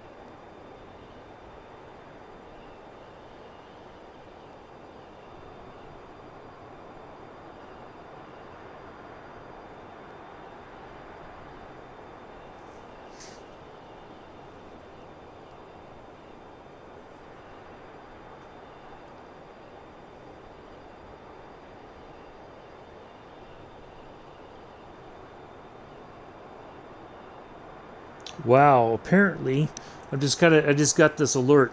Apparently the other day in a JetBlue flight from New York City to Worcester, Massachusetts, they landed and nobody was at the gate to help them off the plane. The police had to show up to help people off the plane.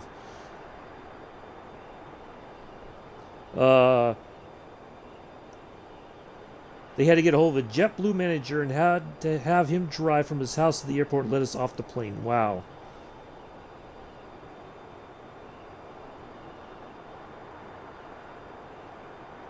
And the person that was trained to operate the jetway and everything had fallen ill at the same time. All this stuff, you know. Yeah.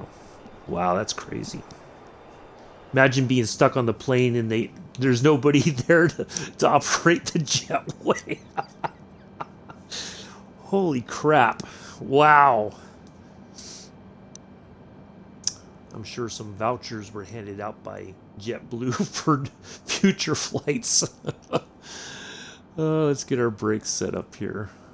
Wow, that's not good. Whew. Man, I can't imagine that. All right, we're 70 something nautical. I think I'm going to take one more quick break here, and we'll be getting ready to land here shortly.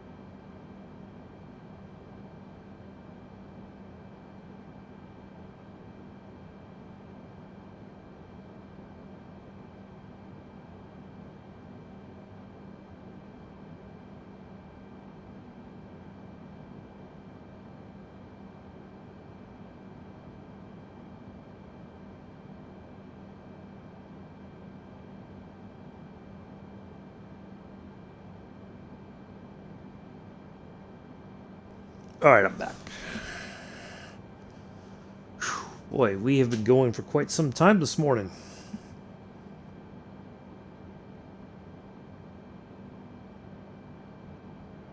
Just over the 4-hour mark. Heading for almost 5.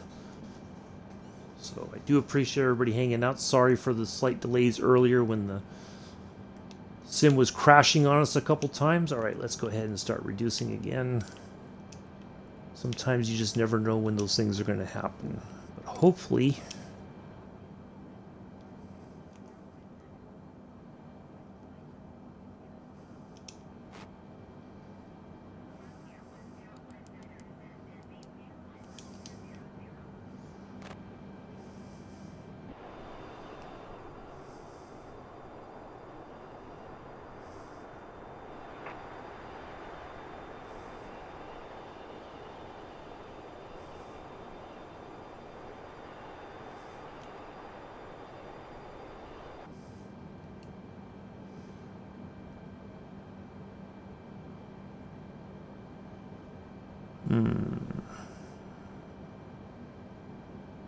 Can't think that those mountains are taller than 20,000 feet.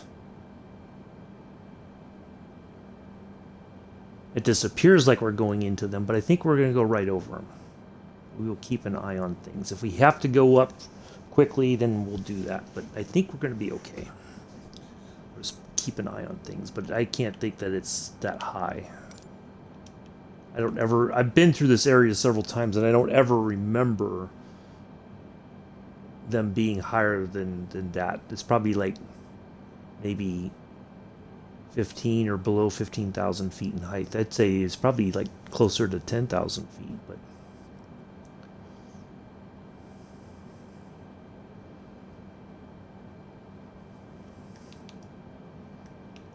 yeah, we're good. I think we'll be fine. If it was filling the whole screen, then I'd say, okay, we got a problem here. We might have pulled the trigger a little too early. Okay, we're leveling off. All right, we're fine.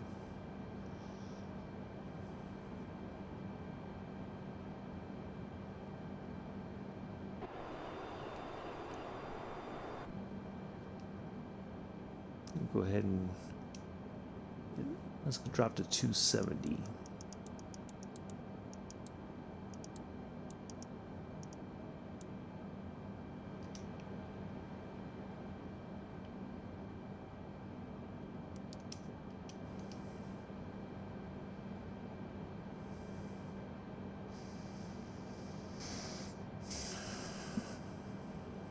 Well, thank you again to Doris and Elton for the flights today. Greatly appreciated.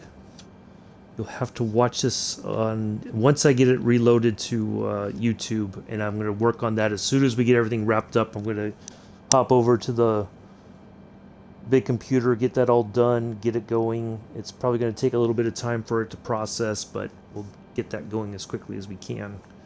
And I got to make sure that all the information is in there for the flight. So yeah, I got to double check all that before it goes. So it'll be on the instant premiere. As soon as it's loaded, it'll go up and all that. So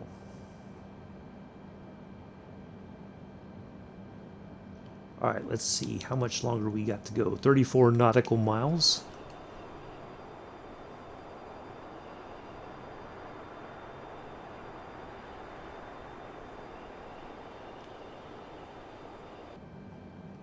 Let's just have another look again, because we are a little bit closer. We won't have to zoom out too much. So that's at 40 nautical miles. So there's our point there ahead where we're going to turn, and then that's our first marker there. So it looks like just trying to pick out a point there, but it's kind of hard because we're looking into the sun here, it looks like. So there's that ridge right here in front of us. Our marker should be just somewhere on the other side of that. And then we're going to turn to the left. trying to see if we can't get an idea of where downtown Las Vegas is. I don't see any markers or anything any kind of a landmark to suggest, you know, kind of get an idea of where we're at, that sort of stuff. So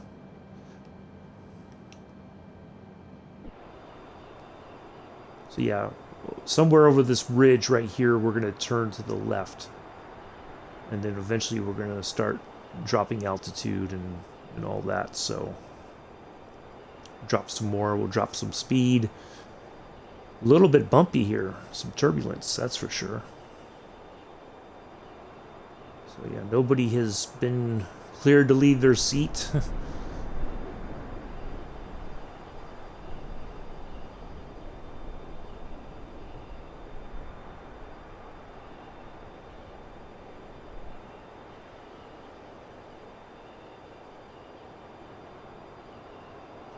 A bit of a turbulent ride. Takeoff was turbulent. Certainly it seems like our approach and everything is going to continue to be turbulent.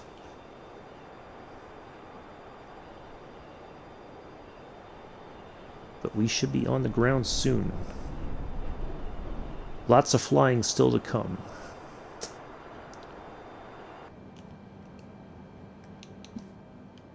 So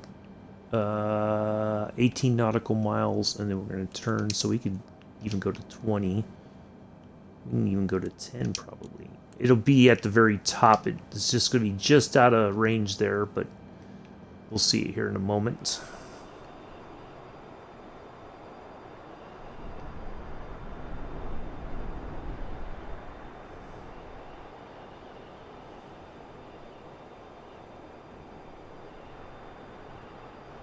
Yeah, somewhere over in here that should be our marker, somewhere up in here. Not that you can see it, but I think our turning point is, if you look just off the right wingtip, the very top there, I think is somewhere where our turning point will be.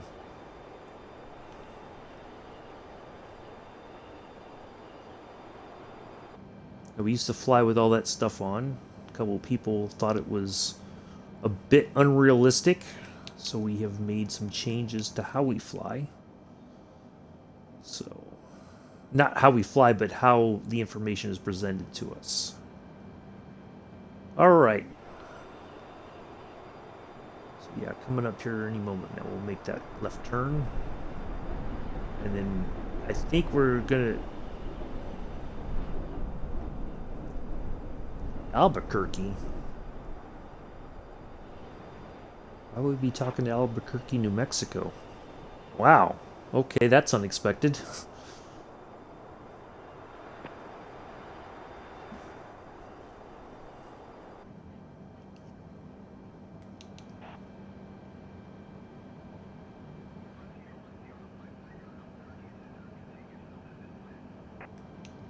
Alright, so we're just going to turn here. We're not going to go all the way to the marker, interestingly enough. We are kind of cutting the corner here. But we get credit for hitting our waypoint, I guess. Oh, we must have crossed over into into their airspace just ever so briefly.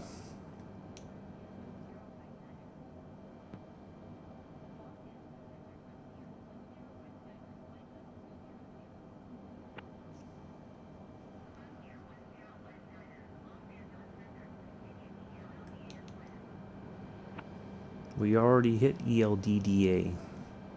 We're on our way to J-Gene.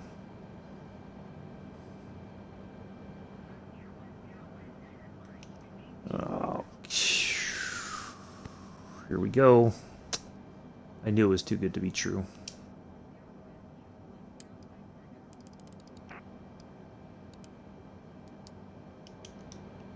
Never fails. There's always some... We're cruising along just fine. I think we were okay at 20,000 feet, but apparently it doesn't like us there. So we have to add 4,000 feet to our... let's see, where... I know we're gonna be turning soon. again. Yeah, right there. All right, so yeah. So this is the one of those problems with this sim. We're kind of where we should be to make a smooth transition to our our destination, right? Starting to line up and being where we need to be so that we have a really good approach and landing. But every so often the sim just says, oh, that's not good enough. We're going to throw your plans right out the window and just deal with it.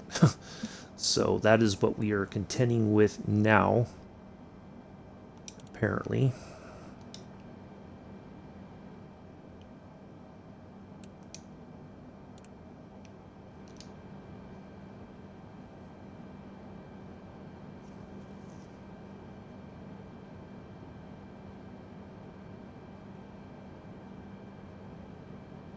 I don't know why there's a Mach number. We were nowhere near the stratosphere, so that Mach number should not be there. So I don't know why it is.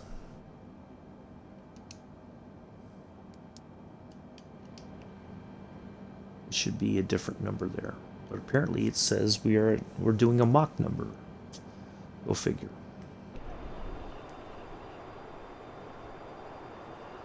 All right, so if we're going this way, and then eventually, let's kind of look ahead again. We're just going to make a slight, slight turn, and then another turn to the left to line up. Once we get the flyers, yeah.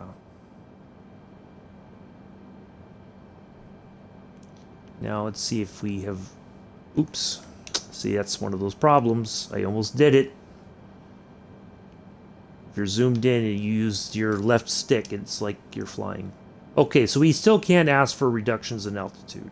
That hasn't been taken away from us just yet.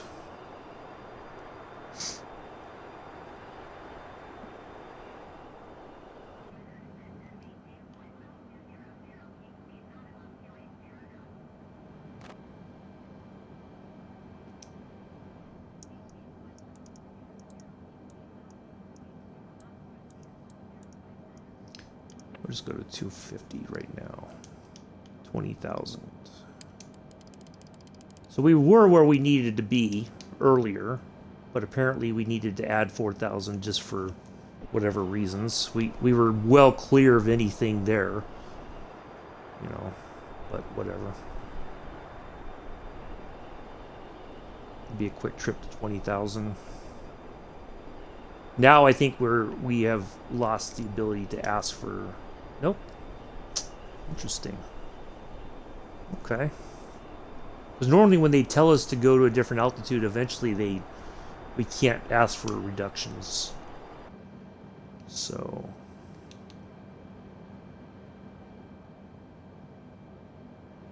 Petty is upcoming.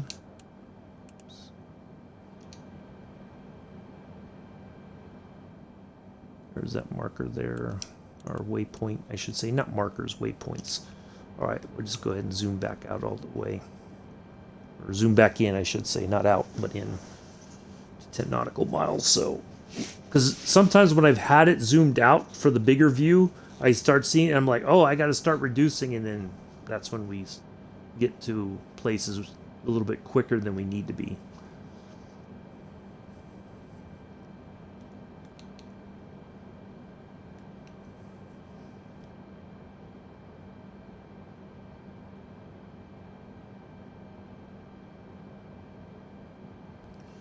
All right. Well, it's been a long morning.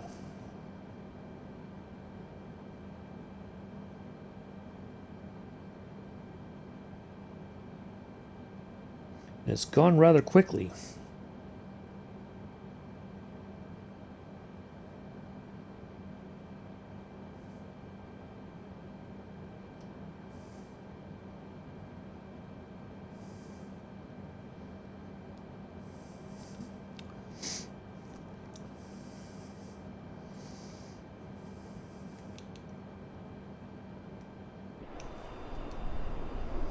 I'm just trying to look for that any kind of a visual, something to suggest where downtown Las Vegas is.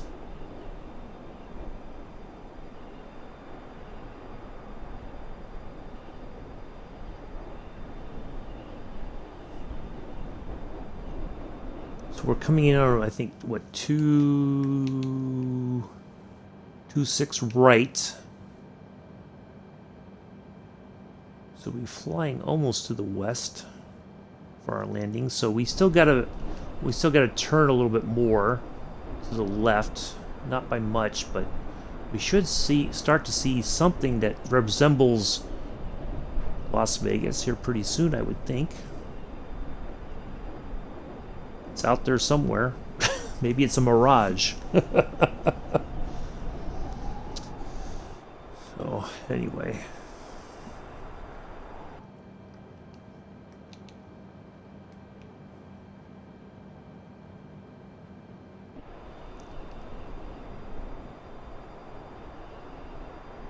I think even if I ask for 15, I think we'll be set. You know what? I just feel comfortable doing that. Let's ask for. Let's go to 17. Yeah, let's just go to 17.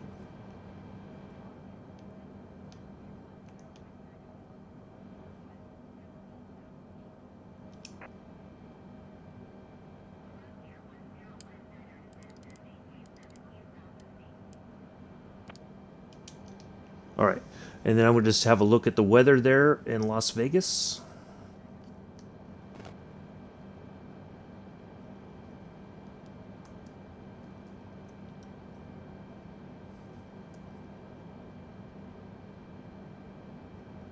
All right, we have.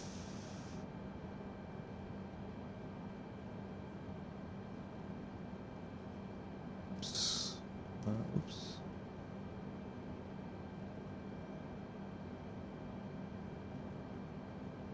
Why is it showing?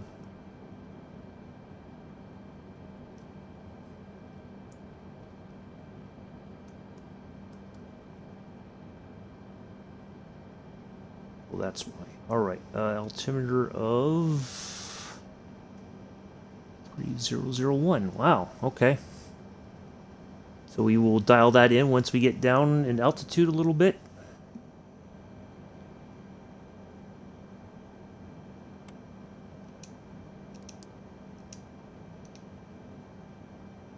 That's not what I wanted.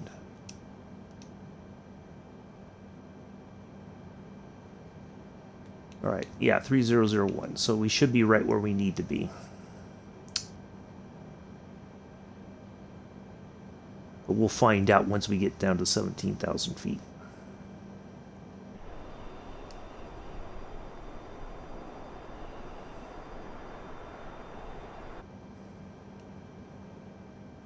All right, so there's that slight turn to the left coming up.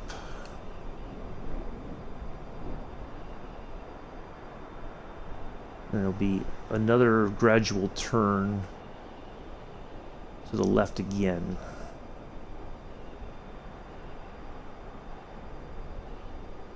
All right, so we must be right where we need to be because we're not getting a call. Because normally if we were right here by now, we would have gotten that, you know, you're at the wrong altitude, climb or descend, and then updated altimeter reading. So I think we are right where we need to be.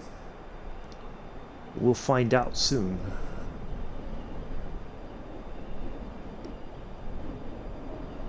All right, here comes that turn, first turn.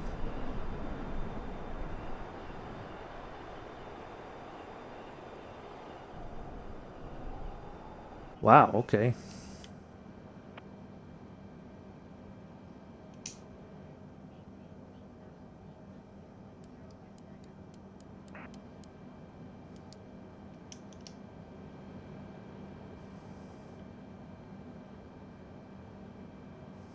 Let's go to 210.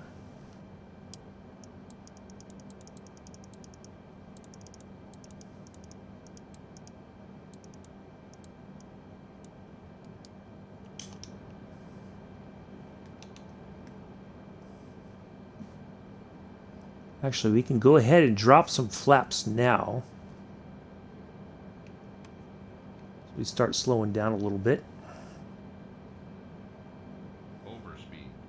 Overspeed. Oh. Overspeed. Overspeed. Nope, apparently not. Still too early. Overspeed. Yep, a little too early still. We got to get a little bit lower than...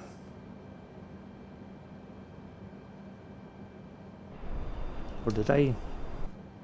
I thought I dropped the flaps.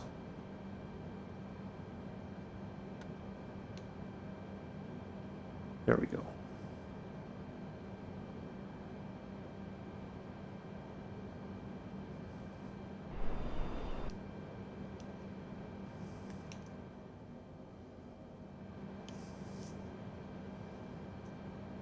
Alright, so, wow, it's got hazy all of a sudden out there. Oh, when I look it down here, it gets washed out. Interesting. Alright, so let's just have a look ahead here again. So we are on our way to Flyers, or Flyers, not Flyers, Flyers. So that's upcoming, and then we're going to turn again. A little bit more to the left, line up going west.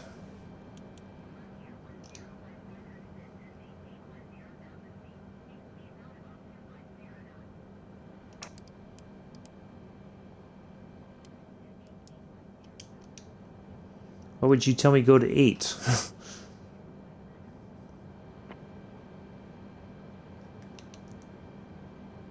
I guess going to 10 is quicker. That's interesting. They would tell me go to 8 and then say, no, go to 10 instead. Hey, no worries, Mick. Take care. Thank you for hanging out. Appreciate it. I will catch you later. Go get the girls. Do what you got to do. It's all good. This has gone a little longer than expected, but it's fine. You know, people have to take care of things. It's no worries.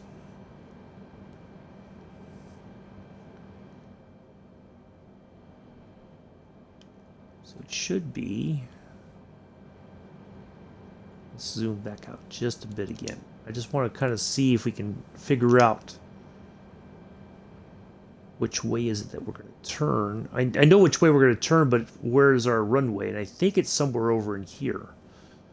But of course, the area is not clearly defined yet because we're not close enough for it to kind of render in and all that kind of stuff. So, yeah, been quite the adventure today, and it's gonna. I got to get this downloaded and get it posted to YouTube as quickly as I can, so it goes through all the checks and balances, I guess. So yeah.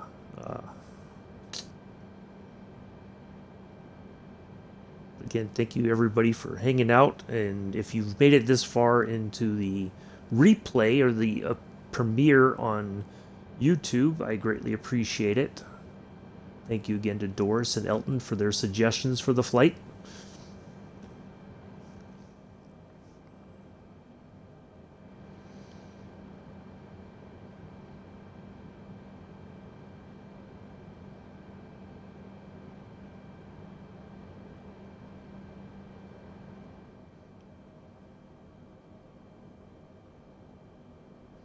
Trying to see if we can see any kind of an airport definition, anything like a runway line or even the ILS lights.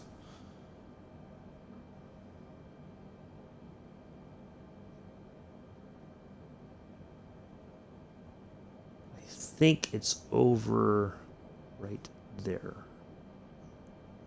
I kind of feel like that's probably where it is, or right there. It might be right there. Yeah, the airport is, you come into Las Vegas, the airport's like almost right there coming into town. So it might be right there. Let's see which way we turn here in a moment, because that should be coming up pretty soon. We are at 12 nautical miles. So yeah, it's got to be somewhere over in here.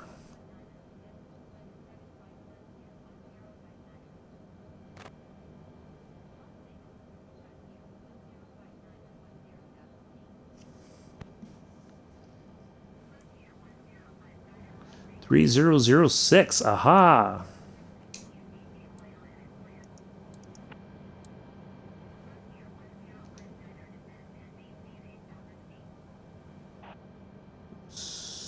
Eight.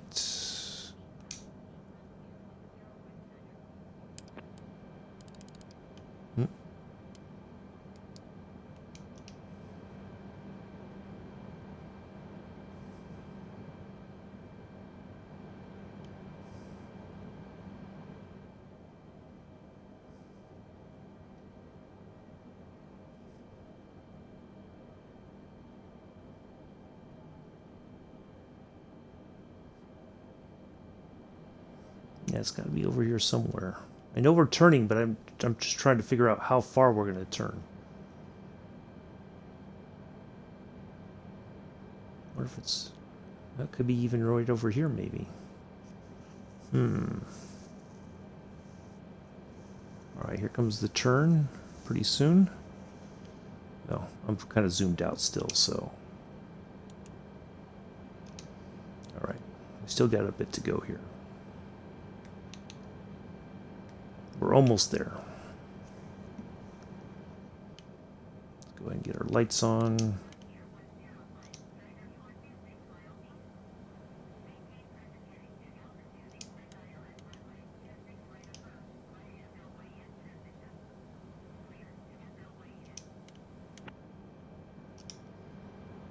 All right, there we go.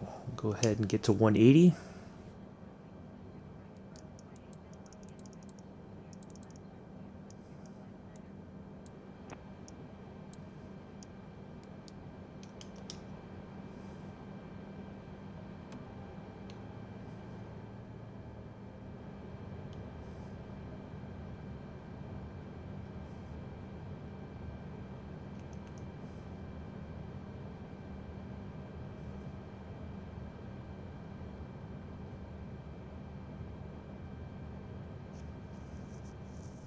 Right, looks like right there.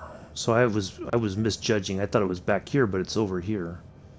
So it looks like our airport is right over here, maybe.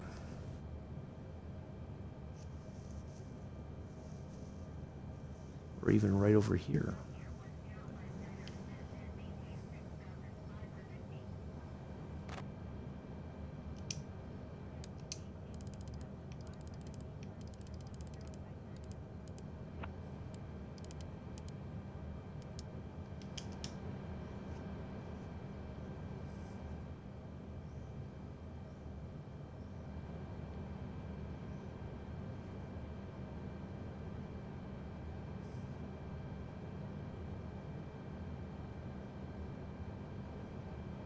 No, as soon as we get on track here, we should see the runway. We should see the lineup.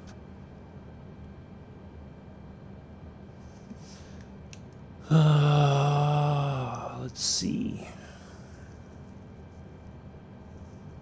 I think I see lights right there.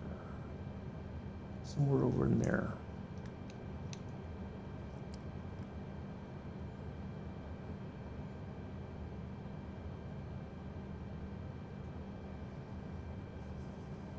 Nope. There's another airport, I don't think.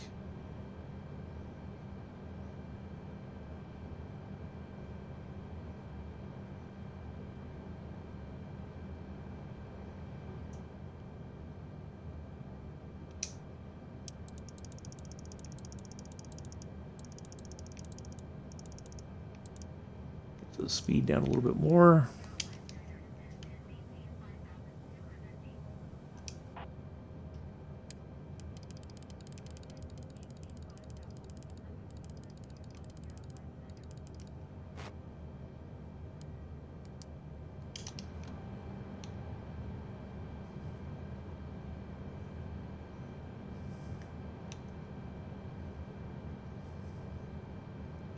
I think it might be right there, actually.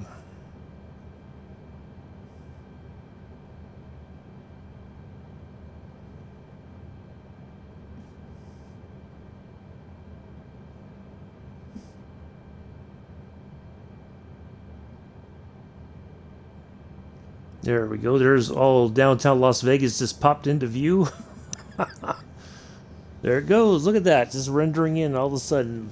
Just, there it is. Hey, we're in Las Vegas.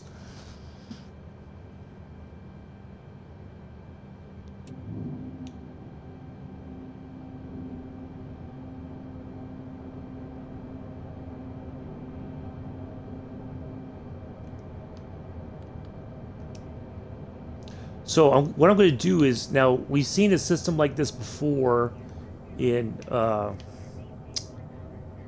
the Boeings.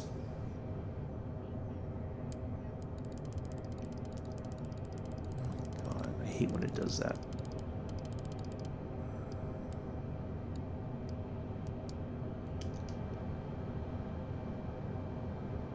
So as soon as we have our everything, the diamonds are lined up. Now it looks like the localizer's lined up, so we can go ahead and hit the localizer button, I think. First. So that is there. Now we're just waiting for the other diamond to line up on this side for us to hit the approach mode. And then it should just, everything should activate according to plan.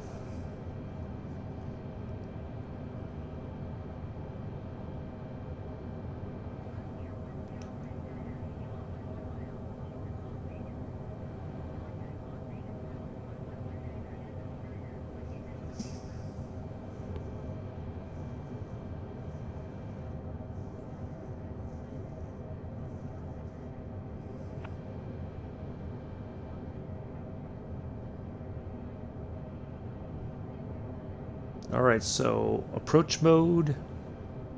There it is. We can go ahead and we're right there. Let's go ahead. Oops. Ah, come on, come on, come on. Doggone it. Boy. Alright, let's go to 140. Not 2 something, 140.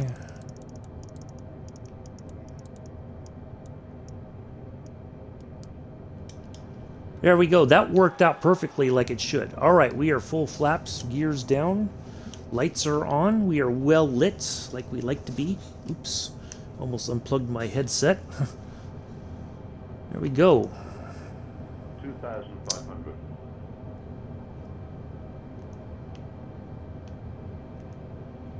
Hopefully this time when we land, we get instructions to where to park. Oh. Well, thank you everybody again for hanging out today. Thank you for watching this on the instant premiere once this is all loaded back up on YouTube. I do apologize, everybody. I had a lot of views, like 10 likes, 11 likes, something like that. And because YouTube or Twitch, something was acting up. And so, yeah. Had to forego that, but this will be on YouTube as quickly as I can get it there.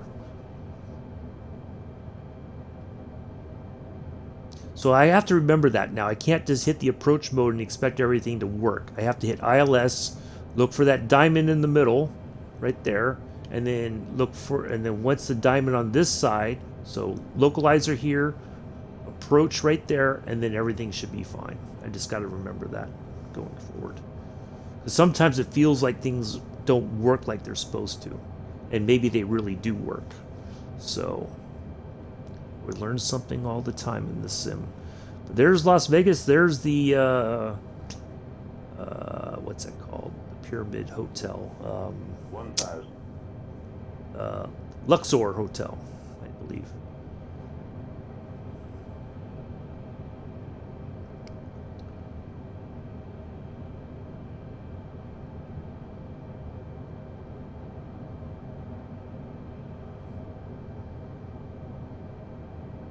I wonder how these people feel about a plane coming over their business or their houses.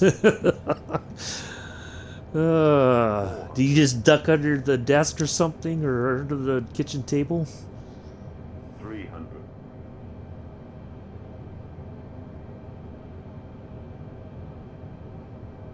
200.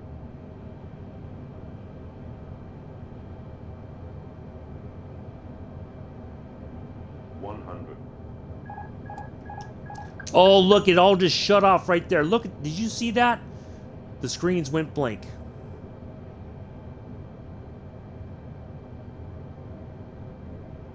Everything just went black on the screens. Oh my goodness. Wow. So we don't have radio. Fan-frickin-tastic.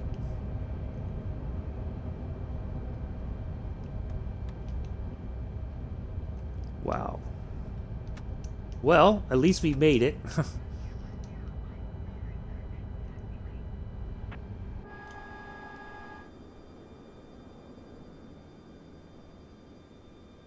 I'm just going to turn right here and it should give us a... Yeah, I see you.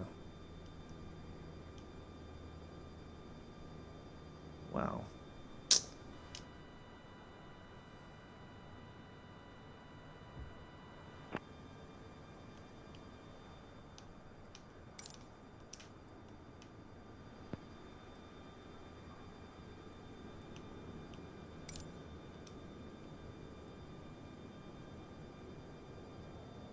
Gates, thank you.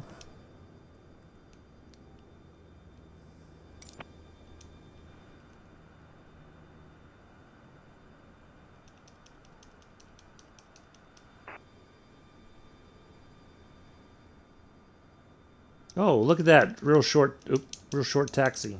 I like it. It's right there.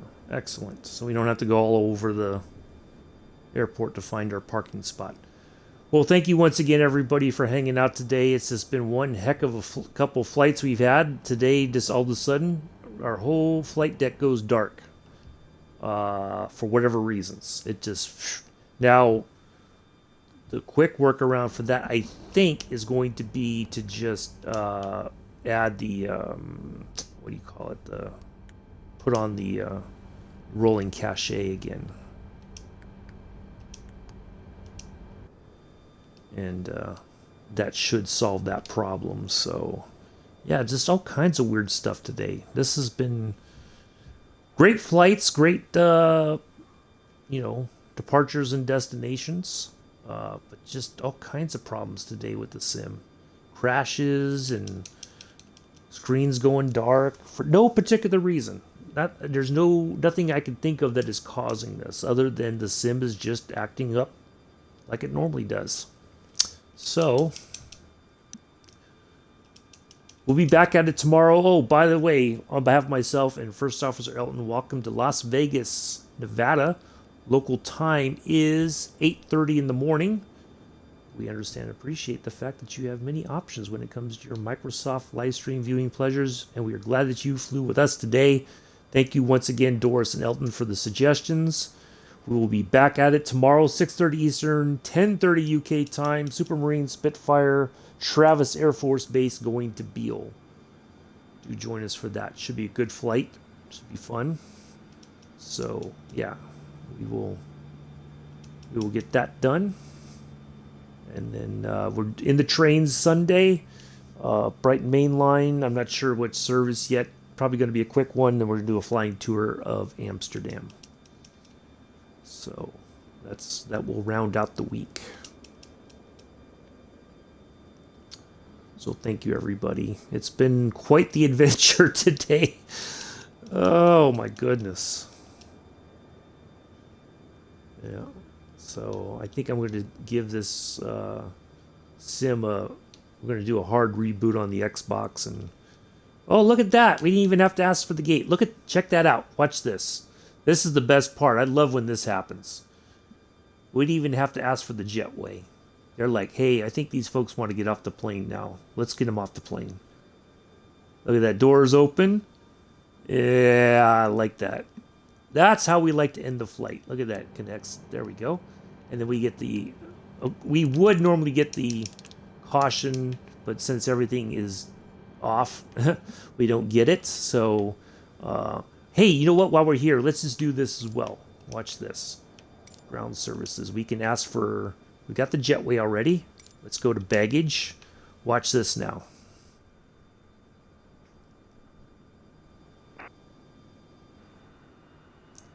The baggage thing opens.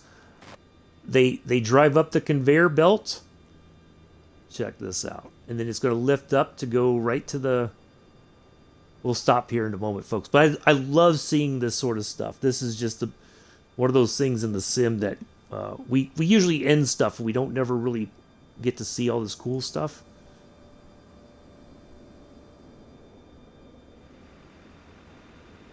And then there goes the baggage tug right there. Yeah. And let's get catering while we're at it, too.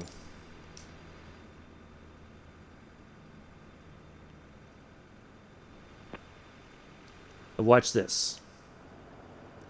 Back door opens. The truck goes right up there. Pulls up to the back of the aircraft. It will lift up. Once it gets close, check this out. Watch this.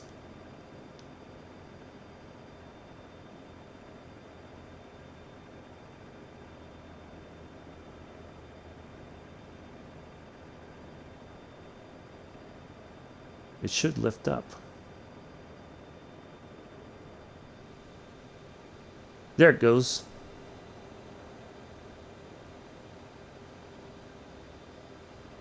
Look at that. The whole thing raises up. Check that out. That is so awesome. So you can get fresh food, take stuff off. And then we could ask also for the power supply to be connected if necessary. Now I want to check something real quick while we're...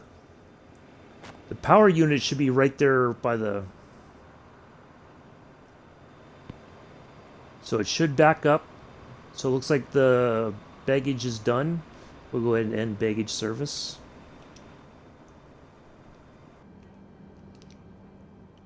So I'm curious if we go to external power... If I can find the button for it. There should be a button for external power.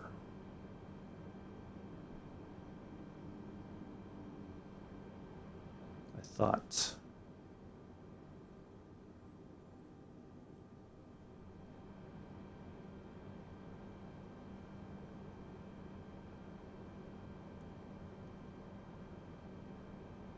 Oh, maybe up over here somewhere. Let's see if everything comes back on. No, it is not. Oh well, it was worth a shot to see if that would fix it, but apparently not. But there we are.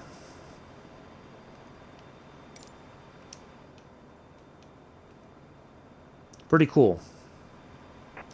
All right, that's going to be it for today, folks. I will see you all tomorrow, 6:30 Eastern, 10:30 UK, Supermarine Spitfire. Join us for that. Should be a fun flight. And I will see you all then. Enjoy the rest of your Friday morning, afternoon, evening, early Saturday, possibly, maybe, who knows, depending on where you are in the world. So thank you all once again for joining, and I will see you all later. Until then, peace, live long and prosper.